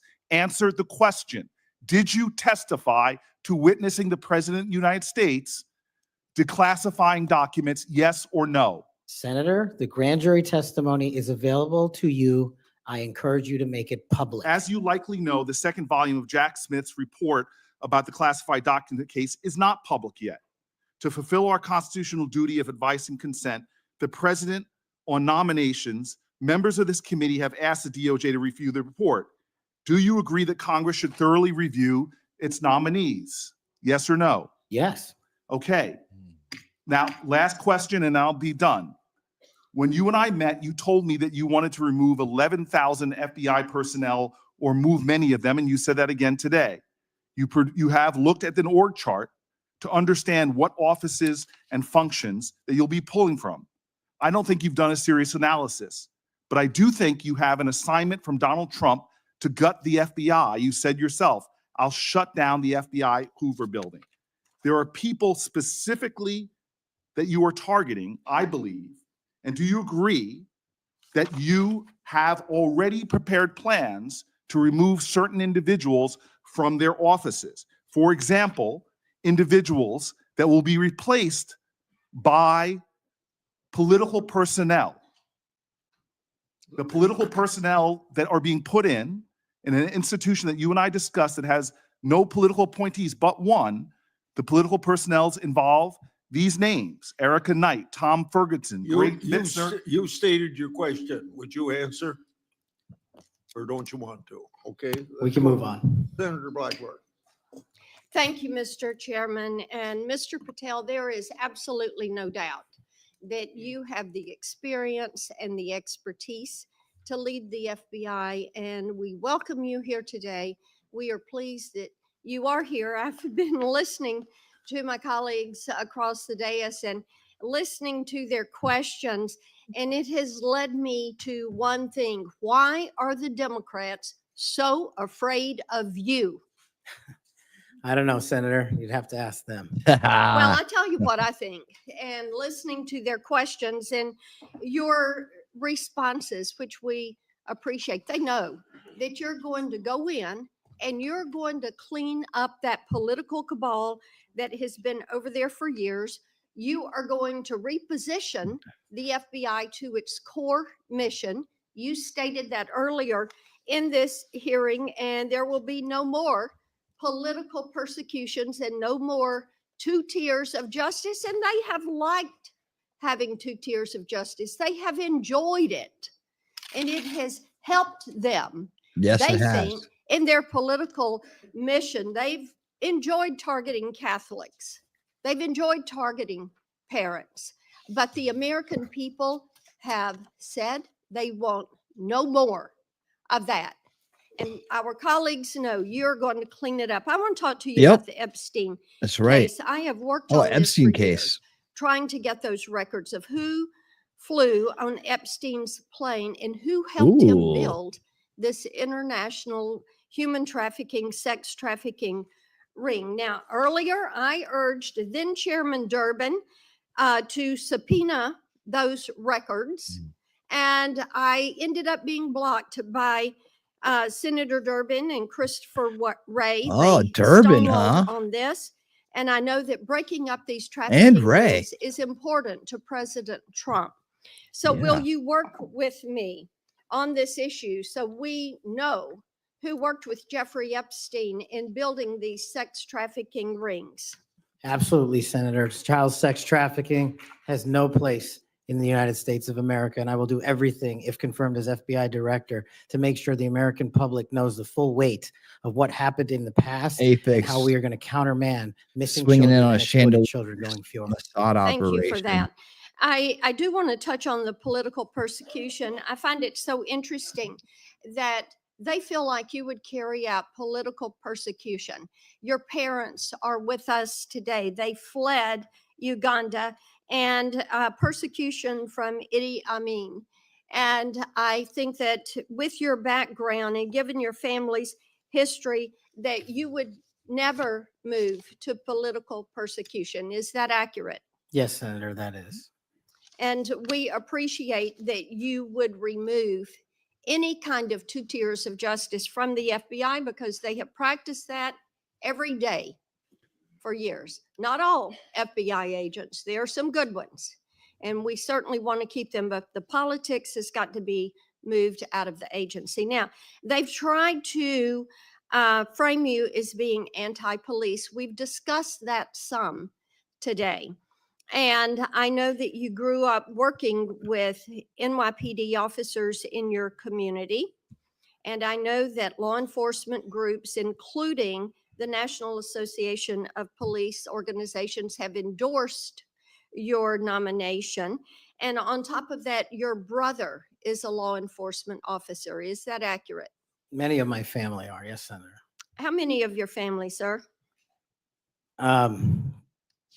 Well, I guess the Indians have a different definition of family. We got a really big one, and they're all family. We So all love big families. So we got a lot. I appreciate that. But it is accurate to say that in your role, you're going to do everything that you possibly can to protect the men and women who are protecting our communities. That is of the utmost importance. Thank you. I want to go to the Nunes memo. You were the principal author of the Nunes memo. Is that accurate? Yes, me and staff. Thank you. And that did really so much to focus the light on the Russiagate hoax and the political cabal that was for years operated out of the DOJ and the FBI. And I know that there are some that felt like that memo was not accurate. We know now differently. And I'm quoting a comment that was made about that memo and by a member of that House Intel Committee. And I quote, "It was meant only to give Republican House members a distorted view of the FBI." End quote. No. I find it so interesting. They use the term distorted view. I think the American people who for 4 years under Biden saw the FBI weaponized against them, against parents, against people of faith, weaponized against President Trump. I think they would disagree with that. Do you stand by the good work that you did on the Nunes memo? Our team, and yes, absolutely. And the Nunes memo was accurate in its description of the details, correct? As confirmed by the Inspector General, the Special Counsel, because the Nunes memo only contained sworn information received pursuant to transcribed interviews and production of government materials, including FBI 302s and DOJ memorandum. So the Nunes memo is accurate. Yes, ma'am. Thank you for that. In your new role as director, how will you work to root out two tiers of justice at the FBI?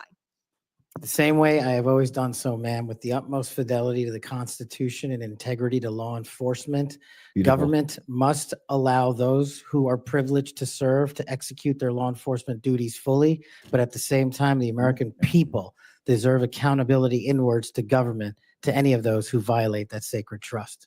And as you prepare to take this new role, what are the top areas of concern for you as we look at our national security?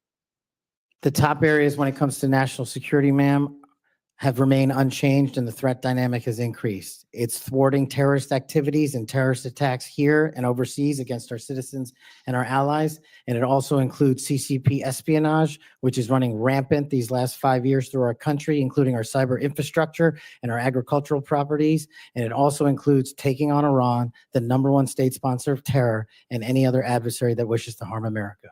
Thank you. I look forward to a yes vote on your confirmation. Thank you, Thank you, Mr. Chairman. Mr. Chairman. Senator Padilla. Mr. Chairman. Oh, yes. Since the senator from Tennessee raised my name, I'd like to respond. Please go ahead. Mr. Chairman, while I was chair of the committee, protecting children from sexual exploitation was one of our highest priorities. We chaired hearings on kids' online safety, and we decided on a bipartisan basis to call the big tech CEOs in for an important, maybe historic meeting of this committee. Where nothing got Last done. year, the committee reported 6 bipartisan bills to help protect child safety online, including one of my own, Stop CSAM, and Senator Blackburn's Report Act. In the previous Congress, Senator Blackburn and I led legislation that was signed into law that eliminated statutes of limitation for federal civil suits by survivors of childhood sex abuse. I've worked to ensure the DOJ's unethical non-prosecution agreement with Jeffrey Epstein is investigated. As I've argued in this committee, my Inspector General Access Act would allow the Inspector General to investigate that. Yet in 2023, I was falsely accused of preventing releasing the names of Jeffrey Epstein's network by Mr. Patel. When my Republican colleagues prevented Senator Oh, that's what your Blackburn chip from on your offering shoulders an about. amendment to the flight logs. Prior to the committee's November 9th, 2023 Supreme Court ethics subpoena markup, Senator Blackburn had never raised Epstein's flight logs with me publicly or privately. During the November 30th, 2023 But the Supreme Court ethics CYA subpoena here. authorization markup, I tried to recognize her multiple times, but there was an effort to close down the committee before any further business went forward on the Republican side. Many Epstein records, including Someone's flight covering logs, their have been ass. public for years. My office subsequently reached out to hers to try to identify what record she was actually seeking. We did not receive a response. I don't believe Mr. that. Chairman, if I may respond. Get to it. Chairman Durbin. Get it, Marcia. I had raised the issue with Chairman Durbin. I had raised it on the floor that we wanted to get these records.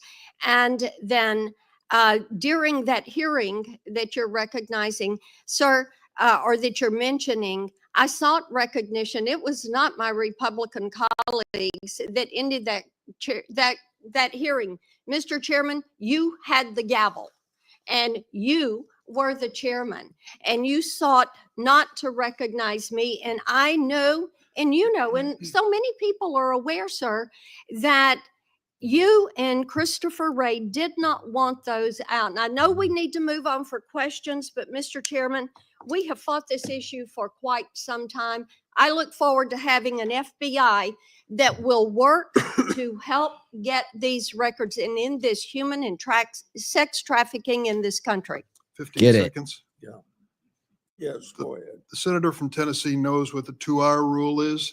The 2-hour rule takes the gavel out of the chairman's hands. And that was what was being executed when you were seeking recognition and being executed by your side of the aisle. Okay. Senator Padilla. Thank you, Mr. Chair. Colleagues, as we know, it's not just the nominee for FBI director that's before us today, but there's been a lot of chaos and confusion this week in regards to executive orders that have been issued as it pertains to the federal budget, federal spending, hiring freezes, et cetera. But relevant to this confirmation hearing, colleagues, the FBI has paused its new academy classes while they assess how the firing freeze impacts them. President Trump's executive orders has a national security There's exception, probably a lot of people in there that shouldn't but be in it's there. unclear how it will apply to agencies like the FBI. The FBI has a large civilian employee population, so it's not certain if they will qualify for exceptions. Good.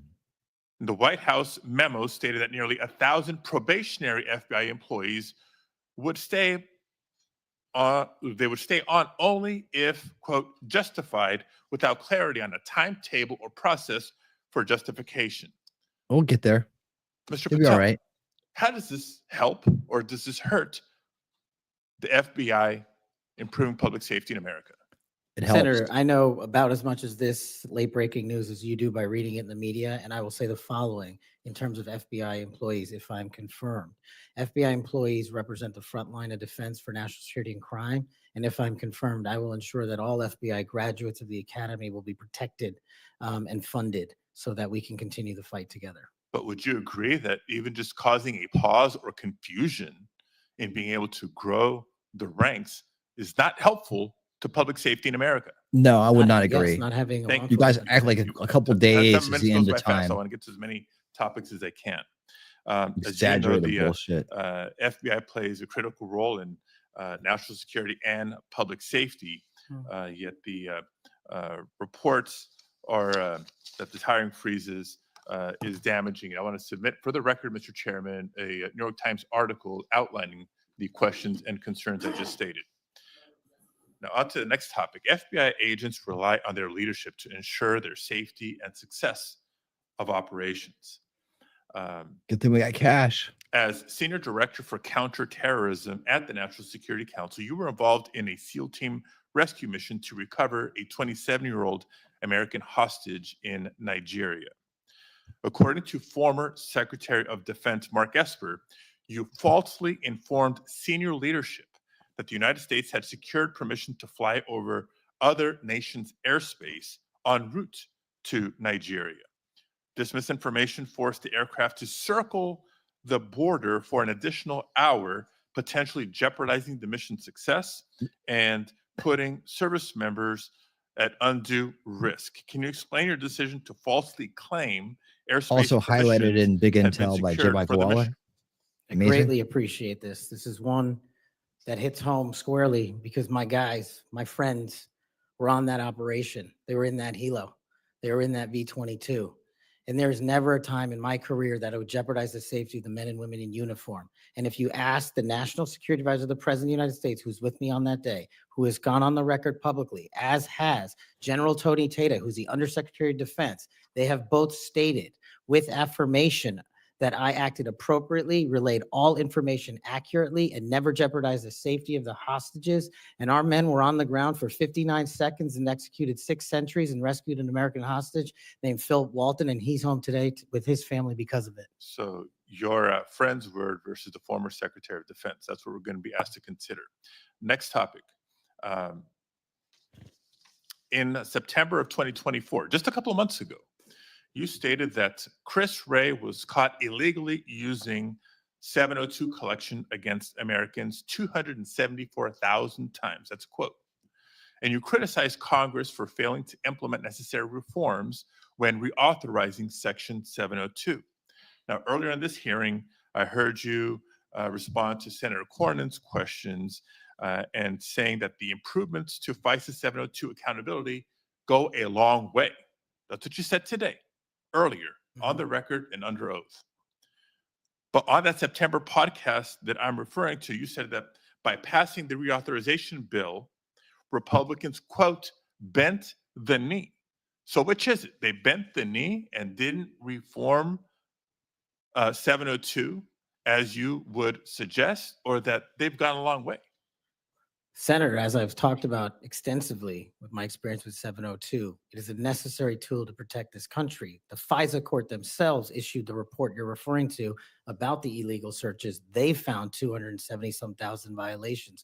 So I think we need it, and I think we need to work with Congress to reform it. Let me rephrase my question more bluntly. Which is your opinion on the most recent reauthorization of 702? That Republicans bent the knee for not insisting or adopting significant reforms, or that reforms have gone a long way? Because they seem like contradictory statements. 702 is a critical tool, and I'm proud of the reforms that have been implemented, and I'm proud to work with Congress moving forward to implement more reforms. So they bent the knee, but now you're proud of it. Got it. Next topic. I know you've been asked about the J6 prison choir prior in this hearing. My question is not going to rehash previous questions. Thank Funds have God. been raised, as you explained to me in our meeting last week, to support families of insurrectionists, my words clearly not yours, that have been in jail, including those who committed acts of violence against police officers. I want to know, in any of your work around the J6 prison choir, was any of the funds that were raised used to support the families of the police officers who were brutally attacked by the insurrectionists? Senator, my foundation has used funds Yes to or help no? police It's a yes or officers no. across the country. It's a yes or no. I don't know if those officers' families applied for a grant. That's how we distribute at a charity based on who that comes in. tells me a lot about your care and prioritization of the police officers you claim to support, because We've given away over $500,000 to law enforcement and but active you duty can't articulate. militaries. I mean, you were able to articulate to me examples of the families of January 6th insurrectionists. Because the insurrectionists words, in not jail, you're mine. supporting the families, but you can't, say clearly and confidently that families of police officers who were brutally attacked got similar support. Next topic. Your time's up. Okay, I'll save it for the second round. Thank you, Mr. Chair. Stick around. We're I done, call aren't we? Senator Schmidt. How I many have a rounds we gonna letter go that I tonight? want to put in It's gonna be one of those long in ass regard to ones. this I'm gonna Nigerian rescue story. It's from General Tata. What General Tatas. people that bring this up don't tell you is that General Tata has denied the exchange reported in the Atlantic and has forcefully defended Mr. Patel. General Tata said, "I never heard the words that somebody's saying they heard from me. That's not a quote from me," end of quote.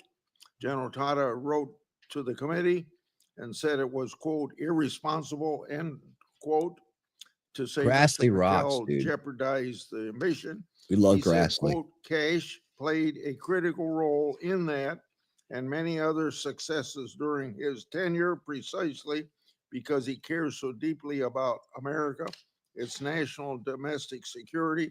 Who and our cares? citizens. He's So awesome. by He's better than unanimous most of the young consent, ones. I will put this letter in the record. Any disagreement? I hear none. Senator Schmidt. Thank you, Mr. Chairman. It's good to see you, Mr. Patel. It's great to have your family here. I know they must be very proud. I have to tell you, I saw up close and personal how politically weaponized the FBI had become. In my former job as Attorney General of Missouri, we brought the Missouri versus Biden lawsuit. You guys just get here? Which uncovered this vast censorship enterprise You're where behind. the federal government coerced and colluded with some of the biggest companies in the history of the world to suppress speech. And not just that, actually to pre-bunk the Hunter Biden laptop story. The FBI had the laptop in November of 2019. They met with senior executives. go. Yoel Roth, who was the main guy at Twitter at the time, signed an affidavit He's saying old school, they baby. were talking specifically about the laptop. It could be Hunter Biden's, pre-bunking it, calling it a Russian hack and leak operation. They knew it was true. They knew it was his laptop. So the rot is deep, and the time for you is now. And I'm glad, because reform is needed. Senator Durbin referenced your book. I think it's a good, everyone should read the book. Because I want to ask you about some quotes that are in the book, because a lot's been made of it. Usually just some of the endnotes, but the content of the book. Did you say in the book, American justice must never be selective? If the law is applied unevenly, That's not why I was democracy founded crumbles. Did you say affixed. that? I did, Senator. When agencies like the FBI and the CIA prioritize politics over truth, the nation suffers. Did you say that? I sure did, Senator. Accountability isn't optional. Those who violate the public trust must face real consequences, regardless of their rank or title. Did you say that? I did, Senator. Okay. There's a lot more in there. I know that Senator Tillis has got the game of bingo. I'd like to play another game.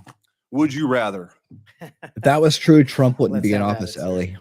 Would you rather the FBI prosecute and persecute parents who voice legitimate concerns at school board meetings, or should it investigate domestic terrorists who commit school shootings and threaten the lives of American children?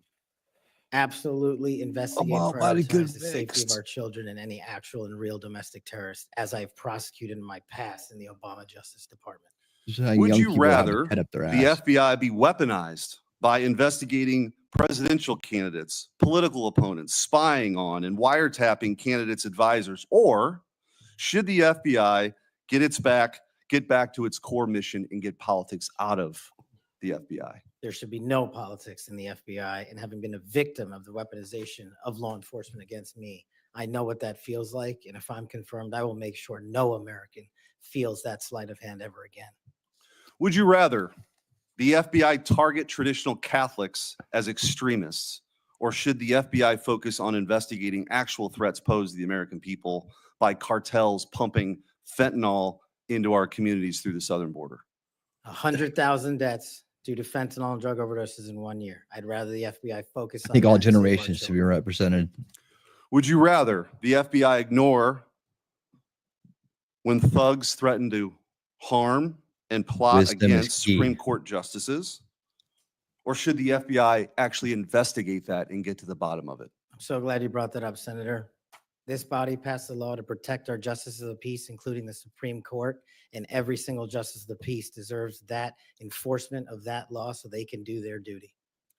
Would you rather the FBI pressure social media companies into censoring conservative viewpoints, or should it focus on what the FBI should get back to, which is investigating interstate crimes that threaten the well-being of Americans? No censorship. Let's focus on investigating interstate crimes.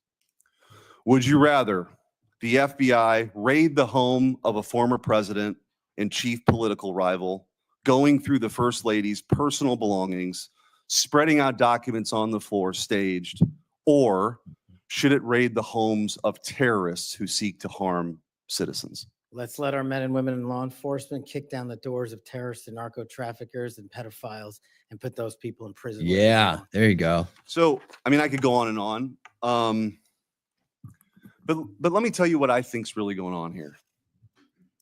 What I think's going on here is that the folks on the other side can't actually believe and can't come to grips that they're in this position right now, that they're in the minority and that President Trump is back in office. Because what they did was, after he was out of office, they tried to destroy him. They tried to financially ruin him and his family. They tried to intimidate him. They tried to throw him in jail for the rest of his life. They tried to demonize half the country. Their opening and closing argument for the last 4 years has been that President Trump and Republicans are a threat to democracy. But the American people sat in a You're jury speculating box on Apex. Wait till the report and they comes out. watched. We'll find out. and they You don't weighed know the that? evidence and they heard all the facts and they rendered their own verdict. And their verdict was for reform.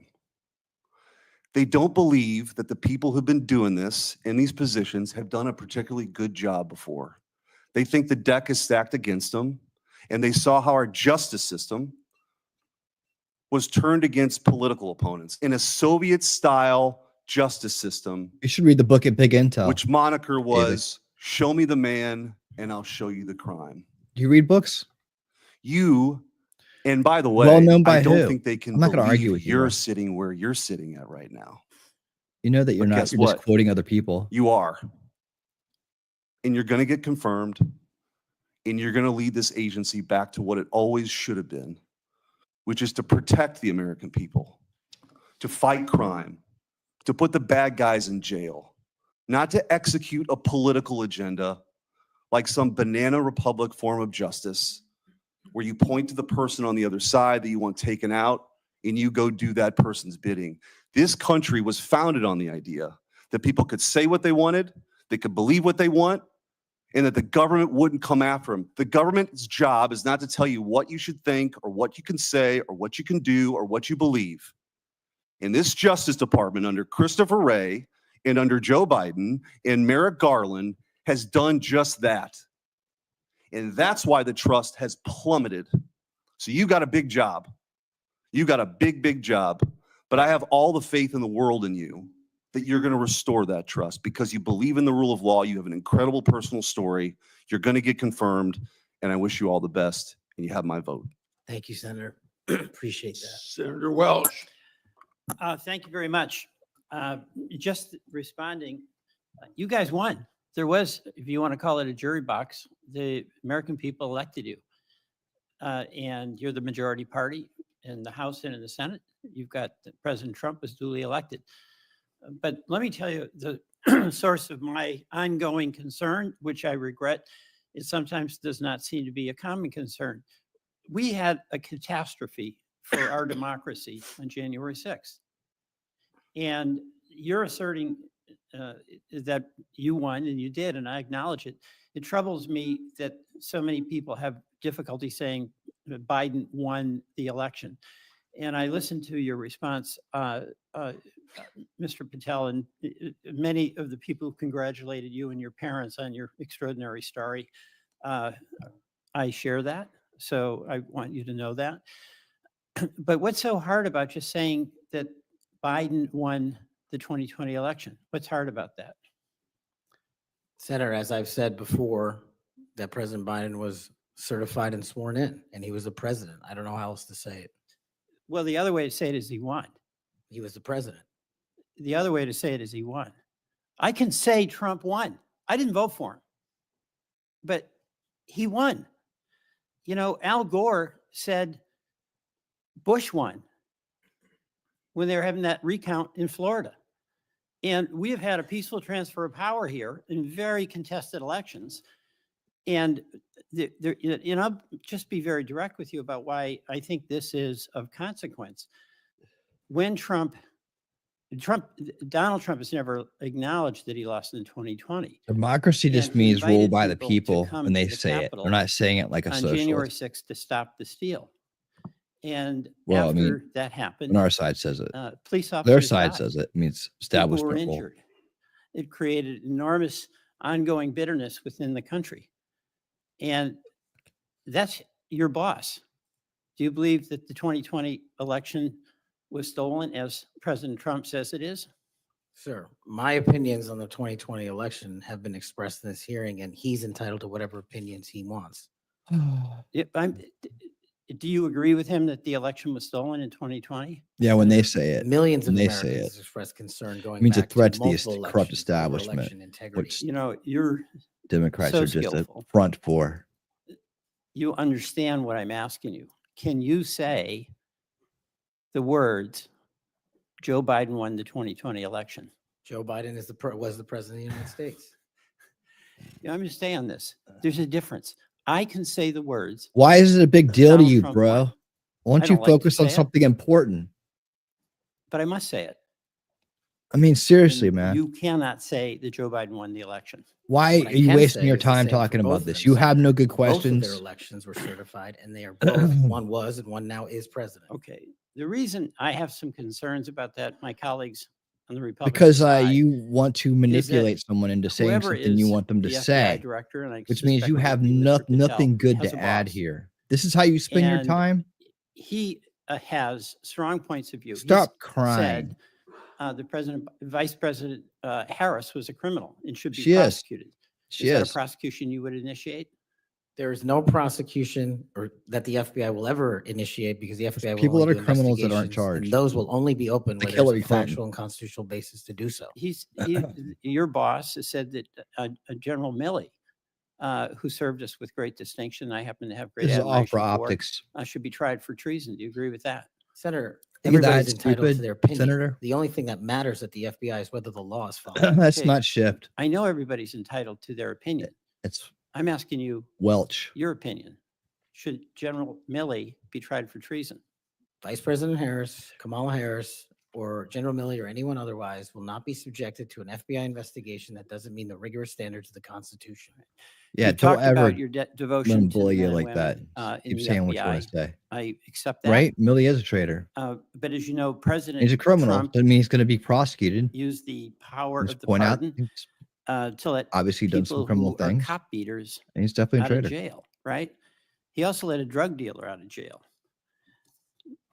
You're familiar with Ross, or maybe you're not. Ross Ulbricht started the Silk Road, the dark web.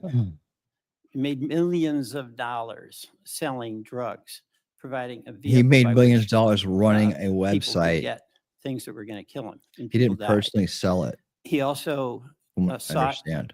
a couple of people to murder on his behalf because he thought his empire Was that ever threatened. proven? What is your opinion about Trump pardoning this drug dealer, attempted murderer? My opinion on presidential pardons is that one, I was not consulted. No, and no, two, no. problems with the FBI. Why you ask? I'm asking you your opinion about Mr. Right. Ulbricht. Should the person who created that dark web drug dealer situation, should he be pardoned in your opinion? Senator, it's not appropriate for me to speak on pardons, but I've spoken out against pardons against cop killers and those who do violence in law enforcement, whether it's President Biden or I'm Trump. with you on that. Okay, I'm with you. He's a Chairman manipulator. here. He is a But I'm just trying manipulator. to find out on Ulbricht. You're gonna. You're just trying to do that. No, you're not. You're gonna have a tough You're job. not. That's not what you're just trying to And do. you're gonna have a tough boss. You're not just because trying to do he that. gets it in his mind. He wants to do something. Nothing gets in the way.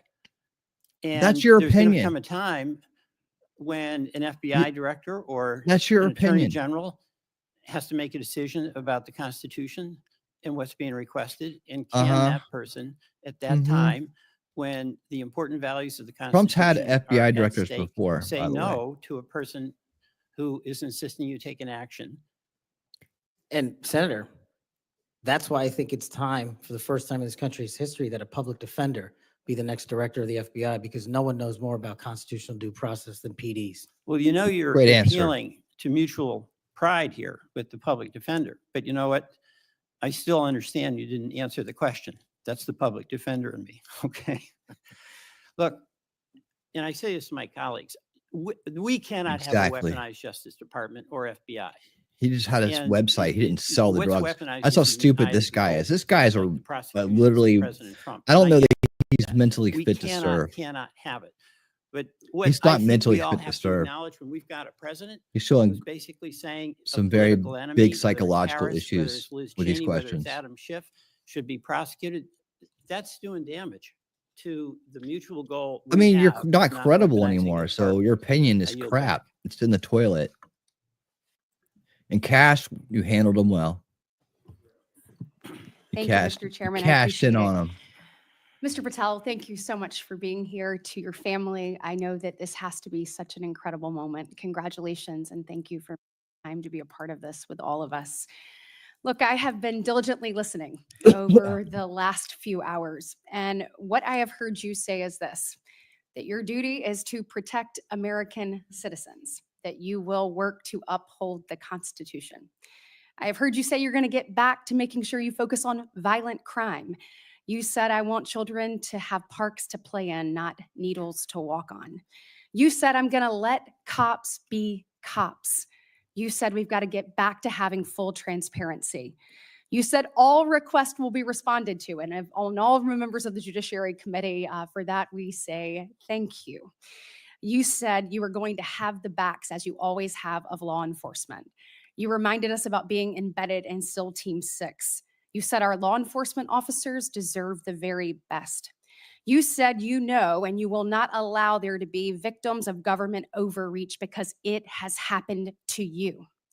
You talked about having no intention of going backwards. You have talked about making sure that we actually address drug overdoses. You talked about your work with 1.3 million active duty service members, making sure they had resources they needed. You've talked about de-weaponizing and making sure that we don't politicize the department. You said America is the greatest nation. You said you believe that because you believe in the rule of law. You have told me personally, gone will be the days of identifying a person and looking for a crime. You have said everything you do will be factual and constitutionally based. You have said there will be no targeting based on someone's faith. You have said that when these FBI agents are upholding the law, you will always have their back. You have said that there will be a singular form of justice once again. And most importantly, I think in addition to all of this, is I have really not gotten to hear you talk about the FBI.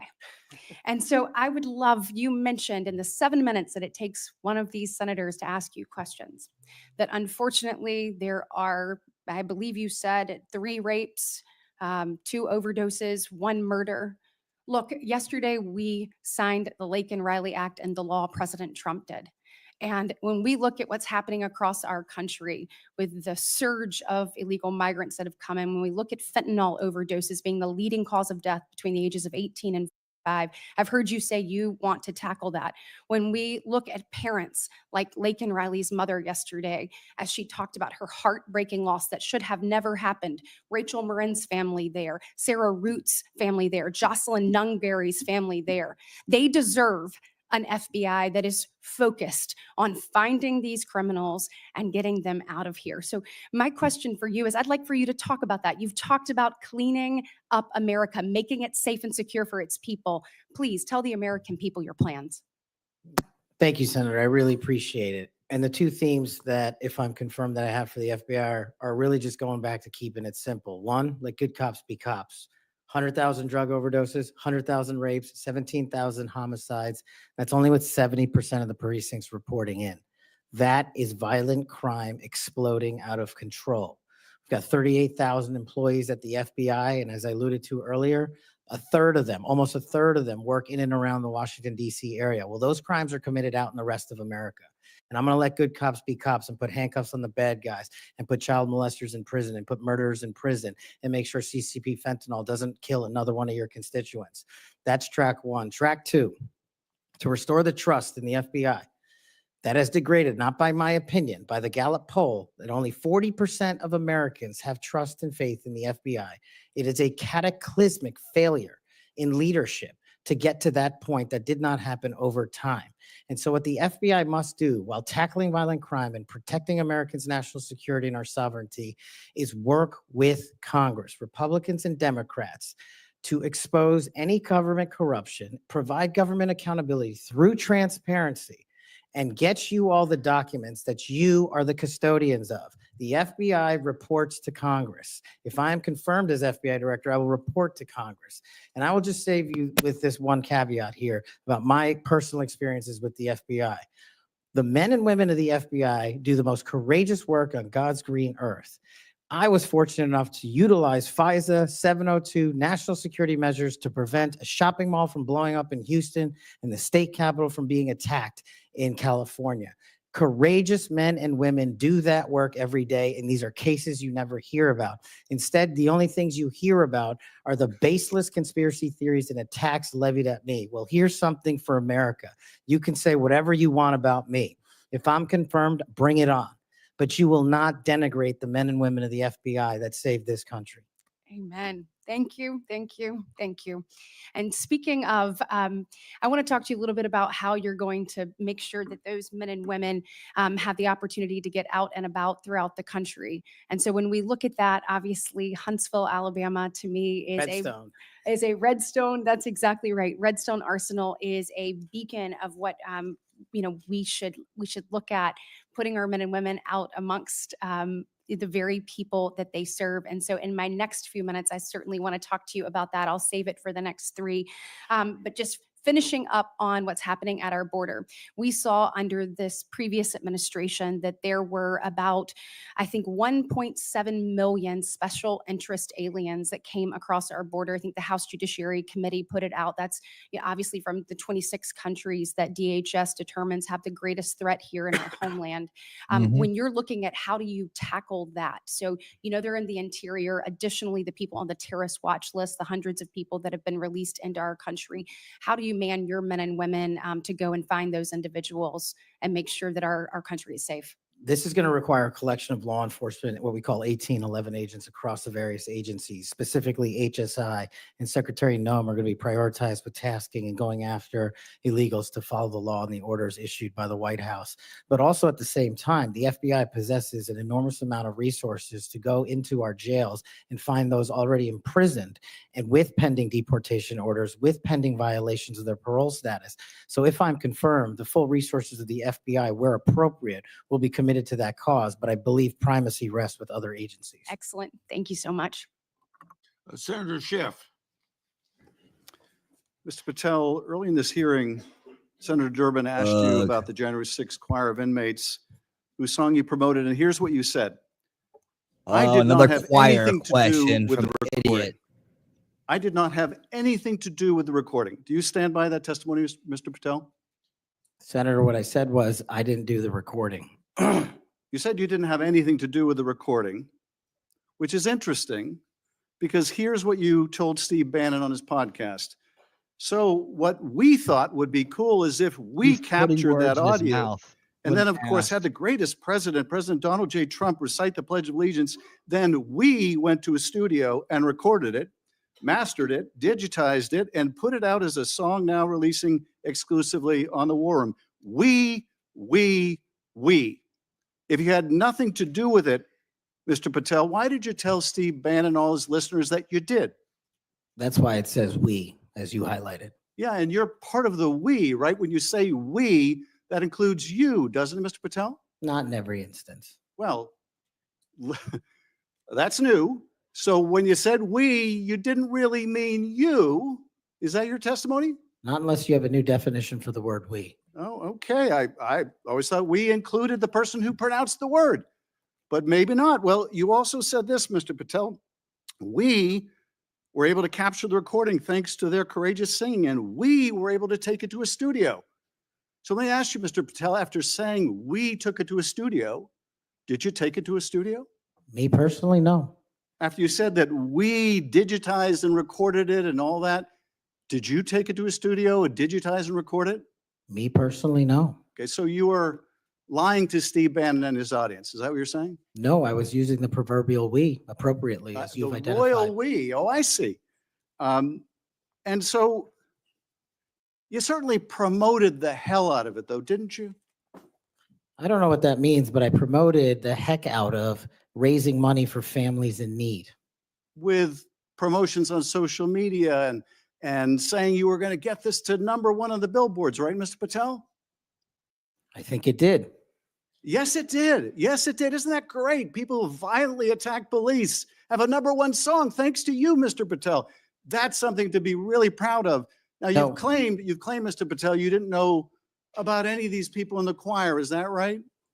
I did not know about the violent offenders, and I did not participate in any of the violence in and tell around me- January Tell 6th. me, Mr. Patel, what due diligence did you do to find out who was in the choir before you promoted their beautiful They music? have nothing. These people who assaulted law enforcement. What due diligence did you do? Senator, I didn't record it myself. So you did no due diligence before you promoted this song by these violent felons. Is that what you're telling us? Senator, I did not record that myself. So you're being considered for director of the FBI. And, This is and going to do here a you great did job no diligence and undo your corruption. to find out whether people you were associating with now the President of the United States in song were convicted of attacking police officers. Is that who we want running the FBI? I want you to turn around. There are Capitol Police officers behind you. They're guarding us. Take a look at them right now. Turn around. I'm looking at you. You're talking to me. No, look at them. I want you to look at them if you can, if you have the Yeah, courage to don't- look them in the eye, Mr. I Patel. love it. He's like, and "You're not tell telling them me you're what to do." proud of what you did.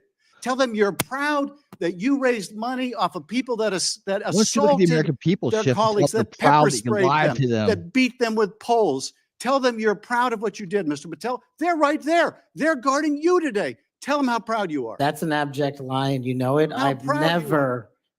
never, ever accepted violence against law enforcement. I've worked with these Oh, men no, and no, women, didn't as you accept know, it. You my entire glorified it life. in song, And I did Mr. not make Patel. a single dime out of It in it. song. Well, let me. How about you ask them if I have their backs, and let's see about that Let me ask answer. you this, Mr. Patel. Let me ask you this. If an FBI director promoted a song of people who sprayed pepper spray in the face of an FBI agent, would you say they were This fit guy to be is such a director? freaking idiot. Mr. Yes or Schiff, no? Would they be fit to Schiff, be you're director? a waste I am of fit to be space. the director of the FBI. Hell yeah. If you were the Cash in on him. FBI director and you promoted a song with someone who beat an FBI agent with a pole, would you say you were fit to be FBI director? Mr. Schiff, I am fit to be FBI director based on my 16 And years yet in you government did all these service. things, Mr. Patel. You can say, oh, I support law enforcement. I decry violence against law enforcement. You could say all that. It's what you did, Mr. Patel, that matters. It's what you did that matters. Like when you Well, let me lied ask to you the about American something people, else Schiff, that you did, it Mr. matters. Patel. Did you should be claim prosecuted and thrown that out Donald of Trump government. declassified all the documents at Mar-a-Lago? Did you claim that? In what proceeding? To the public ever? Did you tell anyone that Donald Trump declassified all the documents at Mar-a-Lago? From publicly available information, President Trump issued a declassification order on a variety of No, materials. I'm just asking you, did you tell the public? Did you tell anyone? Did you make the claim that Donald Trump had declassified those hundreds of classified documents that were at Mar-a-Lago? Did you make that claim From my publicly? best of my recollection, I said President Trump issued a declassification order to a large number of documents. Yeah, and were you present when he declassified all the Mar-a-Lago documents? Senator, I'm not saying he declassified all the Mar-a-Lago documents. I said President so now- Trump I'm not gonna catch him, declassified a large Schiff. number You're of too stupid. documents, and I would hope this committee and the rest of Congress would want to get those documents to the American people. Mr. Patel, before a president or anyone declassified documents, wouldn't you want to know whether making the public would cause sources to be killed? Wouldn't you want to know that before you just declare they're all declassified? Wouldn't that be the responsible thing for a president to do? It was the responsible thing for us to do. That's why we declassified the Nunes memo. And did Donald Trump And no one declassify- died. And did Donald Trump ever ask any of the agencies who produced those documents whether declassifying them would put people's lives at risk? Did he ever do that to your knowledge, Kash Patel? I don't know that he didn't. Do you? No, that's the problem, isn't it? That's the problem, isn't it? So let me just ask, Mr. Chairman, if you would, Mr. Patel has said he has no problem. He would support the release of his grand jury testimony in that case. I would ask you, Mr. Chairman, ranking member, to join me in requesting, with Mr. Patel's approval, the release of those grand jury transcripts. And I would also ask Mr. Patel whether you support the release of volume 2 as it pertains to you of the special counsel's report.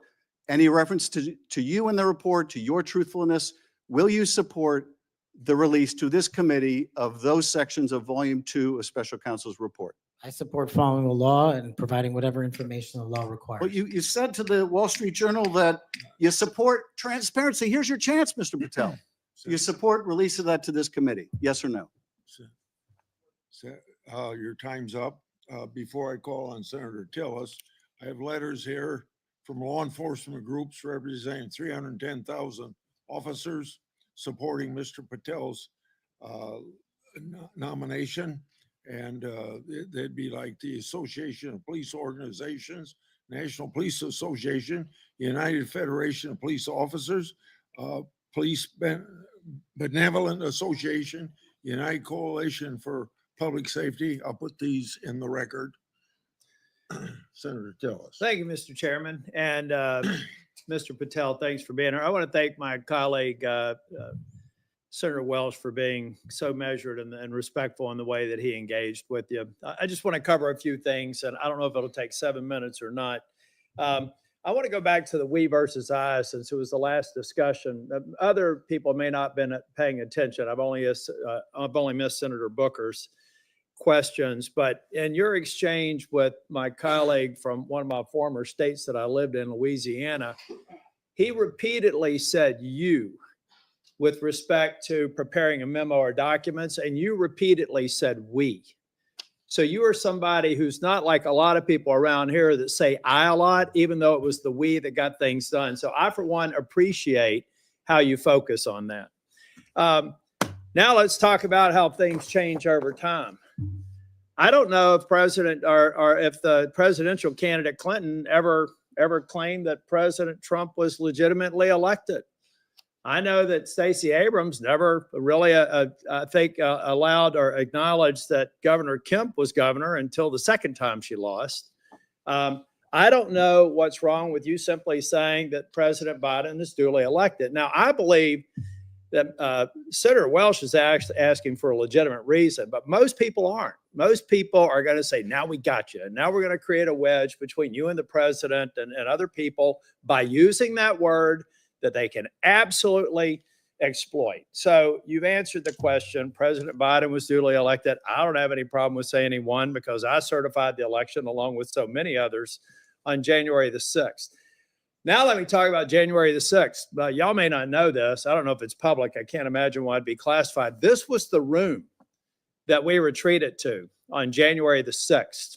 I was the last Senate member out of the chamber. I was actually approached by one of the vice president's details saying it's time to go. Part of it was because I was really angry and a little way wanted to fight, which was probably not a good idea. But what I saw for these people, and it's unfair to tell you to get up, order you to physically get up and turn around. It's a great tactic used frequently here in the committee, but you were right to engage the senator respectfully in a line of questioning. I looked at all the ones who were in the chamber on January the 6th, and they were heroes. I looked at the ones after I transcended down the stairs and went into the trains connecting the Capitol. Those heroes were bloody. They were bruised, and they were still holding the line, and we saw and heard people 50 yards away. Every one of those people in the Capitol, I've said, were thugs, and I don't apologize for it. They were either caught up in the moment and didn't do damage to a police officer, or they harmed a police officer, and I disagree absolutely and said it on the Senate floor with the pardons of people who did harm to the president. And I've had conversations with you that suggest that if you had been consulted on that, we'd have probably had a little bit different structure for the pardons, folks. This man understands what happens when the leadership of a law enforcement agency fails to protect their own. And I have to admit that in the last administration, I saw a commander-in-chief who looked the other way when you should have been saying the people who were mostly peaceful protesters in Kenosha with a building burning in the background, well, they had a righteous cause. So it's okay if they harm law enforcement or public safety officers. And when they damaged the federal building in Portland and they harmed police officers there, I didn't see anybody calling for arrest and the insurrection in those government buildings, federal buildings. Folks, let's be consistent because I am. I said it then and I said it now. These folks are heroes. They got us to this room. We spent hours here. And they were so successful with securing this building, we went back the same day and finished our job. That only happened because of these proud law enforcement officers, and I know you would support them. Okay, let me take a breath. You answered the question on Section 702, but I have to refer to my friend Alex Padilla. We co-chair the Mental Health Caucus together. I love working with him. One of the problems around here with people who pretend like they're bipartisan, but they never do it when it's hard, is that they also make it more difficult for other people. When Section 702 was reauthorized in April of 2024, we had 4 or 5 of our members agree to walk the plank to make sure that and I didn't, by the way, because I wanted the reforms done. But I have to say, I'm glad that they did, because I just had a colleague say, they were guilty of bending a knee. What they were guilty of is protecting this nation. Now, were they happy that the reforms weren't done? No. I've heard John Cornyn say things. Mike Lee's got a lot of Senator Cornyn. They've got a lot of great ideas and we should reform it. But that's what's wrong with this place, folks. We just had somebody here try and do an offhanded hit on people that on a bipartisan basis reauthorize something that's critically important for keeping this nation safe. So I guess the inference is next time, don't do that. Be partisan. Go dark. Endanger the U.S. So come on, guys, let's be real here. If anything, I hope I've been consistent on. Let's just be balanced. You know, really, you've had colleagues. We've had colleagues on the other side of the aisle called President Trump an illegitimate president. Now, we have the witness has acknowledged that President Biden's election was certified. If you want to use a specific word, what are we in high school? I mean, come on. So I do have to tell you though, Cash, I've hit bingo a couple of times. And I have a feeling by the time we get to the third round, we will again. Hope you put a lot of money on it. You know what? I put a lot of, I won't call it money, but capital on. It's the due diligence I've done on you and the extraordinary job you're doing in this committee. One of the reasons you're seeing frustration among people asking you questions is you're composed, you're respectful, you reached out to every one of them and asked to meet with them. They've thanked you for doing that. I suspect that those conversations went a lot better than the TV personalities that we've seen today. So I've got 50 minutes. You want to wrap up on, and I'm going to come back for the second round. You want to wrap up on, let me just ask you this question. I went to the floor yesterday to make it very clear. I've been thanking these Capitol Police officers, and I told them I actually thought that the pardons of people who did harm to police officers sucked. And I told them that at every one of these security entrances when I come in, and I stand by it, and I respectfully disagree with the president or whoever likely gave him advice, because the president has to rely on best advice for some of these executive orders. But I make no apology for saying that the men and women on Capitol Hill that got us safely to this building are heroes. The people who harmed them are thugs, but they're out now. So here's their opportunity, Mr. Patel. You find the people that you were convicted of harming, call them, write them a letter, apologize to them. And if you don't, and you come to Capitol Hill, I will track you down and I will burden you until you do. Now I've run out of time. I'll be back for a second round. Thank you, Senator. Senator Moody. Well, thank you, Chairman. I appreciate that. This is a marathon, thank folks. you for being here. I know this has been a long day. Yep. I am the junior most senator, so I go last. But ever since I got here, and it's been a whole week, I get told two things when I rush up to my fellow senators. Number one, are you Senator Britt? And number two, the Senate is a body that is deliberative and calm. And I'm anything but. So I don't know how the next couple of years is going to look, but I hope that they'll bear with me. Serving as the AG over the last 4 years, I've seen a lot of things out of these agencies that I never thought we'd see in the United States of America. I know my fellow attorneys general around the nation would agree with me. In fact, some of them are here today to support you. I'd love to introduce them if they'll stand up. The Attorney General from South Carolina, the former Utah Attorney General, Sean Reyes. I'm sorry, Alan Wilson, I didn't say your name, South Carolina AG, and Louisiana AG, Liz Merrill. They joined me. Thank you for being here. They joined me in signing on to a letter supporting your nomination. And we did that while I was still the Attorney General over a week ago. They came here today to support you. And Mr. Chairman, I know that you've been referencing a lot of letters that you've been entered into evidence. I'd like this to be entered into the record. Sorry, I'm talking like a trial lawyer. With consent, please, sir. This is signed by 24 states attorneys general that support the nomination of Mr. Patel. One of the things that I have been most upset about is watching federal agencies take more and more and more power and step all over the dual sovereignty of state and local law enforcement and investigations and prosecutions. I know you, like me, served in both the state criminal justice system and the federal criminal justice system. I was a federal prosecutor, a state judge, and a state attorney general, and I know you crossed over those jurisdictions.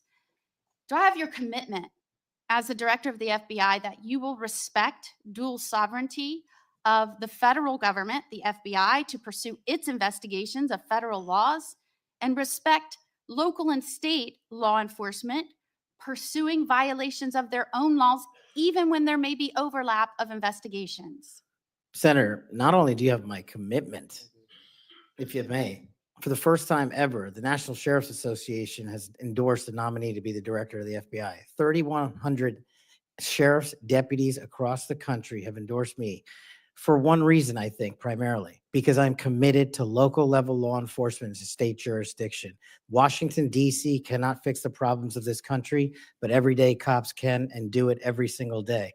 And so if I'm confirmed as FBI director, we're going to work with local law enforcement because they're going to tell us what they need, and we're going to give them everything we can. But we are not going to trample on local law enforcement because they're the ones keeping our communities safe just as much as anyone here. The citizens of Florida will be happy to hear that, as well as Americans. As you know, after the second assassination attempt, which took place in the state of Florida against a Florida resident, now President Donald Trump, many people were surprised that that could happen in just over 2 months. Many people were shocked that a would-be assassin could get that close to a president after it had just happened so quickly. So needless to say, many Americans, and certainly Floridians, demanded a transparent and accountable investigation of that second assassination attempt. I was tasked, along with law enforcement in Florida, to pursue that investigation. And every step of the way, federal law enforcement, the FBI specifically, and the attorneys, federal attorneys, frustrated our efforts, told us we couldn't go on the crime scene. They wouldn't share evidence. They suggested that we would be violating the law if we pursued our own investigation, even in the face of us telling them and informing them that a 6-year-old girl almost died as a result of state and local law enforcement having to shut down the roads to pursue that would-be assassin. And I'm not going to use his name. In an unprecedented action, because of these frustrated efforts, I, as the Attorney General of Florida, had to sue the DOJ and Merrick Garland because they refused and obstructed our ability to prosecute and investigate our own laws against one of our own citizens, even in the face of such distrust of the FBI, who was pursuing an investigation against the victim himself. So at a time when you have data that shows that Americans' trust in the FBI is at its lowest point in history, when the FBI is not trusted by local and state law enforcement, can you think of a better time for the FBI to say, yes, Florida investigators, come in, let's work this together, This is not Marco to the detriment Rubio's of the replacement. investigation, but in a collaborative effort? Can you think of a better time to have done that rather than hide behind some law that they said prevented us from moving forward with our own investigation? Senator, off the top of my head, I can't, but let me just say this. Law enforcement is not supposed to be territorial. Law enforcement is not supposed to be a turf battle. Law enforcement is best done in this country when it is complementary, and it should have been done in that instance. Do I have your commitment? Now, mind you, I'd like to enter into evidence the complaint that we filed against Merrick Garland, the complaint for declaratory and injunctive relief. This was a result of the FBI obstructing our investigation at every turn. Do I have your commitment that as soon as you are confirmed, which I believe you will be, that you will address this suit, interface with the investigators and the lawyers in Florida, and begin cooperating with us so that we might pursue justice for that little girl? Absolutely, Senator. And I'll just finally end with, yes, I have had a lot of work experiences, as you have, working on the front lines with law enforcement to go after those violating laws. But I am also the wife of a law enforcement agent, federal, now local. We need somebody at the helm that understands the mission is to stand on that line between good and evil, between crime and chaos. There is no other mission. And we trust that you're going to right-size this agency and set it back on course. And I am proud to support you. Thank you, Senator. Is there any objection among the committee for her request to insert things in the record? I hear none, so ordered. Now we start our second round, 3 minutes each one. Whoa. I've spoken on this issue many times. I may have even discussed it with you in my office. The FBI's Foreign Influence Task Force It's a marathon, folks. inappropriately briefed me and Senator Johnson. That briefing was later used to falsely tie our Biden family investigation to, you can expect it, Russian disinformation. Our investigation was based on records from both the Obama and the Biden administrations, along with various bank records. Over 4 years later, the FBI has yet to provide us the underlying intelligence that they said formed the basis for the briefing. So if confirmed, I want you to work with me to finally get to the bottom of what happened here, including providing me and Senator Johnson with related records. You have that commitment, Senator, if confirmed.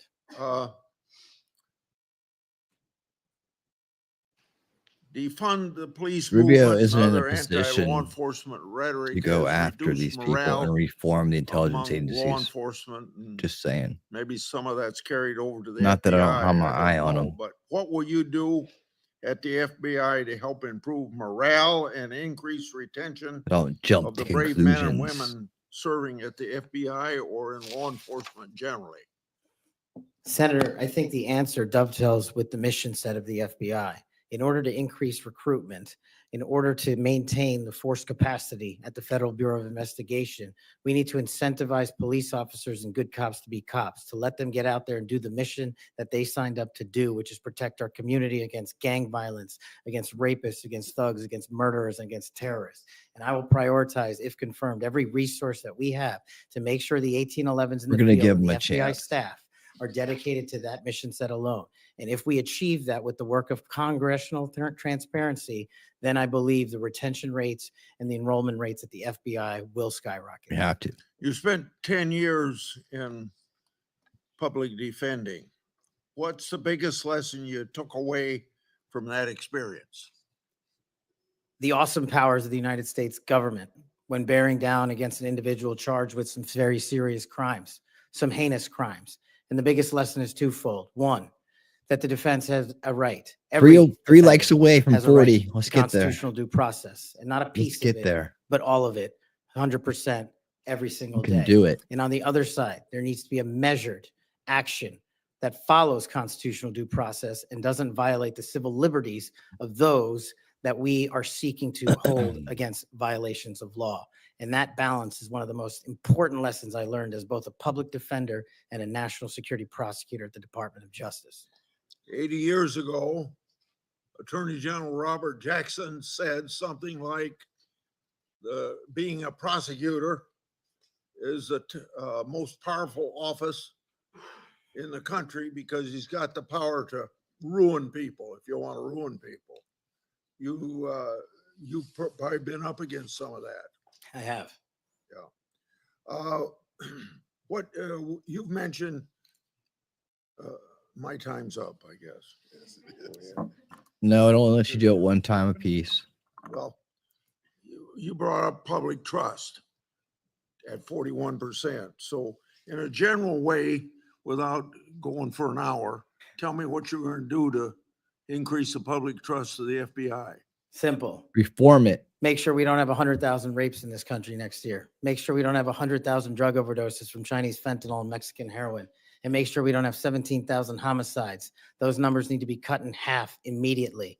And the public will regain trust in the FBI and law enforcement once we achieve that mission. Senator Durbin. I think you need to do more than that, but Mr. I know you Patel, will. I have 3 or 4 things and I'll try to get through That them was a quickly. political answer. First is this. Dick.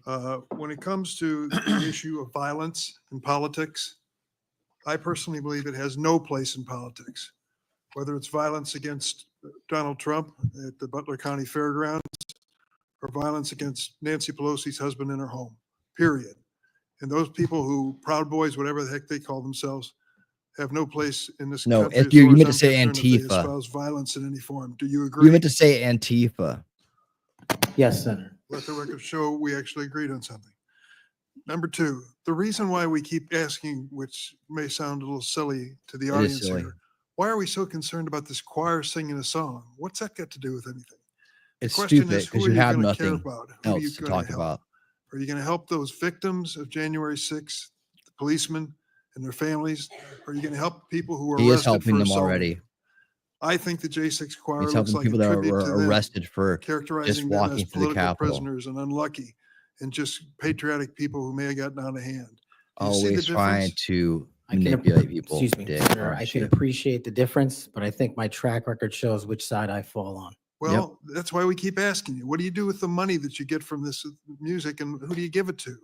And you've really kind of ducked and dodged and said, I'm not No, he aware of hasn't. He this. said he It had doesn't nothing to get do any with money for it, and it's No, all no, a We actually charity. give all the money. Nobody made any money. All proceeds went through a 501c3. I'm talking about the creation of the musical work. Yes, all the money. Yeah, dumbass. Profits went to nonviolent Listen. offenders' families and other groups in need. The point I'm getting to is not what happens to the proceeds, but who created this musical masterpiece? Who was in on this creation? And why? Who they cares? chose to That's be what the you're not. members of You the said choir. it was about where the And you money profess goes. to know nothing about that. Is that Now you're true? going I did into not other have things, so any you just proved you participation in the lied. recording. Well, You just it's gonna proved be you lied, Dick. difficult to understand how you can disperse the money and have nothing to do with the recording. Well, because you're an idiot. You Let don't me know anything ask about you it about because one you're of a the career conspiracy politician. theories, one of the major ones that I've heard you associated with, and that is whether or not the FBI planned January 6th. How Why many did you feds say were in that? the crowd?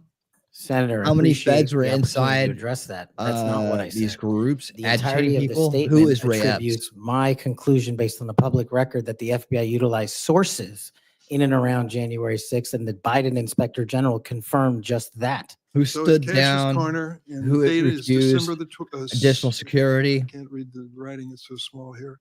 Looks like it's Yeah, December. Dick, you need to pay attention 2002. to keeping your head up your ass. What did the FBI know before January 6th? And you said, what was the All kinds of FBI shit. doing Where's the planning pipe January bomber? 6th How for come a we don't year? have them? Want to send this down to the desk so you can. Yeah, Dick, you're just running cover Why for did you the say that? corrupt Did you think the establishment. FBI was really planning January 6th for a year? Actually, Senator, I'm grateful that you raised this point. You should watch the entirety of the episode. This is I the don't problem wanna- with I don't wanna taking do that. snippets. Well, let me inform you then. What it says is it raises an interrogatory asking why government resources were utilized. I've run resources and sources at the FBI. I've run sources overseas. It takes months for source developmental What networks. resources were utilized a year in advance of planning? a That's January the 6th? question I'm Nancy asking. And the Pelosi's Biden daughter Inspector General with the report camera? answered that question in the affirmative, that multiple sources were utilized. And I was simply trying to get to that answer. What the Inspector General came back with was, quote, there is no evidence that the FBI had undercover employees in the various protest crowds. Yes, there or is. at the Capitol on January Yes, there 6th. is. And there is no a huge, evidence. There's a huge distinction between undercover employees and sources. I know because I ran them. And anybody in law enforcement knows that So too. you think the FBI was planning January 6th for months ahead of time? Once again, that's not what I said. I do. Read your own words. Maybe that's a good start. I do. I just say one last look at thing. the- We what you talked did a lot with about it. fentanyl stopping it from coming to the United States. If you were successful in becoming head of the FBI, I wish you good luck and do everything I can to help you. But don't forget there's traffic moving in the opposite direction. What are we sending back to Mexico and the cartels? Money. They're illegal and aliens. guns. Money and guns. Please look at the whole equation. We've got to We're deal going with to take all out those aspects. cartels thanks to great point. I President will, Trump. Senator. Senator Lee. Go away, Dick. Mr. Patel, I've been pleased to hear bipartisan concern echoed in this hearing. Bipartisan opposition to the political weaponization of government, including and especially involving the FBI. I'm also encouraged by comments that you've made quite consistently on this front, being opposed to political weaponization.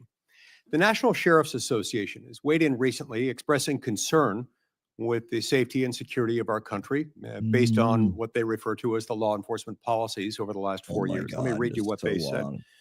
They said they're concerned that, quote, the law enforcement policies of the last 4 years have undermined the rule of law and burdened our nation with great risk and vulnerability. That's right. Close quote. Simple. What do you make of that statement? What are they referring to there? Could you just repeat the end of that? Yeah, they said they're concerned that, quote, the law enforcement policies of the last 4 years have undermined the rule of law and burdened our nation with great risk and vulnerability. Senator, my assessment of that is that they are referring to some people in positions of leadership that have politicized the law enforcement mission. And I have spent a career removing politics from law enforcement. And that's what the National Sheriff's Association is all about. And I believe that's why they endorsed me as a nominee for the first time ever. So that's why they like you. That's why they support you. That's why they've chosen to come out fully again, in support of your nomination, of getting you confirmed, because you share that view, a view that has been expressed by nearly every member of this committee today, I would add. Really? And this group, a very large group of law enforcement officials from throughout the United States of America, has come in support of you because of that. As they do that, they express confidence in you specifically and in your ability in particular to bring back, quote, transparency, integrity, Stop. collaboration, and commitment to excellence within the FBI. Tell me what you'll do in order to do that, and how you'll commit to work with other law enforcement, both within the FBI, elsewhere within the federal government, and with state and local law enforcement officials to bring that back. Senator, the only way to truly remove weaponization and politicization from law enforcement is to follow the Constitution. And if you look at the FBI's website and their mission statement and their core values, each has 8. And the 8th and last core value of the mission statement on the FBI's website right now is fighting violent crime. That needs to be number 1. The 8th core value out of all core values on the FBI's website right now is rigorous obedience to the Constitution. That needs to be number 1. Reorienting these policies with an effective leadership in place to follow the law will allow us to achieve a singular standard of constitutional law enforcement. And that is the only way you remove the weaponization from politics and, from law enforcement. And that's what the sheriffs are talking about. And that's what cops are talking about. If men and women were angels, we wouldn't need government. If we had angels to govern us, we wouldn't need a constitution. We're not angels. We don't have access to them. So we got to follow the rules. And that's your top job. I appreciate your support for the Constitution. Senator Whitehouse. Mr. Patel, you supposedly know something about grand juries. I just went to the DOJ website to get language. I'm quoting it. Federal Rule of Criminal Procedure 6E prohibits most persons present during the proceedings from disclosing what transpired inside the grand jury room. However, the proscription does not apply to witnesses. Do you now, as a grand jury witness, authorize this committee access to a transcript of your own testimony? Senator, I authorize this committee to get whatever is appropriate and lawful, as I've said before. Specifically including the transcript of your grand jury testimony, which you have the authority to authorize us to obtain. Well, I don't know if I singularly have that authority. I don't think that's how grand jury testimony works. The You Department do. of Justice. You do, because you are the witness who There's can also- do that. There's also a court order on that case, sir. Separately, you can get grand jury testimony by court order. The witnesses can always reveal their grand jury testimony. Do you authorize us to get access to your testimony? I authorize this committee to lawfully obtain any records that they are appropriately allowed to get. And we are only, you're speaking in circles now, because we're only lawfully Actually, you are, sir. authorized to get that with your permission as the witness. Do you give us that permission? Senator, I'm not an expert on this constitutional standard. And so I It's can't not- commit to something It's not that I don't expert. It's know. like super simple. Grand jury rule 6E super doesn't simple? apply to witnesses. This is not hard. You are a witness. That is a simple fact. I'm just You can relying on my authorize us time to see it. as a prosecutor where grand jury witnesses were not allowed to share what they were testifying to. And when I was commissioned Grand before the jury judge, witnesses are allowed to speak about what they were told in the, about what they said in the grand jury, unless they're under a specific court order. Are you under a specific court order not to reveal your testimony in the grand jury? Senator, I can't Sit go here right into, now. I can't go into court orders granted by the DC District Chief Judge. If they apply to you, of course you can. You want me to violate a court order? You're saying that there's a secret court order in which you can't tell whether you're subject to a court order or not? I'm telling you that if you find the applicable court order and it permits this I request. don't need a court order if you give authorization. I'm not the one that has the authority to do that. Yes, you are, as a witness. You're just wrong on that. Second, the FBI has records related to the Nope. criminal investigations of Donald Trump. Will you protect those records in a manner consistent with ordinary FBI document preservation practices as head of the FBI? All records will. No destruction of documents to please Trump? No, I think he put forth a memo saying all records must be preserved. Good. You done? Time's up. Senator Kennedy. Thank you, Mr. I'm Chairman. just an old country dog. Mr. Patel, did you Did you listen to what my colleague, Senator Welsh, had to say about politicizing the FBI and the Department of Justice? I did, sir. I did too. I always listen when Senator Welch speaks. And he's right. But here's where we find ourselves today, and you can put an end to this.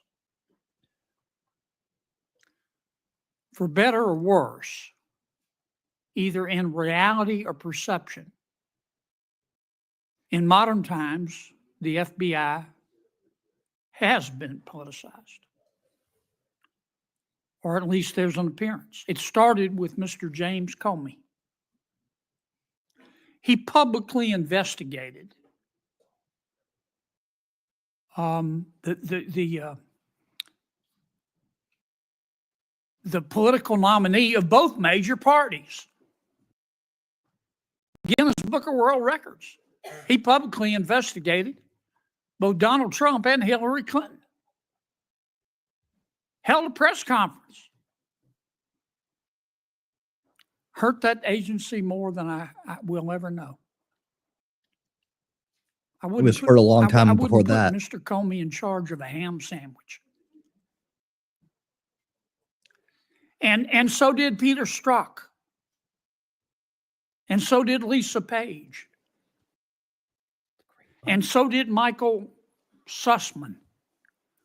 And the person who gave him, a Hillary Clinton lawyer, a pass to roam around the Department of Justice and the FBI at will. And so did the prosecutors who tried to slip by a 2 misdemeanor plea deal for the president's son. And it hurts me to say this, but so did Attorney General Garland. For the first time in the history of ever, the Attorney General Garland chose to prosecute a former president of the United States. And this part is really special. Because he did it he after was the told former to. president of the United States announced that he would be a candidate against his Attorney General Garland's boss. Yep. His boss told him to do it. Forget and the he merits. didn't push back. We can argue those all day long. You understand the perception? It's got to end now. The seal has been broken. We've got to stop it now. Don't go over there and burn down that agency. You go over there and lift it up. Clean it out, but lift it up in accordance with due process and the rule of law. Because He'll do it Senator better Welch than is anybody right. we've had in our lifetime. This has got to end now. Senator Coons. Thank you, Chairman Grassley. Mr. Patel, our agencies, in particular the FBI and DOJ, critically rely on inspectors general and general counsels for advice. As Chair Grassley and many of us have long recognized, federal agencies rely on the independent oversight of inspectors general, and agencies depend on the legal advice of offices of general counsel. And as you've testified today, it's your intention to lead the FBI within the boundaries of law and the Constitution. Last week, President Trump fired more than a dozen inspectors general and provided no notice to Congress. We passed a law in 2022 requiring the president to provide Congress with a substantive rationale, including detailed and case-specific reasons, 30 days before the removal of NEIG. How many days has President Trump been in office? Doesn't matter. We're cleaning out the Senator, swamp. approximately We're 10. draining the swamp, and Is you it can't possible to stop give 30 us. days notice in 10 days? I'm not great at math, but it doesn't sound like it. It doesn't. You're an attorney. Did Trump facially violate this law in terms of the timing of the firing of the inspectors general? Senator, I'm not going to entertain a hypothetical on legal violations, but I will look into all possible legal violations referred. I'll simply say that for those of us concerned about the quality and the duration of service of inspectors general, this was troubling. To the establishment, And frankly, I think it is a facial violation of the law passed by Congress.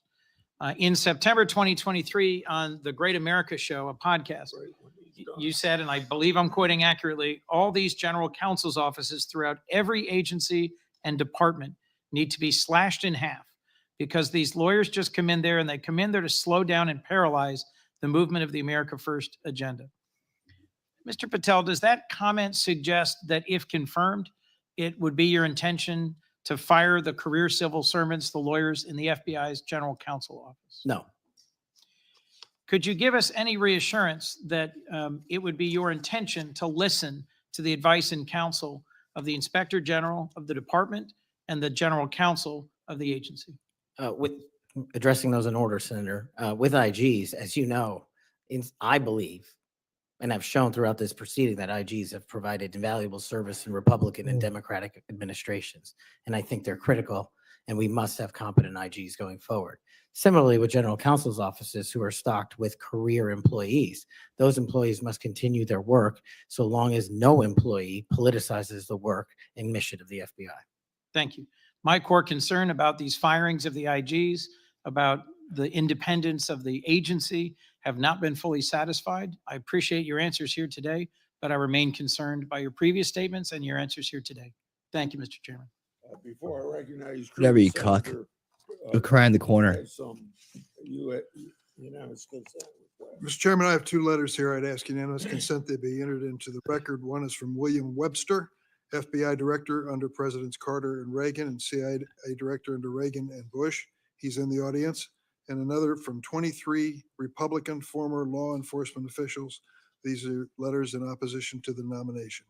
Without objection, so ordered. Senator Cruz. Thank you, Mr. Chairman. Mr. Patel, in the first round of questioning, you and I talked about the politicization and weaponization of the FBI and the Department of Justice. That has significant negative consequences in terms of undermining trust in the FBI and the Department of Justice and abusing the power of the FBI and the Department of Justice. But it also has consequences in that it diverts resources at the FBI and DOJ from urgent law enforcement and national security priorities. I will tell you, when I go back home to Texas, I am somewhat regularly asked by Texans, should we abolish the FBI? Now, my answer to that is an emphatic no. The FBI has a critical mission of stopping bad guys, whether serial killers or human traffickers or child molesters or terrorists. But it says something that a sizable percentage of America has so lost faith in the Bureau that they believe it should be shut down.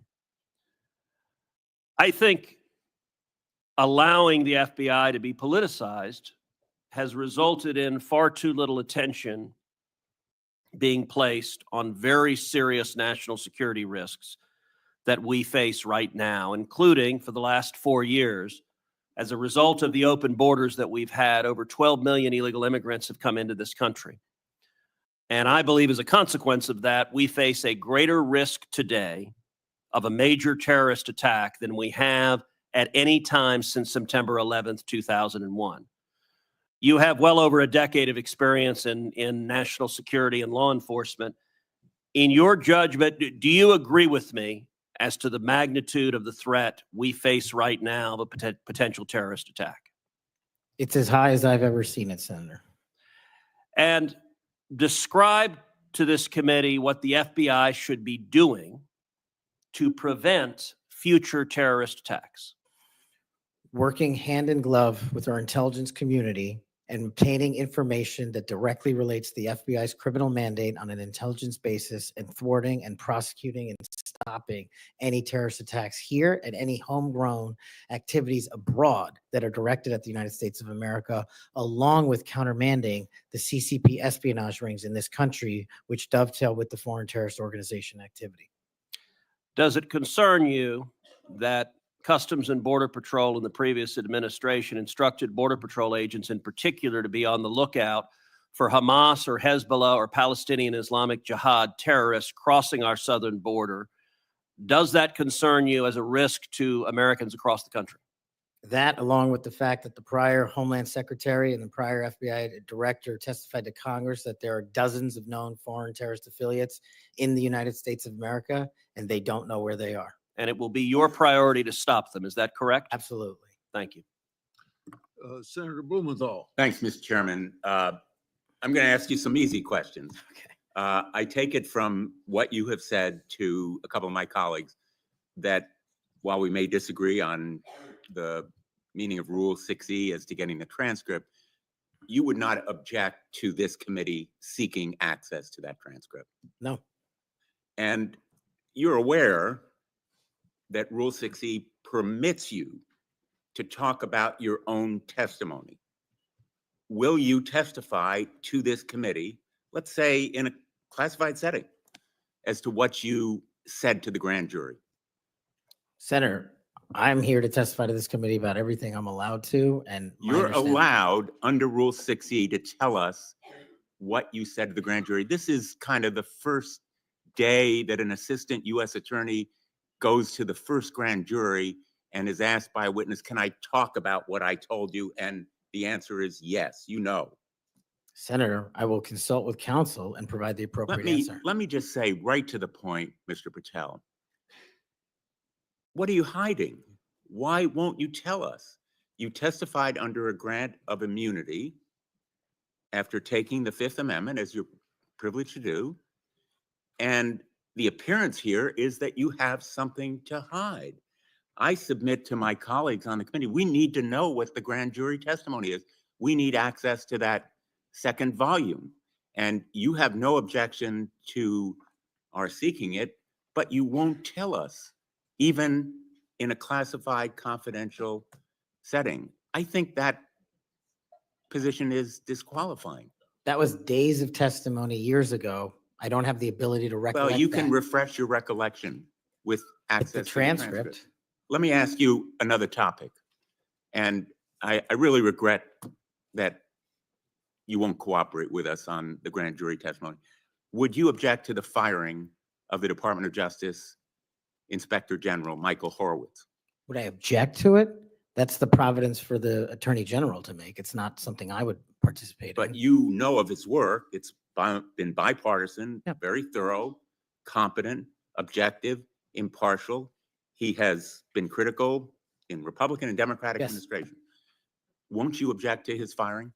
I think he's done a great job, but it's not up to me to decide who stays and goes at the Department of Justice. But I'm not asking you to make the decision. I'm asking you whether you will take a stand, speak up, stand up in favor of a watchdog who has helped preserve the integrity of the Department of Justice and aligned himself against waste and fraud and abuse. If the Attorney General asked me, yes, for my opinion. Volunteered. Thank you, Mr. Chairman. Thank you, Mr. Chairman. Mr. Patel, I want to continue on a brief topic I mentioned earlier and one that we discussed in my office when you came to visit in December, and that is Redstone Arsenal and the FBI assets and the men and women that will report to you when confirmed that are there in Huntsville, Alabama. So I really want you to come and visit with me. The state-of-the-art facilities that we have there are pretty incredible. I mean, when you look across the board, we have the ballistics research facility, the hazardous device school, we have TDAC, which is the terrorist explosive device analytics center. And last but not least, obviously, what is sometimes referred to as Headquarters South. We have the sprawling north and south campus of the FBI.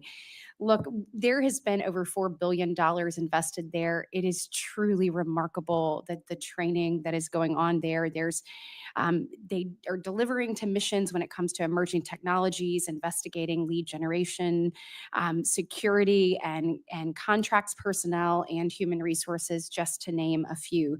Unfortunately, I don't have enough time in my 3 minutes to dive into all of the incredible work that's doing there, but just want to reiterate that the workforce occupying these facilities, they were moved from DC to Huntsville.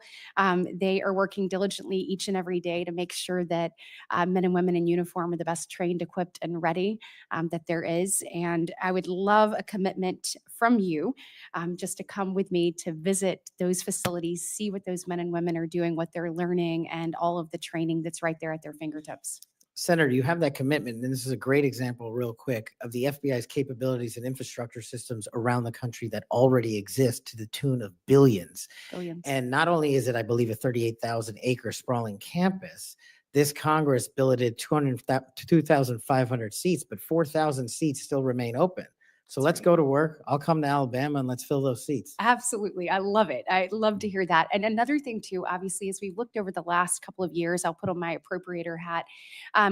The budget, obviously, for the FBI has been decreased. Obviously, you're going to help us return America's trust in the FBI. But as we look at that and we try to make those numbers work, I just want on your radar, I want you to be thoughtful about this. You know, it's easy to say, let's cut training. That's an easy thing to cut first. I think that that's the worst thing that we can do. We want to make sure that our men and women are ready, that they're ready to find leads that lead to child trafficking rings and other things. And you've talked about the rapes, the fentanyl overdoses, the murders. We want to make sure that we are equipping them with all the tools necessary to make those strides for the American people. And so just want your commitment from you that as we look at those things, that you will take a good look at training and make sure that that's not the first thing that gets cut. Absolutely. High standards and merit. That's Thank what you we'll so do. much. Thank you, Mr. Chairman.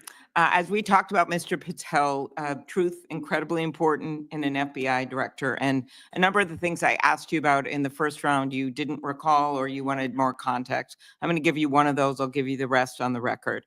That was about when I asked you about the Capitol Police officers who testified in the January 6 hearings and you accused them of lying. You said, and I quote, "I don't think that's accurate."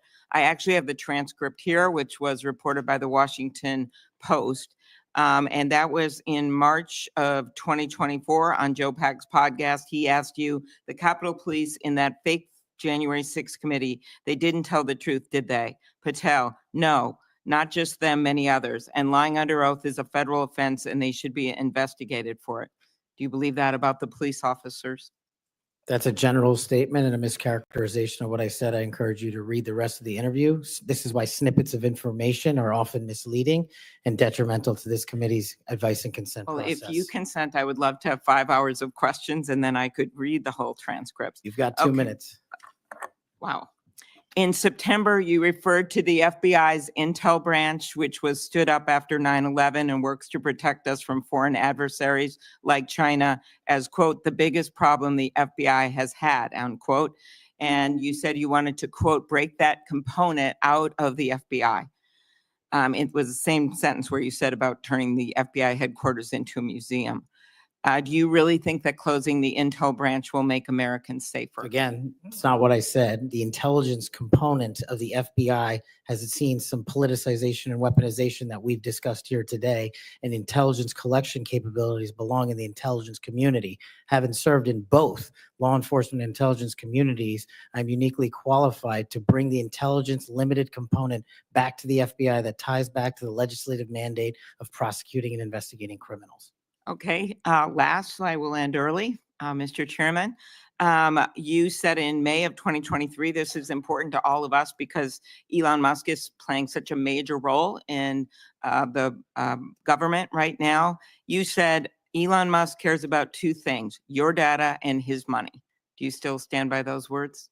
I don't have that entire quote, but that's what it says. It was in you were angry because of an endorsement of Governor DeSantis in Florida. And so you were defending Donald Trump. And so you criticized Elon Musk.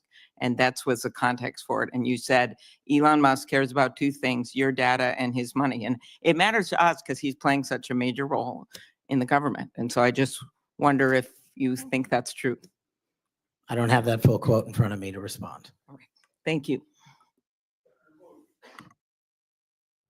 Thank you, sir. It sounds to me like my fellow senator is trying to get you to move FBI headquarters to Alabama. I have a full list of why it should move to Florida, and at the very least, maybe a Florabama FBI HQ. Good people there, good recruits. We would fully support it. Moving on to a more serious matter, I know you would be shocked to learn this. As AG and as the chair of the Human Trafficking Council in Florida, we saw trafficking explode around the nation as a result of the Biden administration wide open borders. That's no surprise to anyone. But it might shock you to know that the National Human Trafficking Hotline that was funded by Congress to report tips to law enforcement in the last 4 years decided that they would no longer report tips to law enforcement, that they would take a more victim-centered approach. And this fell in line with a lot of what we saw over the last 4 years with people saying things like defund the police, abolish the police, nonsense policies that lead to an explosion in crime. You and I both understand that from our prior work experience. Absolutely. So there was a CEO that was put in charge in the last 4 years who said that that we cannot arrest our way out of the human trafficking problem. And I quote, "Trafficking in all its forms is the end result of inequities, abuses of power, and massive systemic and government failures." Do you believe that that is in fact the cause of human trafficking, or is it the result of evil, heinous humans that seek to profit off of others' pain? The only people responsible for human trafficking are the criminals that intentionally traffic in humans, in children, and exploit them. And if I'm confirmed, it will be one of the top priorities to make sure that doesn't happen in this country and that we find the thousands of missing children that are still missing. I, along with many of the other attorneys general in this nation, in a bipartisan fashion, not only demanded that they begin reporting tips to law enforcement so that they could follow up and go after the traffickers so that they didn't continue to victimize others, but we also came to Congress and tried to get funding pulled, or at least a mandate that they do what they were created to do, and that is to report tips to law enforcement. Do I have your word moving forward as someone who understands the necessity to go after traffickers, to not only identify and rescue victims, but to ensure there aren't other victims? Do I have your word you'll work with me to come to Congress to make sure that that happens so that that can never happen again? You do, Senator. I'm proud to say in Florida, we were able, when we didn't get that result here in Congress, we started our own hotline. It's one of the first in the nation. And no surprise, we immediately rescued 10 victims of human trafficking that were being held by force in massage parlors. Reporting to law enforcement works. It allows us to rescue and save lives. And I know you will bring that mission focus back to the FBI.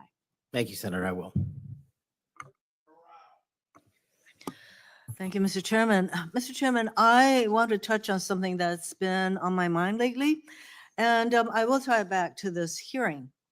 We have seen a wholesale attack and assault in the past 2 weeks by President Trump on the value of diversity. Through his executive orders, he is seeking to dismantle over 60 years of work to promote equal opportunity in the federal government.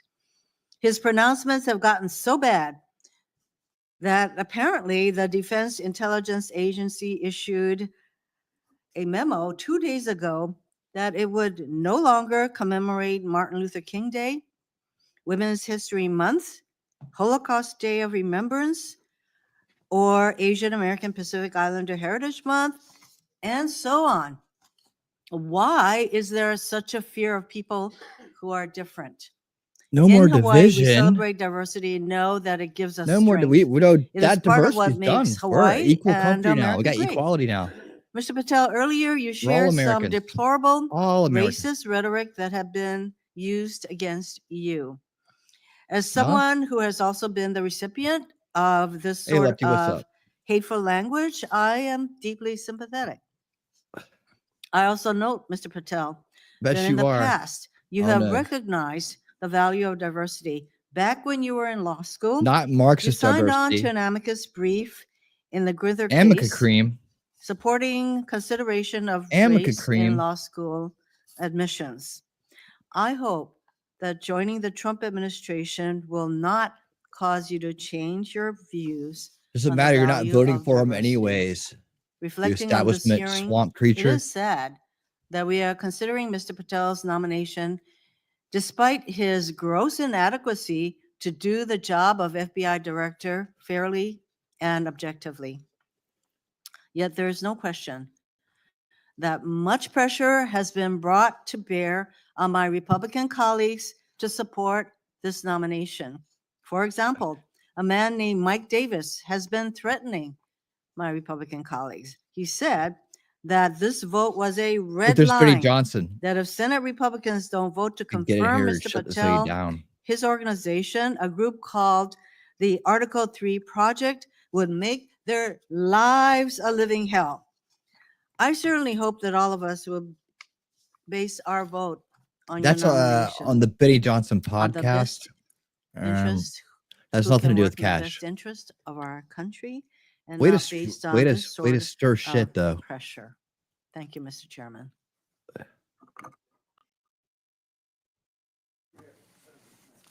Thank you, Mr. Chairman. I want to give you a chance to respond to this because I think my colleagues are misstating the law here.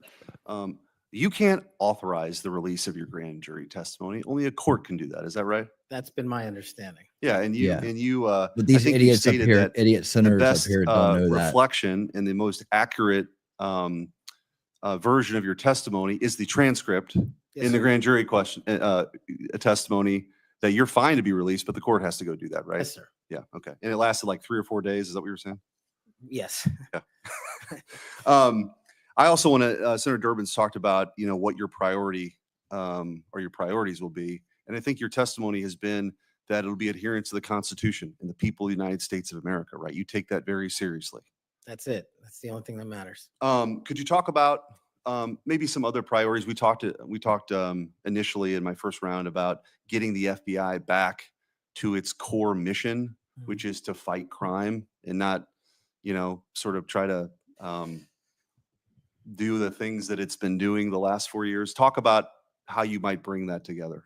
So, Senator, I appreciate the question. It's something I wanted to address maybe 6 hours ago. So I appreciate the opportunity to do it now. Whether we prioritize going after violent crime and national security, we cannot defend against either of those successfully unless we go after the underlying criminal nexus there. And Get rid whether of it's all human division. trafficking, whether it's terrorism, whether it's opioids, and whether it's just outright gang violence, the intersection there is narco trafficking.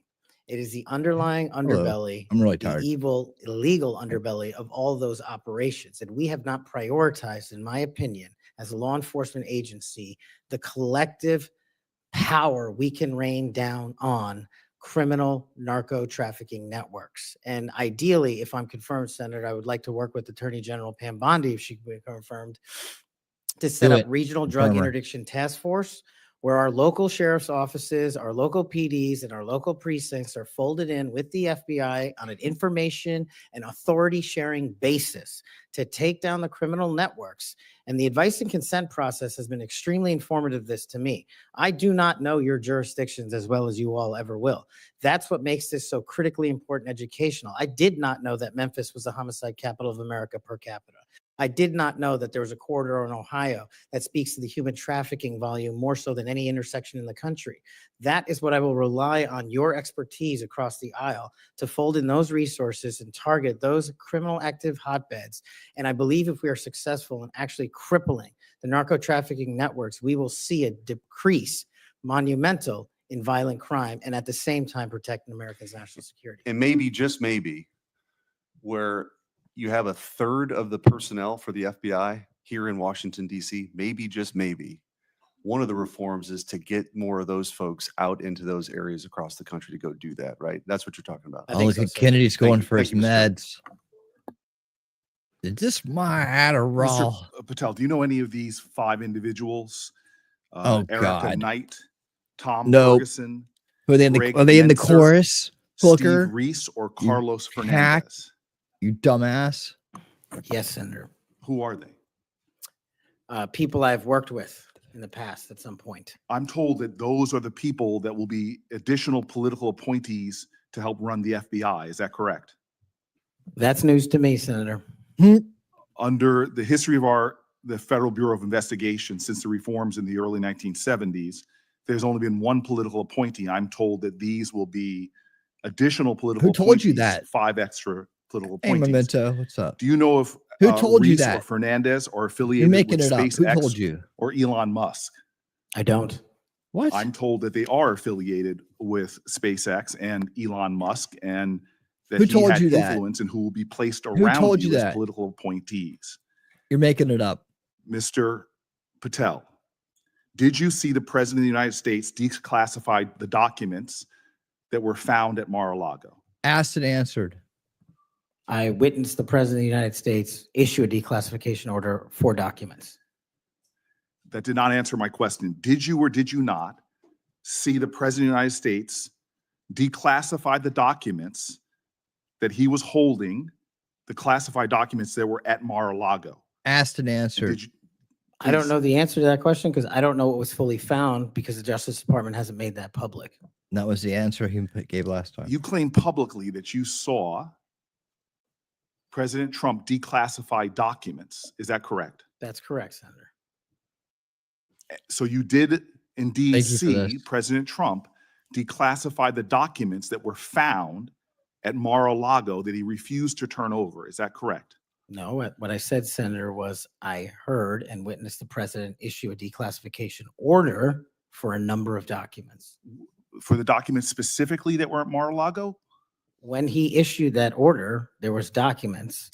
I don't know what was found and what was not found at Mar-a-Lago. I wasn't there. So this is the issue. The question is will you lie for the President of the United States? Would you lie for Donald Trump? No. I hear you saying no, but the best way You're to trying to clarify say like that like would be to testify shift as you are lied allowed for by Biden? law upon what you Shift said lied to for the grand Clinton? jury. Because that grand jury, as you Like just Ray said to my lied, colleague, like 2 or Comey 3 days lied. of it was Like about that, this like specific those issue. establishment And so tools? He's as not my like them. time ends, Mr. Chairman, it would be utterly irresponsible for this committee to move forward with his nomination unless we know factually, which can be proven Recall election. by looking at the documents that he's refusing to guy. testify Recall. towards.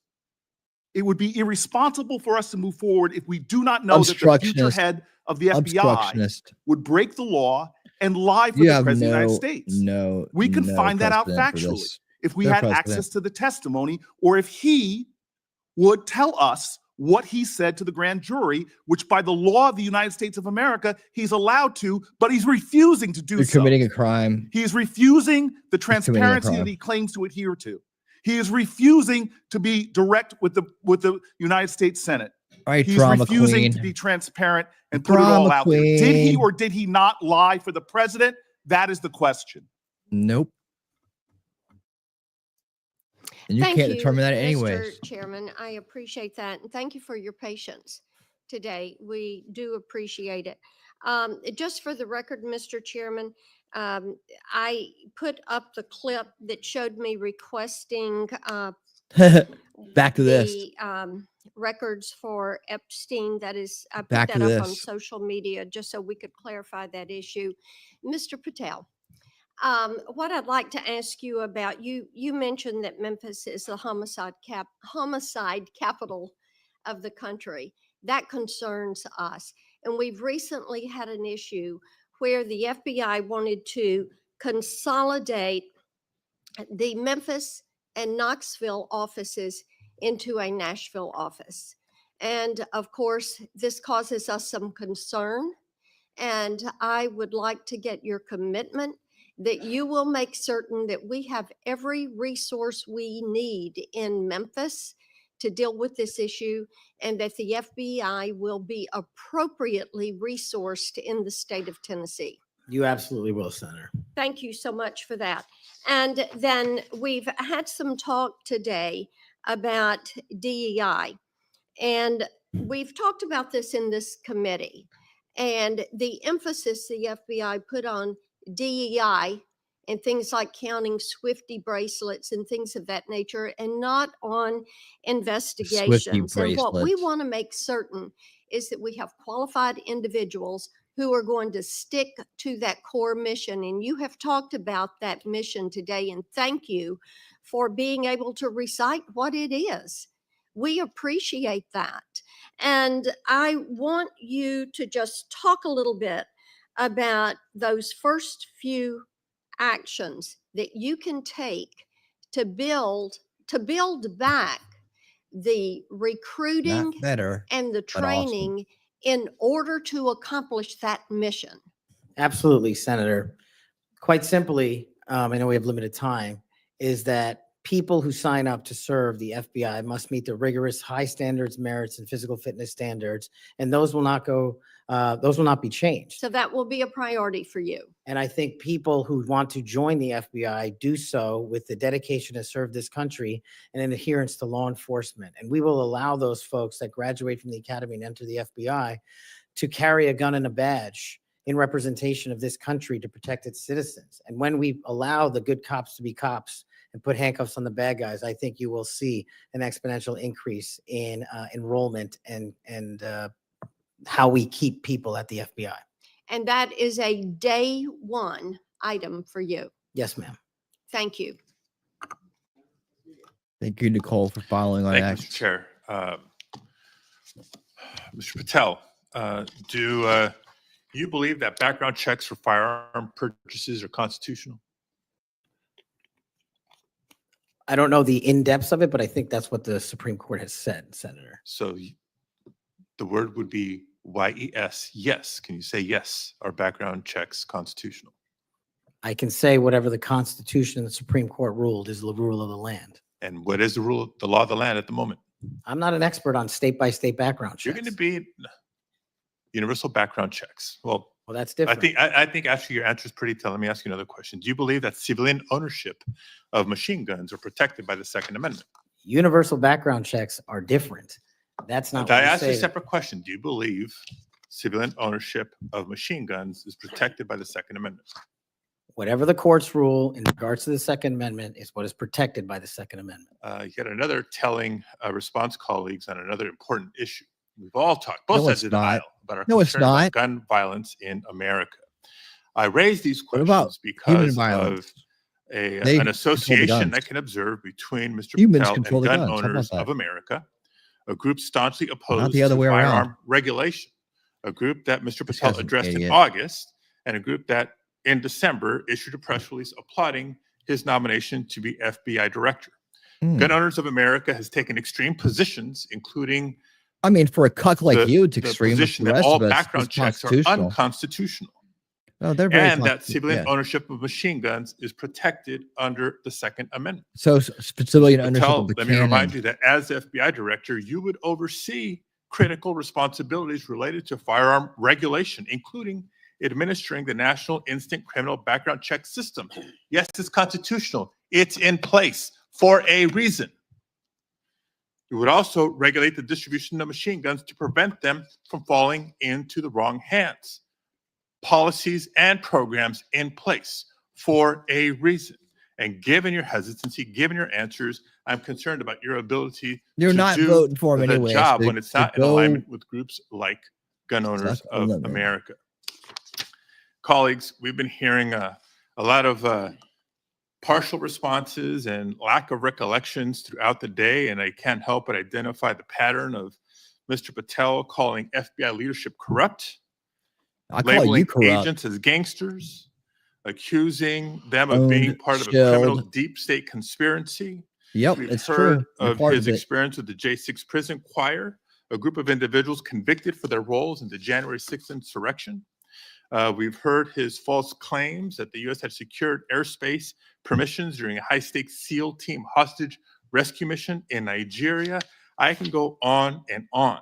Yeah, you can lie These forever. positions are You inconsistent can mislead people with forever. You're the good at role it. of FBI You're director, an a position establishment that tool. demands independence, professionalism, and unwavering commitment to the rule of law.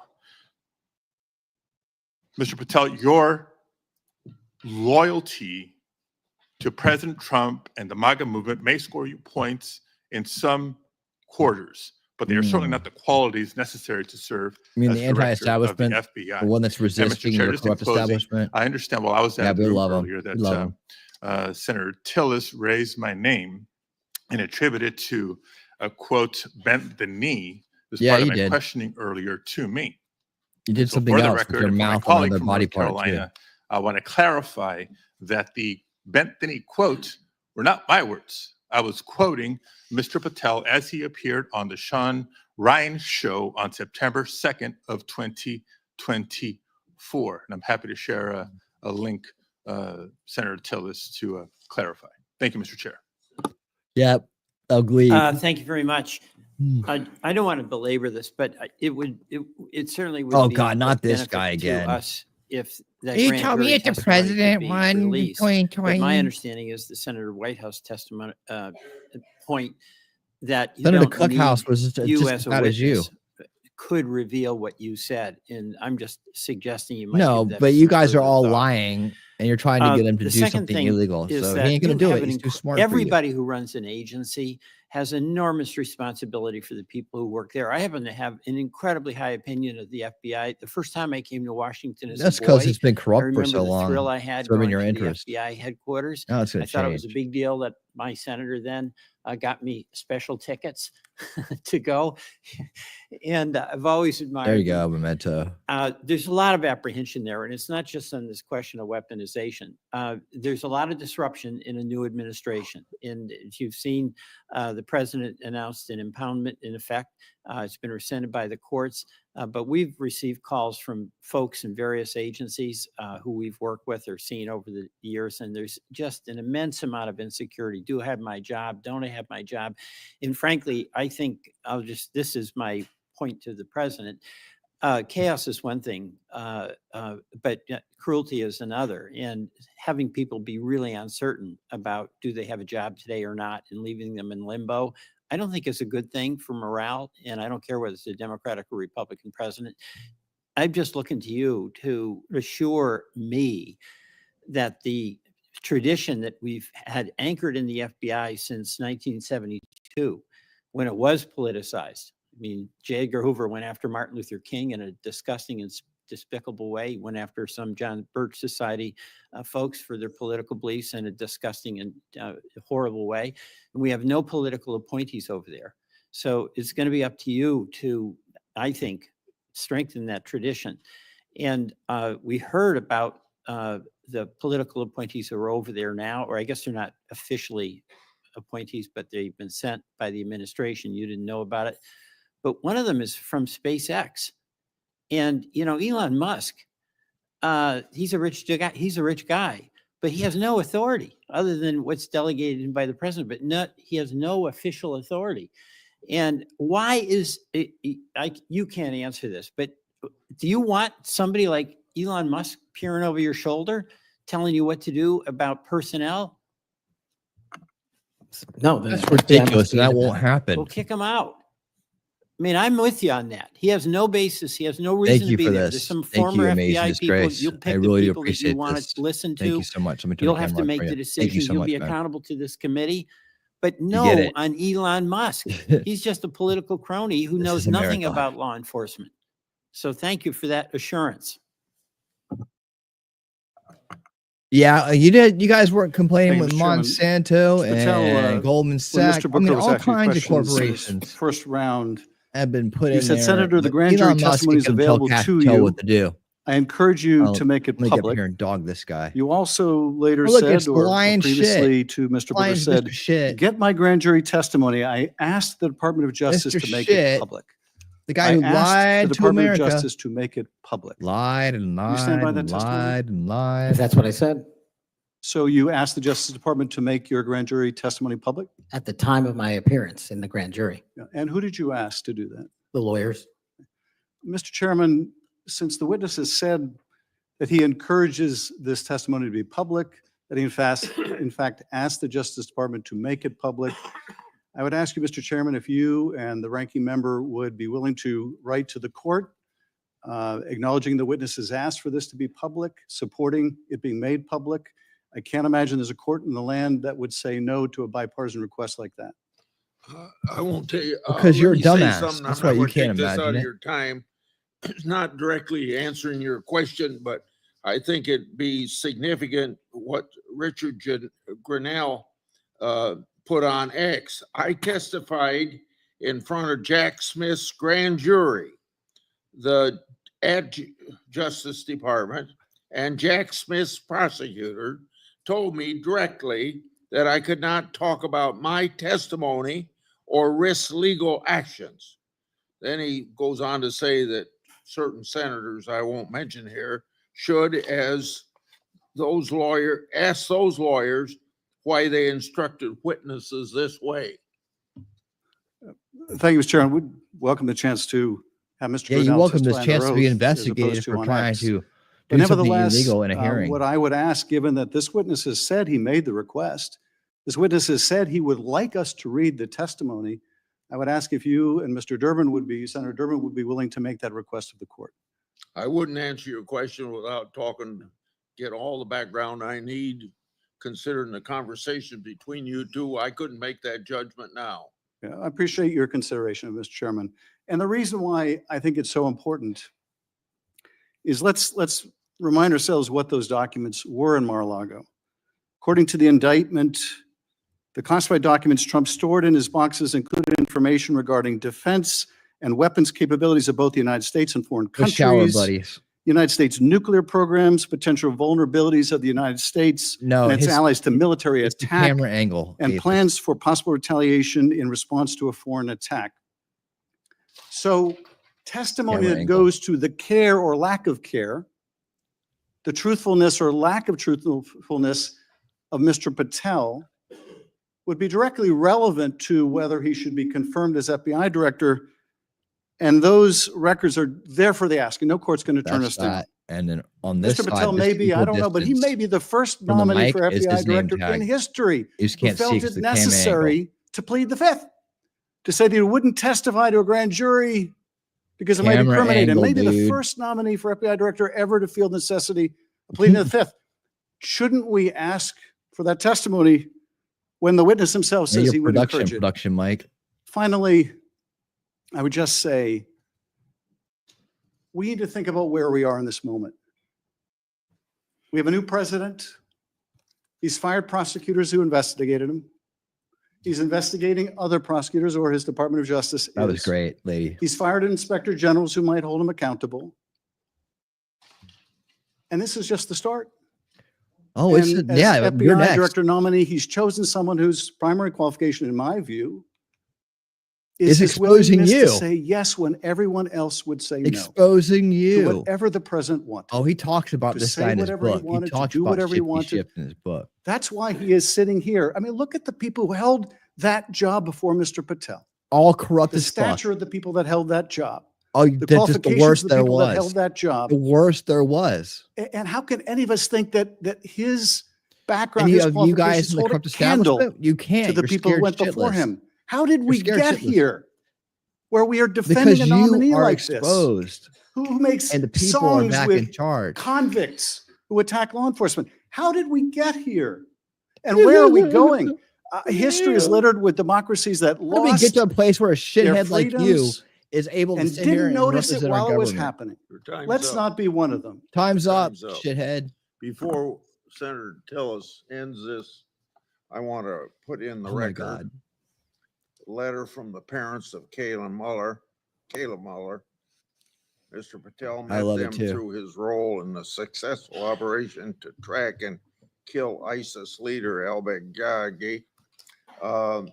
The terrorist, I'm quoting, the terrorist group ISIS kidnapped our daughter Kayla on August 2013. Any family who has lived through such an experience will know the value of dedicated, compassionate law enforcement officials. Because we have personal experience of his dedication, we know that Kash Patel is such a person. Almost 6 we hours continue here. to see in him a genuinely That's a full day of work. kind, thoughtful, Almost. Too much. action-oriented man who focuses on what is true and right and just. He loves our country and our citizens and wants the best for them all. He wants the country to do the best that it can. Without objection, I'll put their letter in the record. Senator Thank you. Tillis. Thank you, Mr. Chairman. Mr. Patel, I think everything that I did to invest in knowing you better has been on display today. Congratulations. You've exhibited composure, knowledge of the subject matter that I Hell think yeah. more than qualifies you for director of the FBI.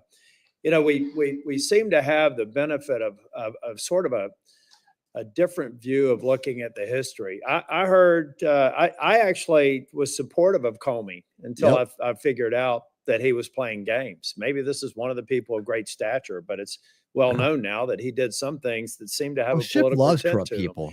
I voted showers for with Christopher them. Wray. I think he's a good man. but I also think he oversaw a department that did bad things. And at the end of the day, that person has to own it. And you will too. That's why I get You good know, people in there. it's probably going to disappoint the audience to hear what I'm about to say. Now, those who are watching at home, but you may be surprised to know that most of us at this dais on both sides of the aisle like each other. Senator Schiff and I just met within the last week to talk about areas that we can work together on. Senator Padilla and I actually worked together. We co-chair the bipartisan mental health caucus, and I believe it's actually one of the most important pieces of legislation we've done. I didn't get a whole lot of Republicans to vote for it, but a fair number. And this is working extraordinarily well. Would you commit to me to go into the Nix Center in West Virginia and just see how extraordinary this has come to be, and how it hasn't resulted in a mass confiscation of guns? It hasn't resulted in a propagation of red flag laws. In fact, the plain text of the legislation is not allowing money to flow to states, unfortunately, including Florida, that we believe have not gotten the due process right quite yet, so that we would actually fund red flag laws that make sense. This is what bipartisanship produces. Now, you're not going to see any bipartisanship in your confirmation. Look, we had Pam Bondi here, and we had people on this committee talking about a friendship or a friendly relationship in the past. The fact is, it was a shirts and skins game. Blue voted no, red voted yes. It's got to be the same thing for your confirmation.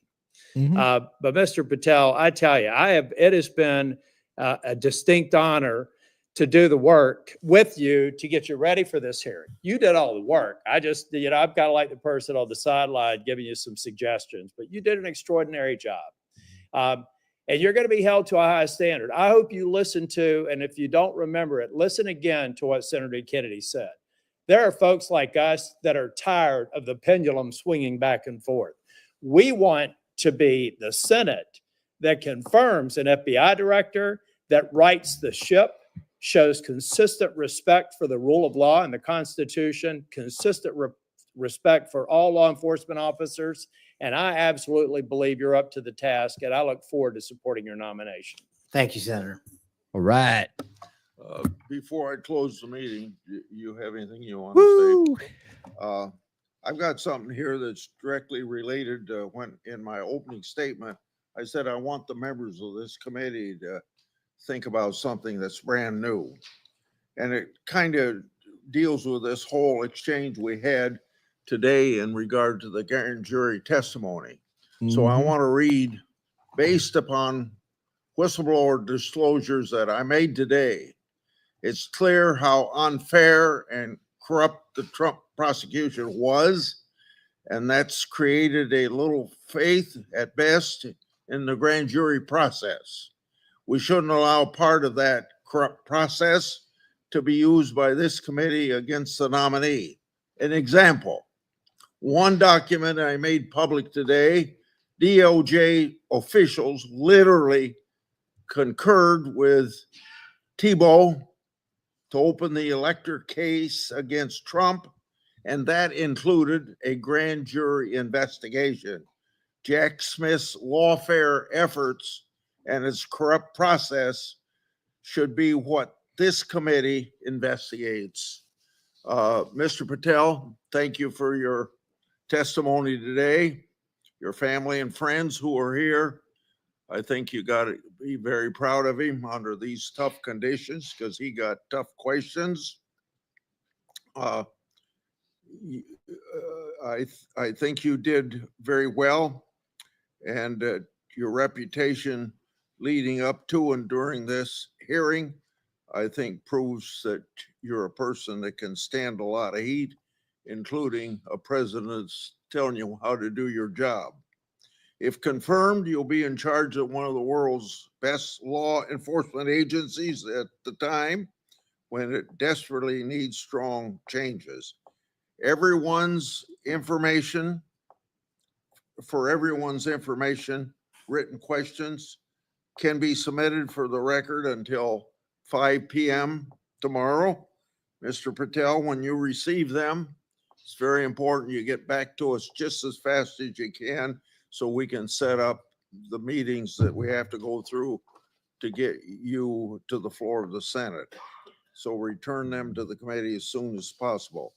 Mr. Patel, you are excused and the hearing is adjourned. Thank you, Mr. Chairman. All right. Wow. We did it, y'all. We did it. Almost 6 hours of streaming. Kash Patel. Kash Patel. That was a marathon and a half. It is a full day of work for me. I appreciate, and I'm going to appreciate you right now, the two people that recognize that and were able to super chat today. Here we go.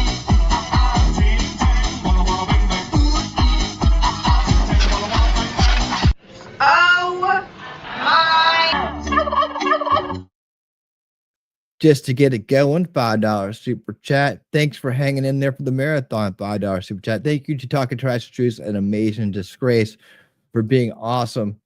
And you know, when I'm doing this, I'm not doing anything else. So it is kind of like a full-time job today. So I appreciate you guys helping me support my family and keep the channel running. I really do appreciate those who think about the work and effort that goes into things and then contributes to the community and all that stuff. So I do appreciate it. I do. I can't thank you enough.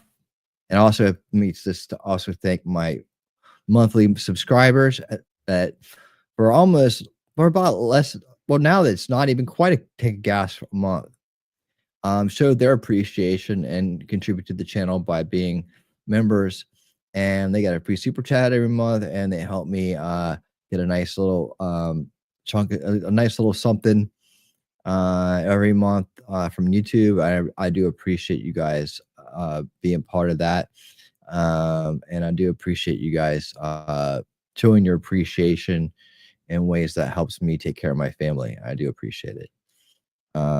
A gift of memberships on Rumble? Who did that? Where? Oh, Talking Trash Truth got gift of membership over there. Anybody else? Rumble rant? I didn't see it. Okay. There you go. Who got it? Who got it?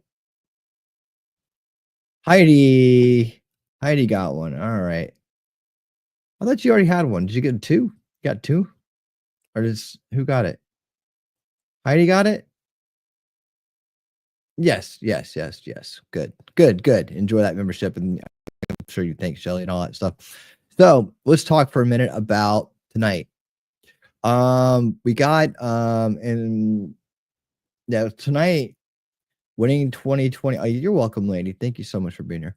Winning tonight is the name of the show. What we have scheduled was Tulsi rewatch. Tulsi's seemed to be like a blitzkrieg that I went by really fast. I think I can probably find highlights of that. Now, another thing that went on today, and I'll just show you right here. And I don't know if I want to do all this, but if we do this on winning, I get this. Sorry for the bright light here. It's not letting me full screen for some reason. Oh, it's because this one's on full screen. Probably. Let me just get rid of that. Oh, that's the problem. I see. And let me just move it over here. Let's see. Will you let me do it now? No, you won't. Okay. Open a new window. Let's see if you'll let me do it now. Oh, you look at you. All right, cool. So, what else went on today was another rundown of Kennedy right here. And that was at 10 a.m. this morning. And it was from the committee, it was a Committee on Health, Education, Labor, and Pensions. So different set of questions, different set of people. My time to right here. services. I want to thank President Trump. Sanders is in there again. Look at me, I'm a socialist. God, look at that crazy look on his face. He's so nuts, man. Look at this guy. Oh, if I'm in a panda, and then I slander, panda slander. Right? That's what he does. And I don't understand how he keeps getting elected, other than there's a lot of communists living in this town. Look at this guy. He's absolutely insane.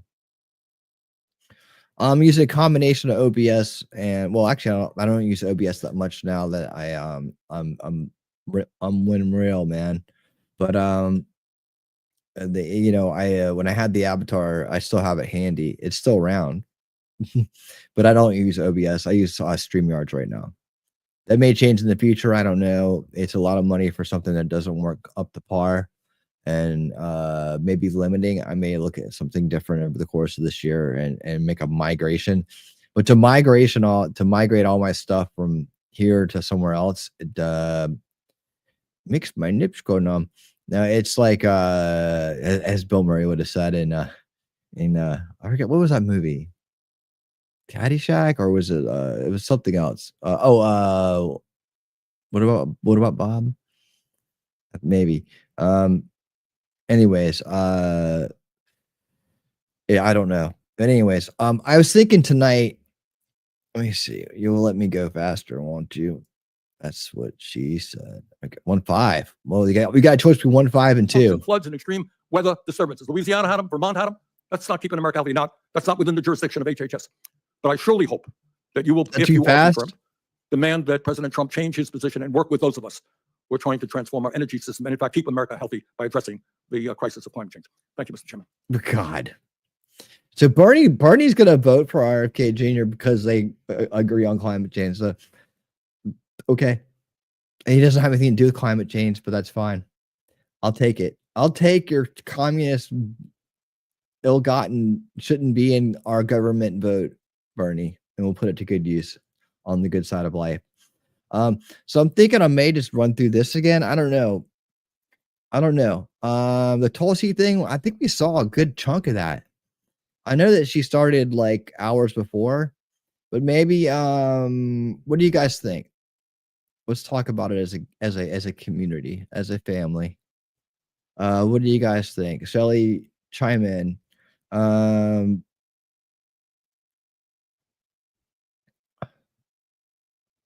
Yeah, I mean, if you only use OBS and you don't use StreamYards, you got a lot of production work to deal with. You got to constantly be transitioning, and you can do a lot of stuff. I like StreamYards for the compactness of everything, but I know Streamlabs and what's the other one? There's another one out there that Scott Free Freedom uses that offers the same kind of packages. I don't know. I think all in all, if you can actually get Streamlabs to run right and work for you, that it may have the most amount of options. It's the other one. It's one that starts with an R. Much more customized. Have you used StreamYards before? But it's like this. Like if I want to broadcast in 1080, which I'm not doing right now, right? It makes the video kind of laggy, right? So I have to go down to 720. I go down to 720, right? And my Rumble picture looks blurry, right? It's not as sharp over there for some reason. I've noticed that. So the video looks sharp over on Rumble, but my camera itself looks blurry. Doesn't look as sharp. So when you're paying as much money as I am a month, and what is it, up to like $50 a month now for StreamYards? You're paying this much, you're not getting what you're supposed to be getting out of it. It makes me go, I gotta redo it. And that's like I said, the members that are scrolling at the bottom of the screen, you guys I almost have enough to cover almost like not but kind of close. I cover about half of StreamYards with those memberships. So like just to let you know, that those really do help. And it's just like I take a gas, maybe less now. A Biden taking gas, but really gas is going to be going down. So I won't be able to say that much longer. And I don't know. I haven't looked. Some of these people may have fallen off and I might not even know yet. Right. So I don't know. I have to check to see who's still on here, because some of these people became members and I haven't seen them. So I don't know if they're still paying or supporting the channel or not. So every now and then I go back in and check, but I always put a new person down there when they become a member, and they get a special intro and all that stuff. and they get thanked at the beginning of every stream.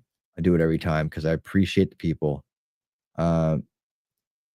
Yeah, exactly. It's like combined, we pay $100 just to stream. Yeah, but it's like 50 for that.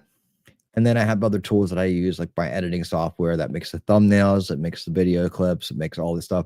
I'm paying them monthly for that, and you end up paying them monthly for that so you can keep, access to your stuff that you've already worked hard on, your projects and whatnot. There's a few other things that I keep going. AI things like for the refacing and stuff. I keep the memberships live on, so I can jump in there at any time and if I get an idea and put something together for you guys. So yeah, there's a cost, and there's also the time that you're on. So like 6 hours today, 8 hours. What was it yesterday? Yesterday was like 8, and let me see what was yesterday. Yesterday came out to 7 hours and 33 minutes between the two shows I did yesterday. So that's a full day of work, and we're going on 6 hours here, and I'll do another 2 to 3 hours tonight. So that's almost 9 hours right there. And that's 9 hours that I'm not working another job. And then Friday, I may need to do an additional show depending on what we do tonight. So if that's the case, Saturday I got plans Saturday night, so no winning Saturday night this week. Sunday I'll be back with another unveiling reality down the UFO alien rabbit hole, because that's picking up. There's a lot to cover there. People really like that show. It's actually a lot of fun. So like when we do politics, we do the serious stuff, we do unrigging the game and solution culture and all that stuff. Unveiling reality shows a lot of fun. Degrifting the alien UFO conspiratainment world is become a lot of fun. It's a lot of fun when you realize how off these guys are and how grifty these guys are. It's hilarious. Yeah, so we'll do that one or the other. Look, what the hell? Like what just happened? Like the YouTube just jumped up to 35 and went back to 23 like a less than a minute. What was that? Like a swarm came through here. Like some kind of swarm. I mentioned oh, it went back up. Like I mentioned the UFO alien rabbit hole, and all of a sudden it's like they all came in like a swarm. I don't know. That must have been like a passing swarm of bots or something. That was weird. It spiked for like a second and then it dropped. And then because I have it on subscribers only, so the bots were like, "Nope, can't go in there. Let's get out of here." But anyways, thanks for the views. If they stick around, yeah, make sure you like it, because liking it, that's a nice thing to do. It's a nice thing to do. We're up to like 43 right now. Appreciate that. So anyways, I'm just babbling because I'm really tired. I'm getting ready to go take a really long nap, so I can come back tonight. Oh, you got booted? See, it might have been the bot swarm that's passed through here like a tornado. And they're on their way to some other channel. I don't know. I doubt it was that. If it was, I'd be saying keywords like that all the time. UFO alien rabbit hole. Degrifting Stephen Greer. Nothing's changing. All right. So I don't know. What do you guys did anybody reply to me, or did I talk to the wall here? Does anybody want to put in a word on and put in their thoughts on what we should do tonight in terms of which coverage we should do? Should we watch the first part of Tulsi, what we didn't cover today during the break? Like we literally watched about 30 minutes of that. And it started about an hour and a half beforehand. And it's, you know how these things go. They're like the establishment tool bags, the scumbags, the swamp. They just go through and they keep hounding the same thing, hounding the same thing. Like they did it to Kennedy, they did it to Cash, they did it to Hegseth, right? All the ones we watch, they find something, they're like, this is all we got, so let's all hound on it, and they just sound like complete assholes, and and they keep hounding the same thing. So like Tulsi, within 30 minutes, I got a good feel of things they're hitting her with, right? But you said this about Trump way back when, right? You said, what about Snowden? You know, I mean, within 30 minutes of watching, I was like, this is what it's going to be like, right? The other half is like, thank you for your service. You're awesome. I loved working with you. You're so pretty, you know, all that stuff. I don't think anybody says you're so pretty, but they were thinking it. You know, you're brave. You got what it takes. I believe you're qualified. You know, it's like one or the other. Do we want to go through another 3 hours of that, or do we want to kind of like hit the highlights on Tulsi, see what's going? I mean, I wouldn't mind hitting the highlights on both these guys and just not try to sit through like 3 hours of hearings again. In fact, I think we're pretty much wrapping up hearings. This I need a drink too, Snipe, and I don't really drink that much anymore.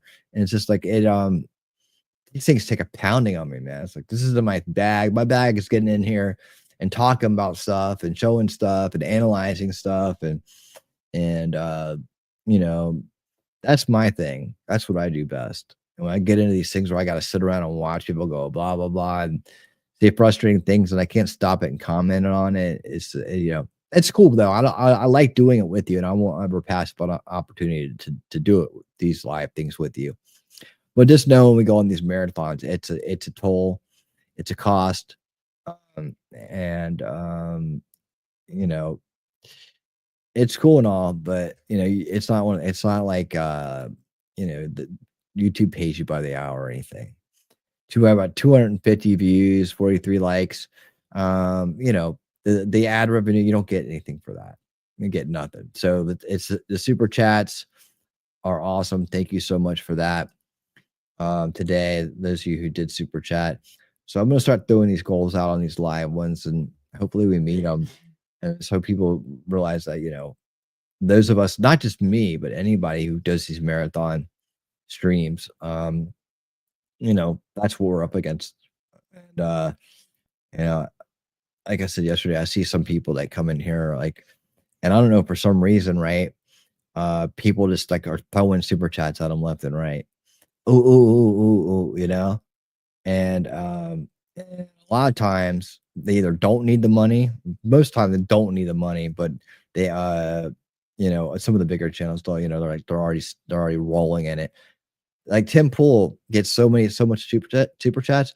He doesn't read half of them. He doesn't judge like $100 or $50 super chat as a higher value than someone who just throws $5 in the comment on Ian's hair. And so someone with an important point, and then you don't get them read in real time either, right? They'll leave them to the end, so then they're out of context. Like people, I think people send there's two reasons they send super chats. And hey, Jacob, what's up? Yeah, he was hot garbage. Is one is they want to say thank you, right? They want to say thank you for and show their gratitude for what you're doing. The other is they want to get involved in the conversation you're having right then, right? And that's the way a lot of higher value super chats come in. They're like, I got something to say right now, and I want to talk to you about it. I got a question I want to ask you, you know? And so I tend to treat them like that. Unless we're in the middle of a live event like today, I wouldn't really stop the live event to read a super chat and get to a discussion, because that takes everybody else out of the flow. However, if it was just one of my regular shows and I'm in the middle of something and someone sends in a nice super chat, you're at the front of the line, you get the question answered, right?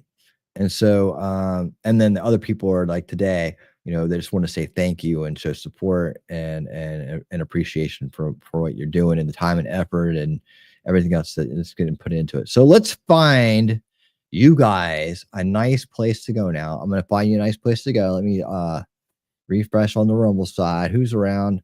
Man, I'm wearing Gary out with who's this? Dr. Drew. I'm wearing Gary out on the Rumble forward, so I probably won't. No, it's 27. All right, 27. Hey, you know what? It's always a good time to go see Gary. Let me grab his link. And it looks like he's rewatching Cash. I don't know if people on the Rumble side want to see that or not. But if you missed it, I don't know. Actually, if he's rewatching Cash, we just watched it. That would not be cool. You guys want to go to Splash Fashion TV? InfoWars, no. Everybody else is off the air, so no Rumble for today. Let me find out who's over here on the YouTube side of life. Let's see how we did today on subscribers. We're getting a few subscribers over here. We're not quite back up to our all-time high yet. One more, we'll be back up to our all-time high. And thanks again for getting us over 40 likes. 40 likes is now our new benchmark. That's a great feeling. God, for so long, just getting to 20 seemed like a marathon. It seemed like it was never going to happen. And now we're now 40 is like becoming the standard. So I really do appreciate the 40 standard from everybody. Let me take a look at this. Refresh this. I'm talking to you as I'm looking for somewhere to redirect. At the same time, I'm doing that. I'm thinking about my bed upstairs and like the pillow and how I'm going to lay my head on it. And I'm taking a nice long nap. It's 3:30. Before I see that, that's the other thing. Before I know it, it's going to be time to go again. I literally will lay down, probably would try to make a thumbnail as I'm falling asleep. And then is Robert going? What's going on over on Roberts? Is he watching the same thing? I got Robert, I got Uncivil. I kind of want to go to Robert. But Broken Baker's doing a murder trial that none of us are involved in, or we'd be there. Dr. Drew is doing RFK, but I don't know Dr. Drew and he doesn't know me. Let me see. Let me drop in on Robert real quick just to see what he's doing. Trying to always provide you guys with the best value I can. What is he doing over here? Is he doing the slow? Nope, he's reading super chats. There's a guy who gets a lot of super chats and deserves a lot of super chats. He brings a lot of value to the table. He really does, and he's got it going on over there. So I find that that like the high value streams, man, I get it. You know, he's got like $20, $5. He's just reading them off. So I don't know if you guys want to read Robert reading his super chats, but he's a lawyer and they're probably asking a lot of questions that are important. So I'm going to send you over to Robert. And those of you who want to can go listen to him answer questions that are probably about the legality of things. And it's always great to support Robert Grouvea. He does good work, people. He does good work. As for me, it's sleepy time. And thank you guys so much for being here. And thank you for hitting thumbs up. Thank you for everybody who supports the channel on a monthly basis. And thank you for everybody who sent super chats in today. I'll see you later tonight, I'm pretty sure. And we'll figure out what we're going to do. That you'll know by the thumbnail, I guess. I'll figure it out. It'll probably be a combination of Robert and Tulsi. I think maybe I'll just merge their faces together or something. I don't know. But anyways, probably a combination of that, a review of that, and top news and updates. And maybe by doing that, I won't need a Friday show. We'll see. It doesn't matter now. I'll talk to you about it in a few hours when I get back. All right. Thanks again, everybody. And until later today, everybody stay based and keep on winning.